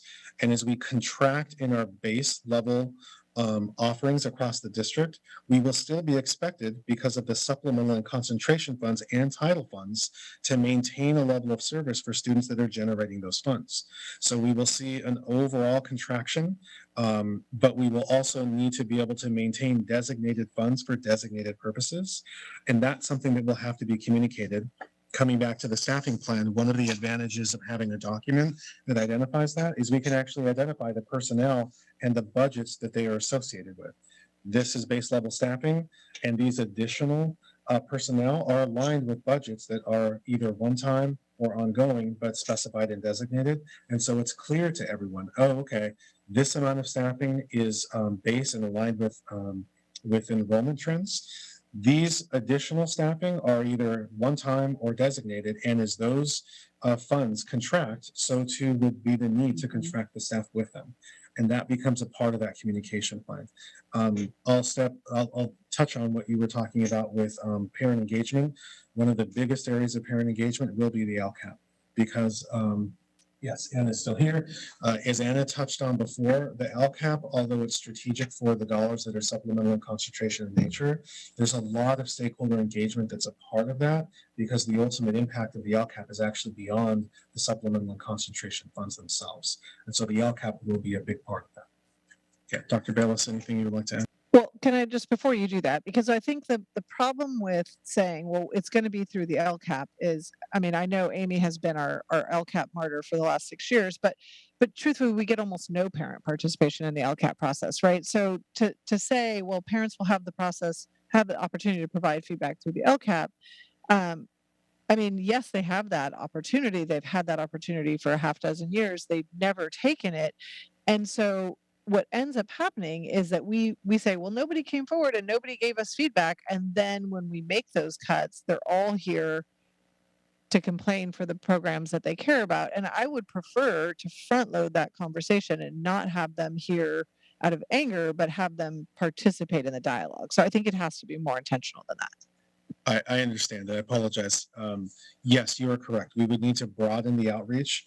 I was taking the highest global perspective, but then we do have other parent groups, right? We have school site council, we have ELAC, we have embedded parent groups at the school site that would be a part of that communication. So thank you for that. But if a parent says, let's say we ask for engagement and they say, no, we really want to keep this program, but won't we still, if the numbers aren't there, we still have to cut it, right? So are we asking them to voice their opinion, but we're going to do what we're going to do anyway? I'll just jump in. Right now, we're talking about kind of either yes or no, but the reality is there could be degree, right? Either there's a lot of that service or there's a little of that service, and that's where the board priorities come into play. If a parent community says, we really want this, we don't want this thing to go away, then we say, okay, and this goes back to the school site council, do you have designated dollars to be able to keep that, and can we support that? And they would say, well, we're used to having that program at 100%. Let's just say whatever that program is, it's 100%. But now based on our funding, we only can afford it 50%.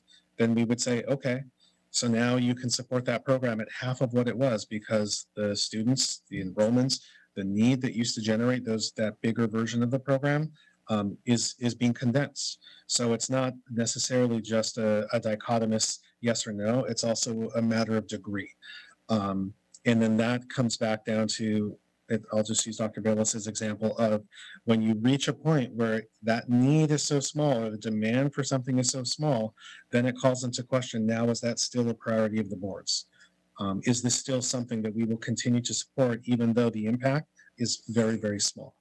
And that's why we need this to be a dialogue as we evolve through this conversation.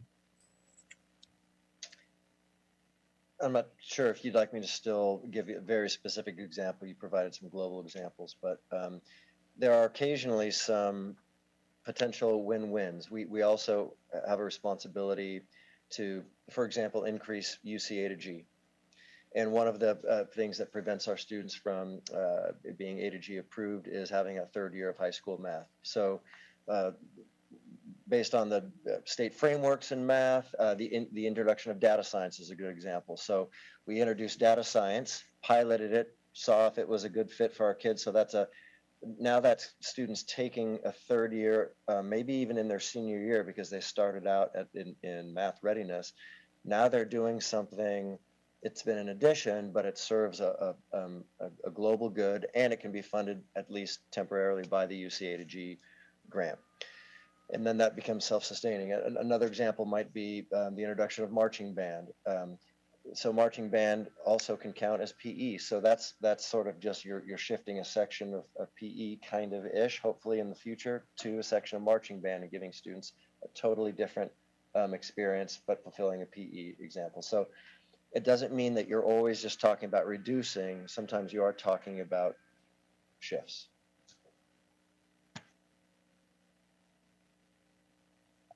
So the other question I guess I have around that is, as we sort of harmonize, I can't think of the right word, but are the schedules at all of our secondary schools to allow for kind of more, more of a lineup of periods and stuff, will some of that allow us to take advantage of, because I'm just thinking like a small school like Foothill, right? As their options are reduced, if we have to tighten our belt, and with the 6 to 5 schedule change looming in the future, right? Students may be able to then take more advantage of a multi-site kind of environment that they're not currently able to take advantage of as easily when those periods don't line up. Because as we have to focus things more financially, we aren't going to be able to offer everything everywhere, right? That's going to be one of the realities of this. I'm so glad you brought that up, because there are, again, we have the benefit of having multiple high schools, multiple middle schools, et cetera. Obviously, it's more applicable for high schools, whereby you can maintain breadth of course offerings in a declining enrollment environment through increased multi-siting, so long as you have built schedules lined up, which is what we don't have right now with Ventura, Buena, and Foothills. Bell schedules all being different. It's very, very difficult to multi-site. So that's obviously an interest of the district. Dual enrollment is another area that we're improving in, and that's another way that we can maintain breadth of course offerings for students, at least at the high school level. But yeah, I appreciate you bringing that up.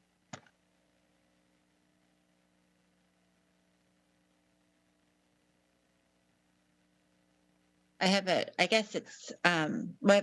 have a broad question, and then looking at our Friday letter and our updates, and looking at some of the information that was shared, it looks like, and I don't know if you want me just to repeat it just for the public's edification of the information, but I was really kind of astounded by how much we have grown since 2016 in staffing. And the numbers, I don't know if that's something that you can possibly share. Is this a good time? But okay, so specifically was the question is like, how does our current staffing compare to 2016? Because I had brought up the piece earlier, even in budgets, is okay, this is from 2016 until now, but then we know drastically, we know from the different costs that we are seeing around health and welfare and others, but drastically from COVID, we hired a lot of personnel. We did not go out for third party, and the benefits of third party. I know I'm new with the whole union and association piece, that needs to be grown upon. But the good part about third party, including Evolve and some of these other pieces, is as you constrict, you don't have that service anymore. You don't have that piece. And so I do have kind of a little bit of a, I do think sometimes it gets down to people and programs, and I know that people are attached to those programs, but we had some very specific offerings that we shared that were new out of COVID. And how has that changed? Because those are things that we're going to have to be looking at, especially with this financial cliff, I'm thinking. And also being ahead of the game, we only have one meeting in December, and we need to be giving notices by March 15th. So these are conversations that need to happen sooner versus later.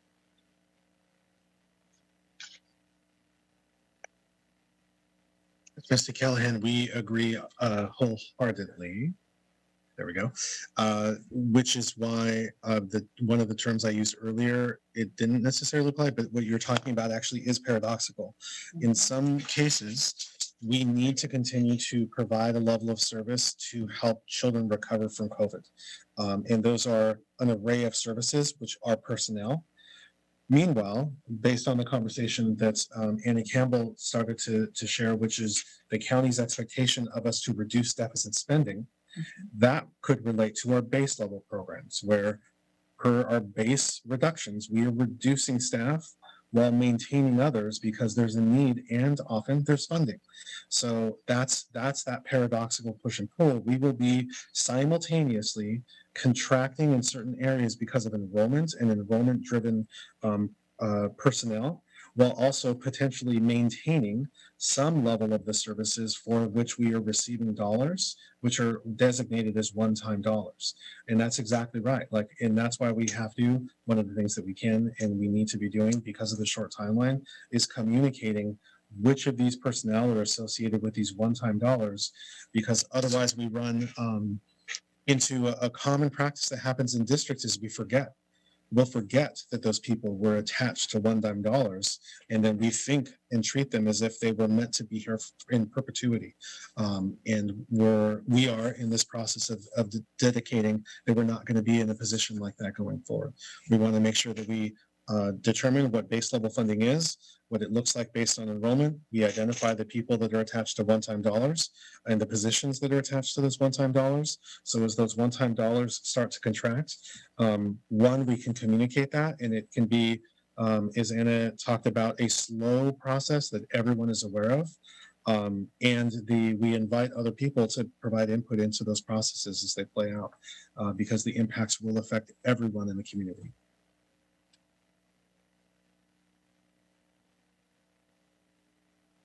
So what I hear you saying is this is going to be something we're going to be talking about for a while. Okay. Any other burning questions? Because I know it's getting late and it's already late, but you have a big meeting tomorrow. Yeah. Well, I just want to go back to what I was talking about earlier. We have to come up with a long-term plan to try to increase our salaries for our employees above and beyond negotiations this year. And we need to somehow look, and I don't see just the staffing pieces we're talking, doing it by itself. I mean, I think we have some other hard choices we may have to make in the future.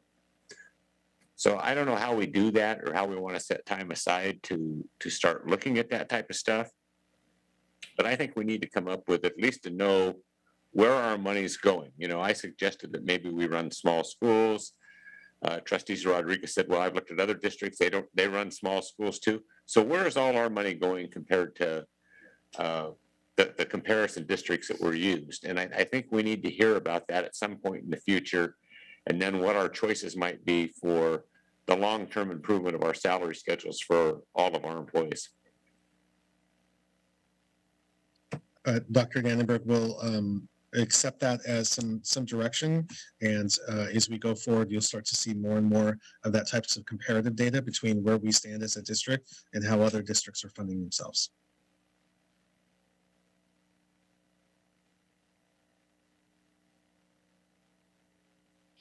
Okay, so we will move on. That brings us to consent calendar. Items 19 through 23 are considered routine in nature. Is there any item that anyone needs to pull or recuse themselves from?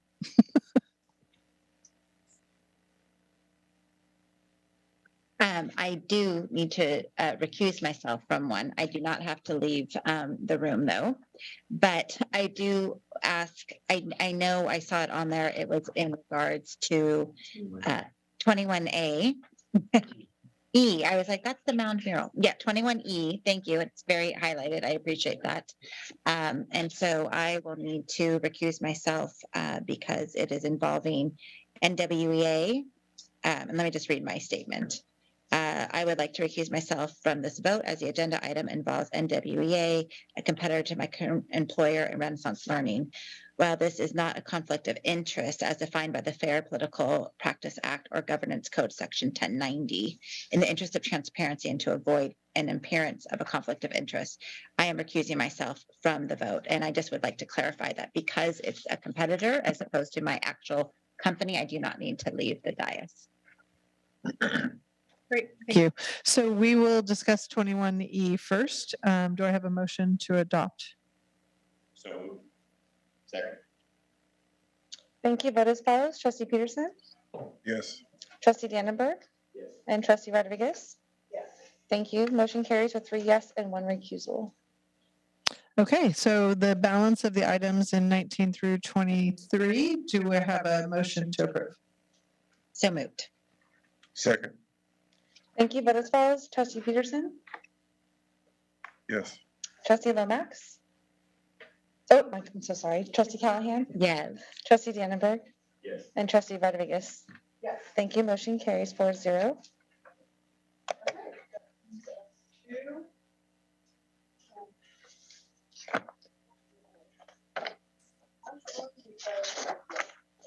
Sorry, I was muted. We're going to pass on board reports because it's late. Coming events. The public will have that as a record as soon as Marianne brings it forward. As she's doing that, I'll just draw. There we go. I'll just draw special attention to the school of choice application closing December 2nd. Thank you very much. And I will just add that both of our high school theater programs have their theater program, their fall shows opening this week. So if people have a chance to go see those shows, they are running, I think Thursday of this week through middle of next week.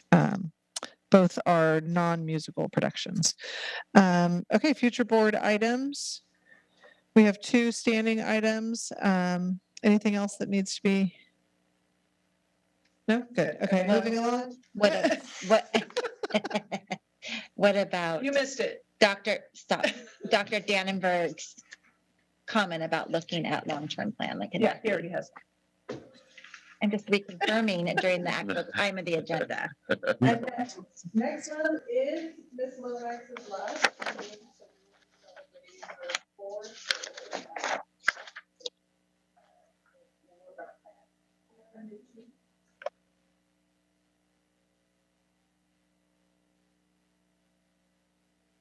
Okay, sorry.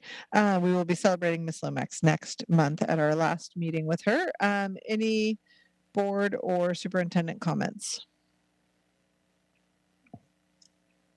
I'll just take this opportunity to state that we look forward to a productive day of negotiations tomorrow. Great, thank you. And I really appreciate all the information that was shared tonight. I think not only for our benefit, but for the benefit of the community, it's really helpful.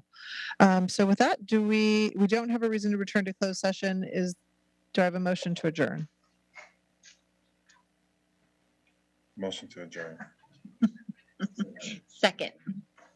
Thank you. Vote as follows. Trustee Peterson, Yes. trustee Callahan, Yes. trustee Dannenberg, No. Yes. trustee Rodriguez. Yes. Thank you. Motion carries 4-0. Good night. You know it's late when Jerry's cracking jokes. Have a good night, everyone. Thank you.